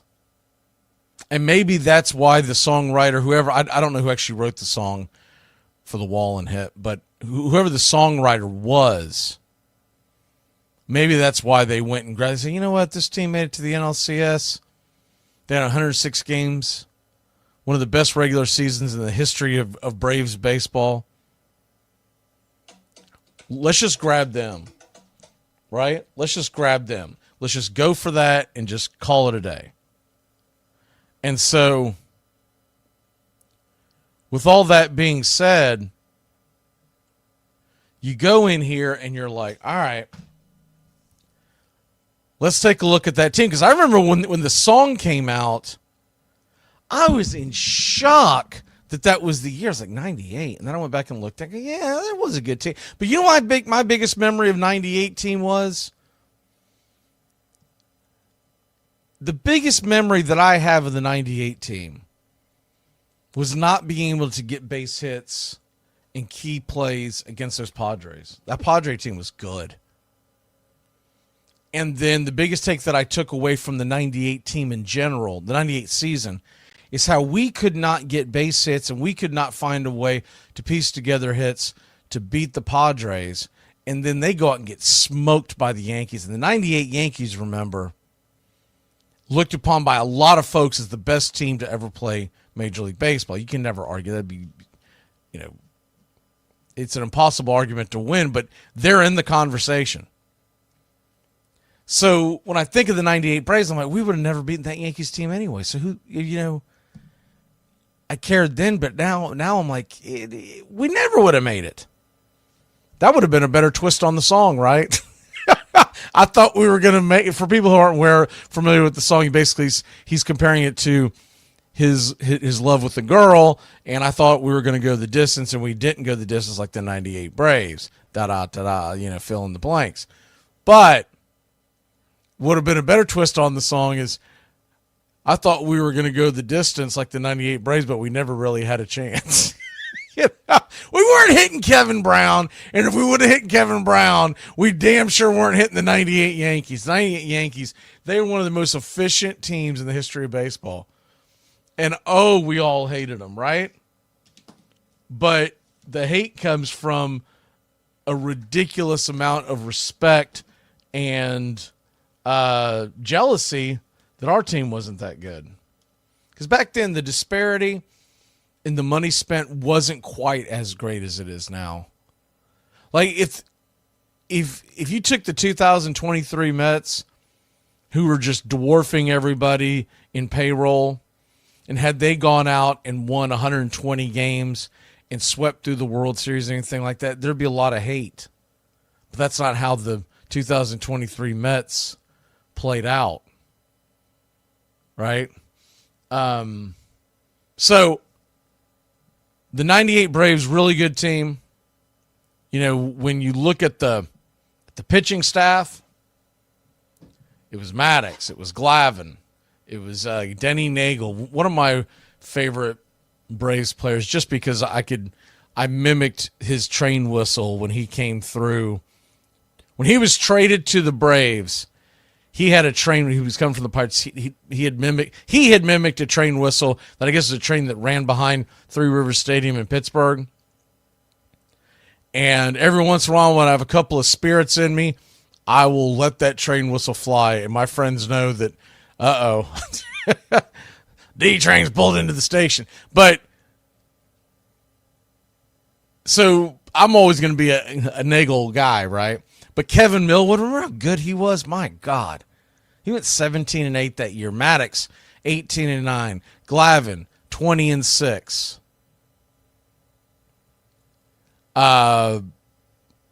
Was it Smoltz? Smoltz went 17-3. Jeez Louise, how did he not get more Cy Youngs? It was a little ridiculous, right? Maddox, 18-9 with a 2.22 ERA. I think Maddox would have had more Cy Youngs if people didn't just get Maddox fatigue. Remember, he'd won 4 in a row. And there came a point in time where they're like, we're not going to give it to you every year. You're going to have to be something special. You're going to have to go 30-0 for us to give it to you ever again. So, I mean, we had guys in the relief pen that a lot of people forget about. We had El Presidente in the relief role. Dennis Martinez.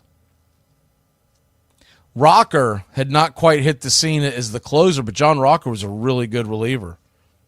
I mean, he was, what did he go? I see the 2.13 ERA, 38 innings. And this is a blast from the past. This is a guy you don't think about, but he was really good in 98. Kerry Lightenberg was our closer. Man, that was a fun team. And as far as the offense goes in 98,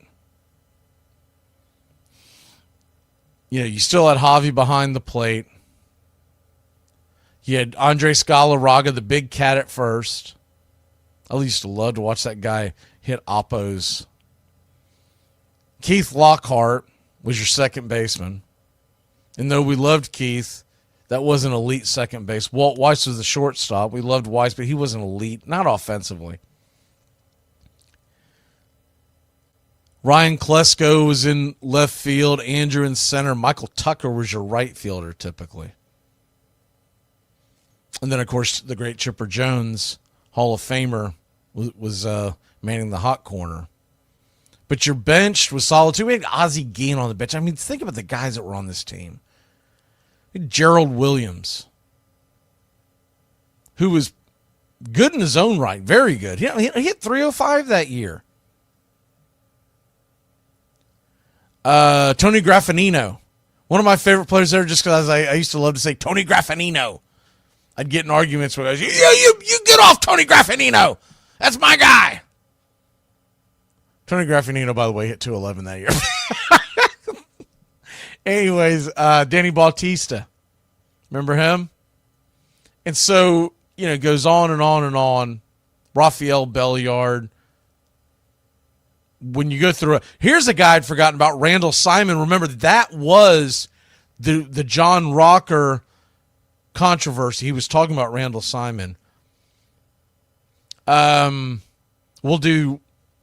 definitely do that in a Once Upon a Past Time. Mark DeRosa played a handful of games that year.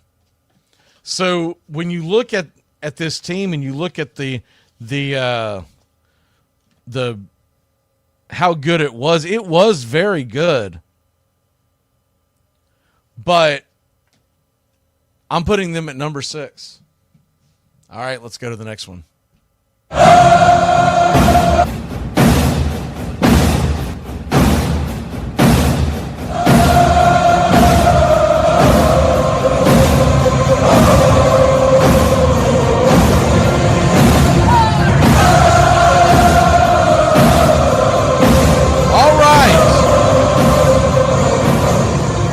team that I have on our docket is the 1994 Braves. What? Season ended in a strike. To hell with them. Yeah, I know. I get it. But they were really good. And I don't know if the 94 Braves would have ever caught the Expos. But remember, the wild card was supposed to start anyways. Didn't start till 95 because of all the labor stoppage, but team would have made it into the playoffs. And we probably, the way it would have set up at the time, we would have faced because remember back then, you faced the team in the division because they were trying to prevent two teams from basically the West Coast facing off in the CS because they didn't want those kind of ratings. Nowadays, all that's changed, but at the time, it would have been Braves versus Expos. And I felt like in a 5-game series, the Braves actually had the upper hand. We had a little better starting pitching. But the 94 Braves, that's one of those arguments that we can go into the weeds for a long, long time with. But the 94 Braves, this is what they did do. They were 68 and 46, and they really started catching fire towards the end. And though they only played 114 games, they were third in Major League Baseball in the record department. Now, a team that I did not put on this list that's one of my favorite teams, I just want to mention them real quick, are the team the year before, the 93 Braves, the ones that came back. It was the last great pennant race. And much like what we saw last year, when the Braves ran out of gas after catching the Giants, what we saw in the 2022 season, the Braves ran out of gas chasing down the Mets and faced the Phillies, and they faced the Phillies in 93. So it's really look, it's really weird that it would be 30 seasons later. But they ran out of gas and got beat by a lesser Phillies team in 2022. And they ran out of gas and lost to a lesser team in 1993. 1993 Phillies, they were a ragtag bunch that were fun for everybody to watch and pull for, but they were not better than the 93 Braves. And they went in and they gave the Blue Jays, and that was the famous Joe Carter home run. But they gave the Blue Jays actually a pretty good fight in the World Series. The 93 Braves would have beaten the 92. The 93 Braves would have beaten the 93 Blue Jays. They were built to beat them because they lost to the Blue Jays in 92. But back to the 94 Braves, I just think this team was really good. And though we were 6 back, we were 2.5 in front of the wild card, in front of the Astros and Mets. And we were about 500 against Montreal. We were 4-5. So like I said, it would have been nip and tuck, but I do believe the Braves would have beaten Montreal in the playoffs and would have went to the World Series. But this team, not a whole lot to go over with them because of the fact that there were no playoffs. But this team did have Deion Sanders. This team did have Roberto Kelly. They platooned out in the out in the center field. David Justice, Ryan Klesko, Terry Pendleton picking it at third. Terry Pendleton would go on to win the MVP the next year for the 95 Braves.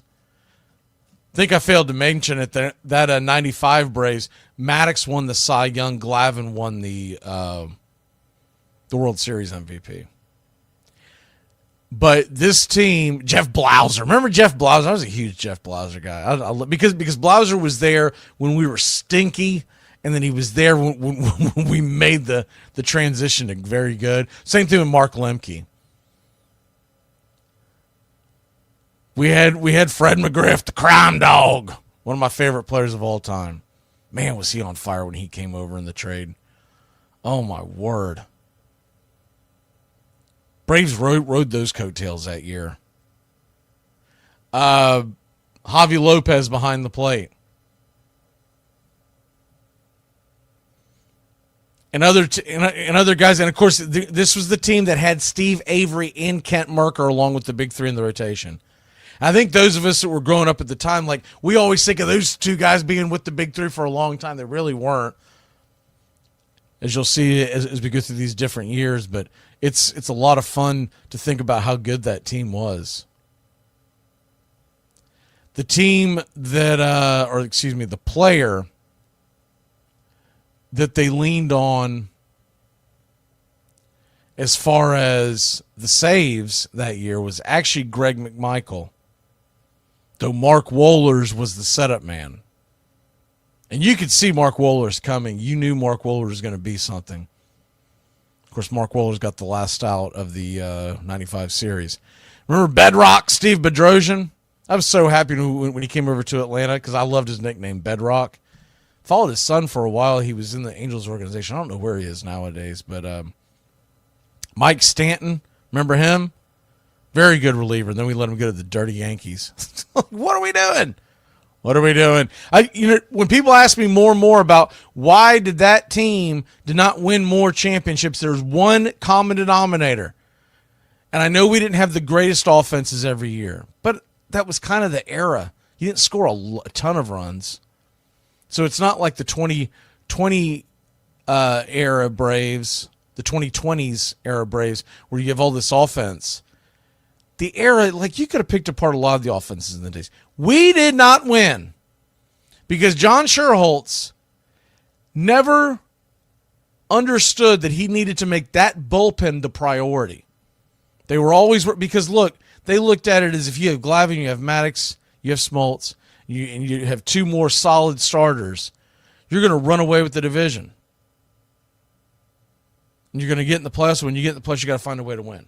And I think a lot of the thought process, too, was you can transition one of the guys into the bullpen, et cetera, et cetera, et cetera. The teams that dominated in the mid to late 90s and on through since understood, like the Yankees, understood you have to prioritize, the bullpen,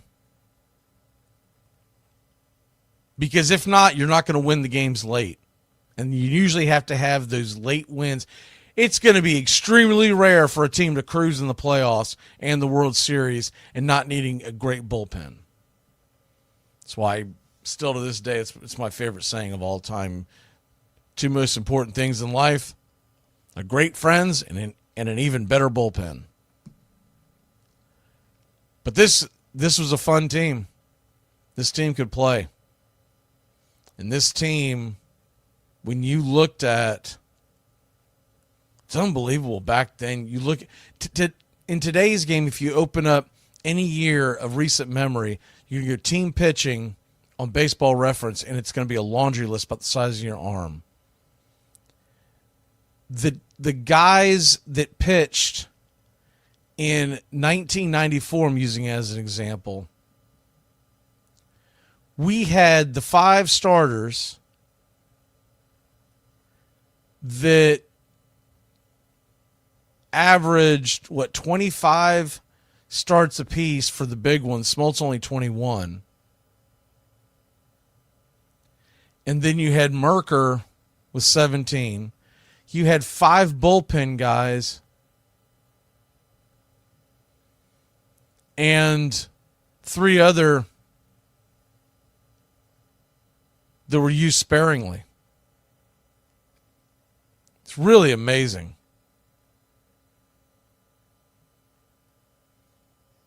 Nowadays, it is literally like the size of your arm. Now, you had a handful that I haven't mentioned yet, but they were used, extremely.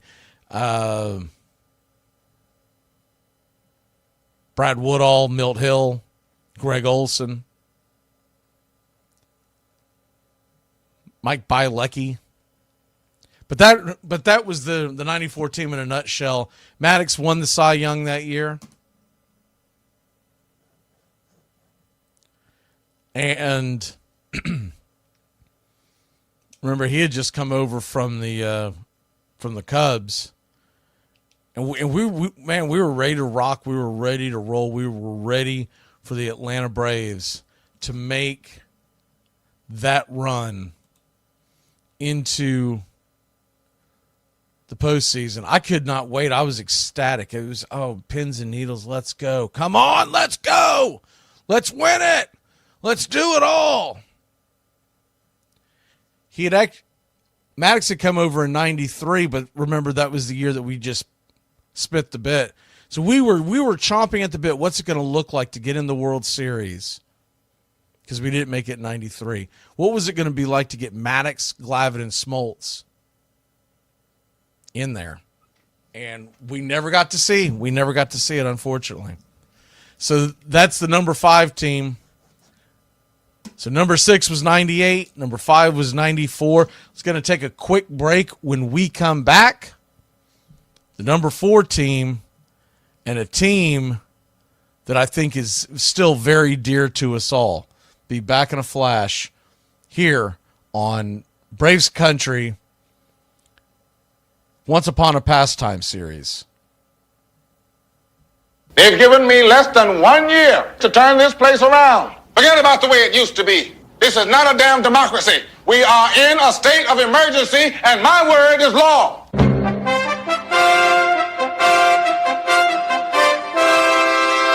Don't miss a moment of heart-stopping NFL coverage on Armchair Quarterback Radio. Riggins. He's going to go all the way unless Blackwood can catch him, and he can't. 3rd and 3.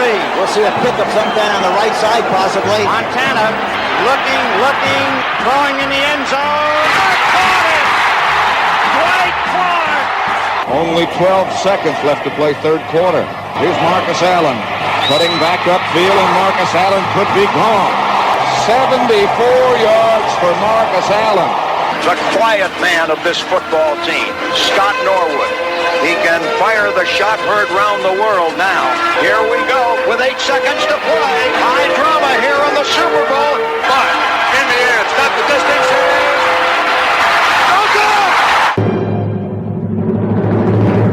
Oh, 2 last questions. The Combine, what was that experience like for you? You don't know me, do you? Huh? You don't know me, do you? I never went to a Combine. You didn't go to the Combine. How about the draft? I never got drafted. Then I don't. And I'm sorry. Yeah. Armchair. It's a pastime, something you do. It's entertainment, something you watch.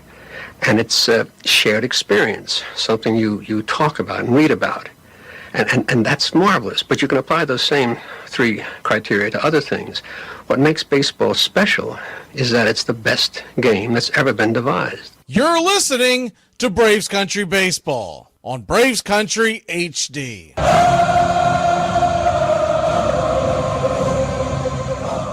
Welcome back, and we are doing our Once Upon a Pastime series, one that I enjoy quite a bit. I hope y'all are getting something out of it too. And this time it is the Braves, the best teams that never did it. If you assume that the 1995 team is the greatest because they did it, these are the ones that never did it. This is the Bobby Cox era, is how I should word that. So number 4. Number 6 was 98 team, 98 Braves. Number 5 was the 94 strike shortened season Braves. Number 4, 1991, the Atlanta Braves, and what they brought to the table. It was a magical team, and that one that I think we'll all cherish, because, well, for one, it was worst to first. So no one even imagined going into the 91 season, if you were a Braves fan, any kind of a fan of Major League Baseball. By the way, I don't want to forget to mention, I just didn't put them on here because you know the list can go on and on when you got 14 teams that won the division. One of my favorite moments is not on one of my favorite teams or one of my top-ranked teams. Came the year after when Sid slid. I think a lot of us forget, kind of mix it together, because the 91 and 92 team both beat the Pittsburgh Pirates in 7 games of the World Series, and both of those teams lost the World Series. But I think what made that Sid slid, where were you when Sid slid, what made that special was because of the 91 team, and we wanted to get back and prove that we were the team. We could kick their butts. Plus, Bobby Cox was a Brave, and he had been a Blue Jay. There were so many intertwined things there. And we got into that 92 series, and I remember thinking really quickly, and maybe something took him out of the 97, or excuse me, the Game 7 in the 92 series. 92 NLCS. Maybe they hit a wall there too, maybe the emotions. But I didn't look at that as much, because back then, you know, there were no wild cards. So you just had the one series. Man, was baseball magical back then. If I could go back to that, I would, but we would have to, as they do in Major League Soccer, or major soccer around the world in different leagues, I guess is how I should term it. We have to start relegating some teams. Because I would love to go back to 2 divisions in each league. 2 divisions in the National League, 2 divisions in the American League, and the best 2 square off in the NLCS, ALCS, and then you get the World Series. That would be phenomenal.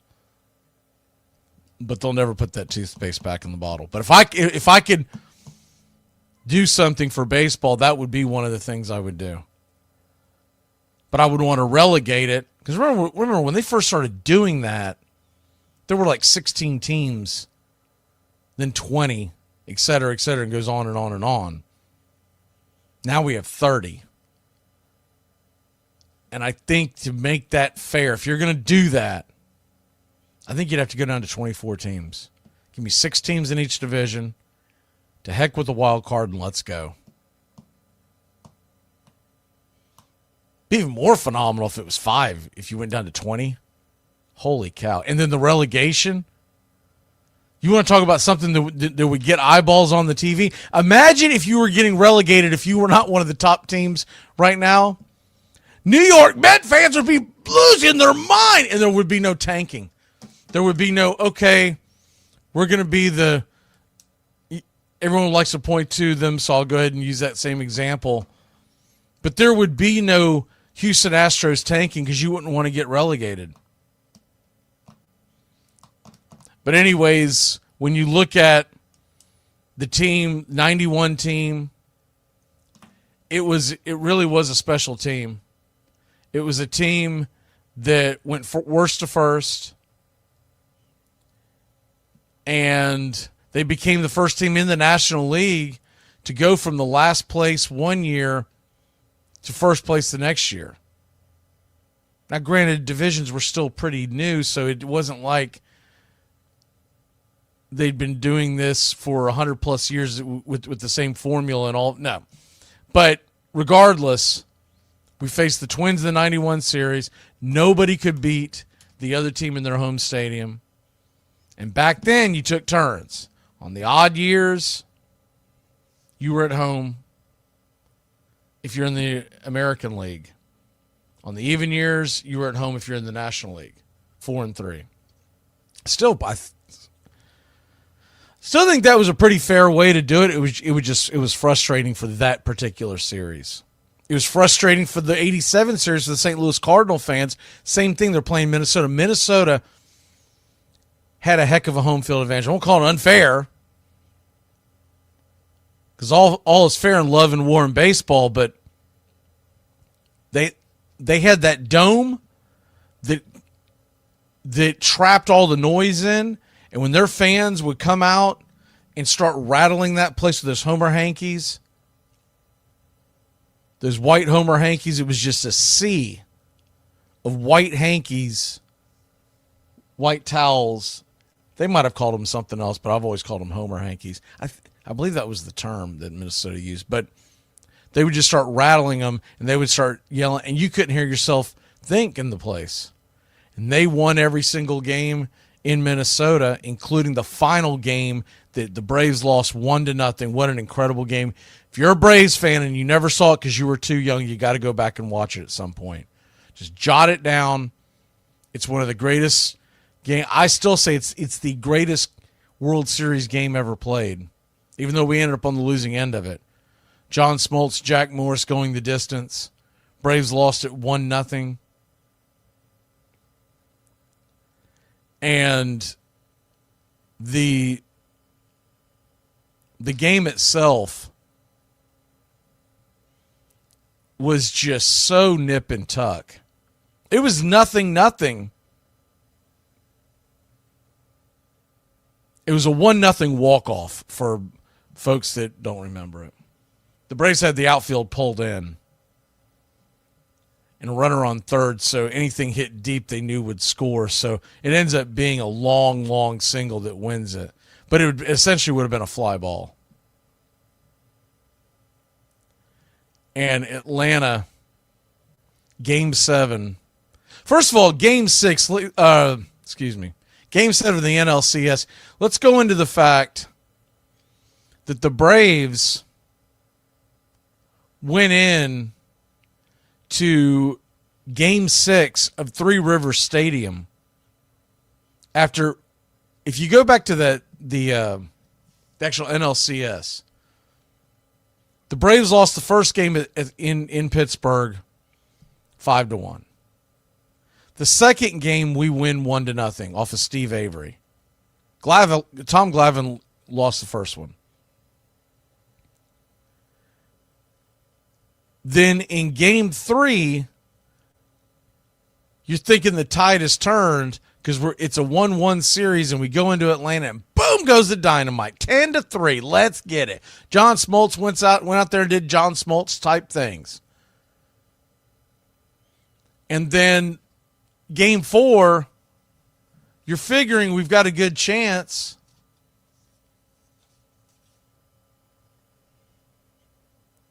Charlie Leibrandt was on the mound. Went 6 2/3. But we lose in extra innings 3-2. The loss was given to Kent Marker. Of course, he was coming out of the pen, but he was a starter. And we go Game 5, and we're all right. We're going to have to go on the road into Pittsburgh. We know that, but we need to win Game 5, because if we win Game 5, we just got to get one dub up there. And Pittsburgh scores one run in the 5th inning, and Tom Glavine loses again. I remember people wanting to kill him. Like, my God, dude, he gave up the one run. Got to score. And that leads into why in 95, Glavine, remember the famous Glavine speech in the dugout in the middle of the Game 7 World Series, or Game 6 World Series against Cleveland? He's dealing, and he went into the dugout. They said around 4th or 5th inning. Maybe it was even later, and he said, "Is anybody going to get us a damn run tonight? Because they damn sure ain't scoring on us." And then a little while later, Justice hits the solo shot, the game-winning RBI, it turns out to be, and he went into the dugout and said, "Is that good enough for you?" And they said, Glavine, very stone-faced, said, that'll get it done. That'll do. So he's already frustrated that he's not getting run support, and he goes back to then. But we go into Game 5. We lose. And we're like, oh my God, what are we gonna do? What are we gonna do? We're down 3-2. We're going to Pittsburgh. We're going to win both in Pittsburgh. And here comes Steve Avery again. Avery, by the way, in Game 1 went 8 1/3 scoreless. The save, remember Alejandro Pena? So Game 6, we're like, what are we going to do? They got Doug Drabeck on the mound. Doug Drabeck was phenomenal. Steve Avery, he goes out there and spins shutout baseball again. Pena gets a save. We win 1-0. And that's why a lot of kids growing up at that time, Avery is their guy. Because they remember that. They remember stepping up big in the playoffs. You're like, what? All right, we're going to head into Game 7. But Pittsburgh had set up where John Smiley was going to be their guy. And John Smiley had a heck of a year that year. And we're going up with John Smoltz. Game 7, let's go. And this is where the legend really begins with John Smoltz. John Smoltz goes out there and shuts out the Pirates. Braves win it 4-0. We go to the World Series. We meet up with the Twins. It's in Minnesota. Lee Bryant gets taken out in Game 1 with Jack Morris. Jack Morris was phenomenal. It took way too long to put him in the Hall of Fame. Game 2, Kevin Tapani beats Tom Glavine. Once again, Tom Glavine takes another loss. See, this all builds into why he was so fired up in 95 in that dugout. But he pitched well. It wasn't like he didn't pitch well. Braves lost that game 3-2. We go back to Game 3. And the Braves end up winning that one in extra innings 5-4. Dramatic walk-off fashion. And wouldn't you know, home runs by David Justice and Lonnie Smith. Lonnie Smith. More on that in a second. Then in Game 4... the Braves win in Atlanta 3-2. Another walk-off job. I mean, this was a heart attack team. And we got Glavine going to the hill like, man, Glavine's going to lose again. He's going to pitch well. He's not going to get any run support. He's going to lose again. We're done. And the Braves' offensive explosion, 14 runs. 4 in the 4th, but the nail in the coffin, because it was still 5-3, were the 6th that we put up in the 7th and then added 3 in the 8th.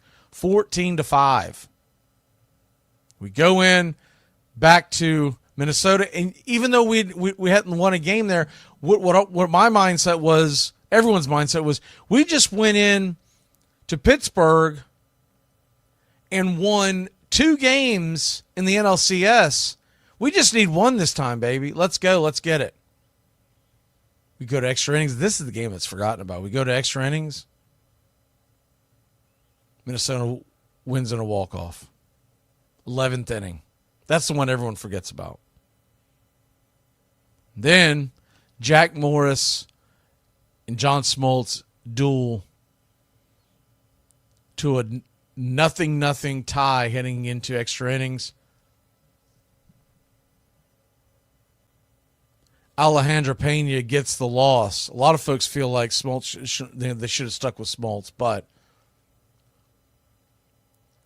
Morris went 10. Alejandro Pena was on the mound when the Braves lost. But, look, Pena pitched well all year. And giving up 1 run on a sac fly, I mean, at some point you got to freaking score. And for the first time since 1962, 7th game of the World Series ends in a 1-0 score. It was also the second time ever that all 7 teams won. All 7 games were won by the home team of the World Series at that time. Only other time was 4 years later when Minnesota did it to the Cardinals. So there you have that. So we got the 91 Braves. Pendleton won the MVP that year. Glavine won the Cy Young. Bobby Cox won the Manager of the Year. Why he didn't win more was ridiculous. It was one of those things where they're like, oh, well, you've got a great team. Bobby Cox should have won like 10 Managers of the Year in his time in Atlanta.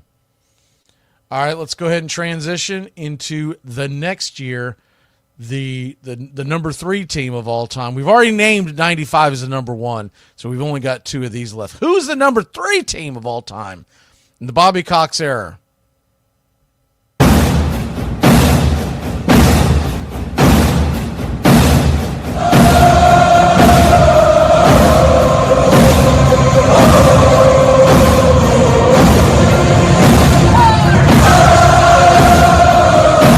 All right. Get it. 1997. The 1997 Atlanta Braves. The team, I call it the Eric Gregg team. Right? Gregg screwed us. Gregg absolutely screwed us. This was the team in 97. We were coming off that loss in 96, and we're like, man, we should have won that. Let's get it. Let's right the ship. Kenny Lofton was on the team. Michael Tucker. I was a big Michael Tucker fan. I would be fans of the most obscure players, but I loved watching Michael Tucker. If you have speed and you're in the outfield, I usually like, ooh, look at him. I liked Lofton until I heard that he was kind of a problem in the clubhouse. I believe at the time I was a Lofton fan. I think it was one of those things where it's revisionist history and you remember down the road and you think you didn't like him at the time, but I liked him at the time. And Lofton, remember, was coming off that 95. We'd seen him in 95 with the Indians. I still love the idea of a true leadoff hitter. Don't get me wrong. Acuna's great. I would never trade Acuna for anything in the world. But I love a true leadoff hitter, a guy that gets on with his speed to set the table. I wouldn't change Acuna being our leadoff. I'm just telling you, just as an old school guy, there are guys in Major League Baseball that I've been fans of over the years, and a lot of them are the true leadoff hitter. Vince Coleman, obviously Ricky Henderson, but Ricky Henderson, people liked him so much, he was so popular, it was almost like a Michael Jordan type thing. Like, hey, it seems like low-hanging fruit, so I'm not going to be a fan of that guy. It's too easy to be a fan of his. Let me be a fan of a guy that people don't realize as good as he was. And, of course, that team had Javi, they had Blauser, they had Klesko, McGriff, Chipper. John Smoltz was the opening day starter because he had won the Cy Young the year before. The 97 team, 101 wins, 61 losses.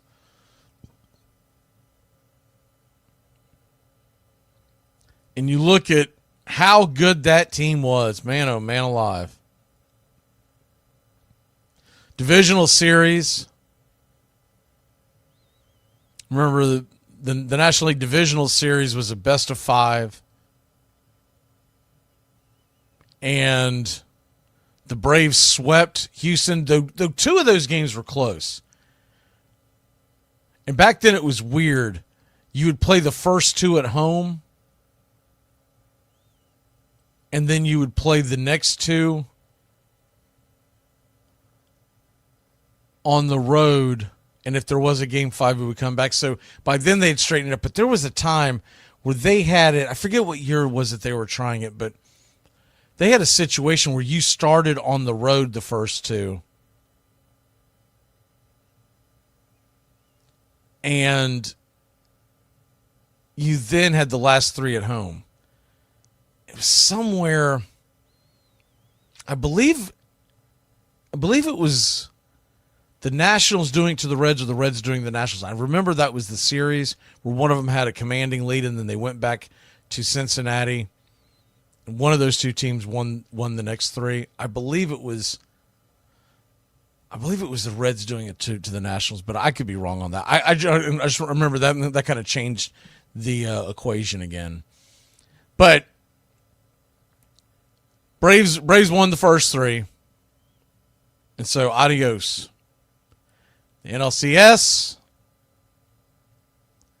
Braves go out, and first game in Atlanta, Marlins win it 5-3.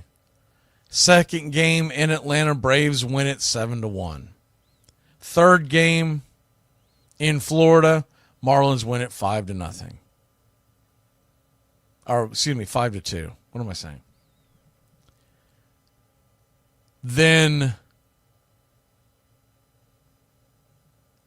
the game 4 tied up the series at 4-0, and then Marlins win 2-1. Marlins win 7-4. The 2-1 game, which really swung the series, that was the famous Eric Gregg game, because he had a strike zone east to west that went dugout to dugout for Livan Hernandez. And Greg Maddux was on the hill for that game. Pulling up the stat box right here, so it's been a while since I've looked at this, so I want to make sure that I've got it right. But the Braves, by the way, it's interesting, in that series, the Braves outscored the Marlins 21-20, but they lost the series 4-2.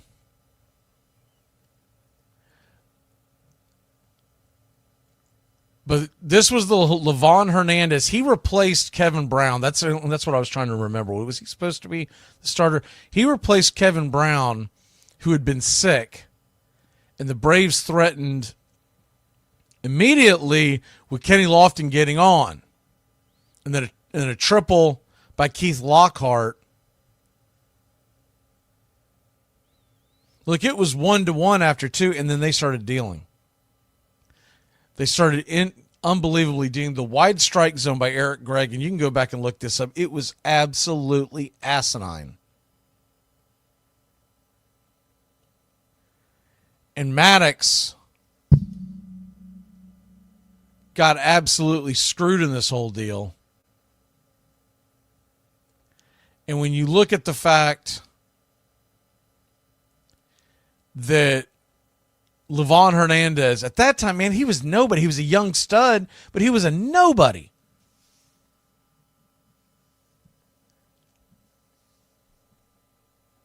And he was getting this huge strike zone, and Maddux was getting squeezed. I'd still like to know, was there some beef internally between, because back then it was a thing. They didn't have the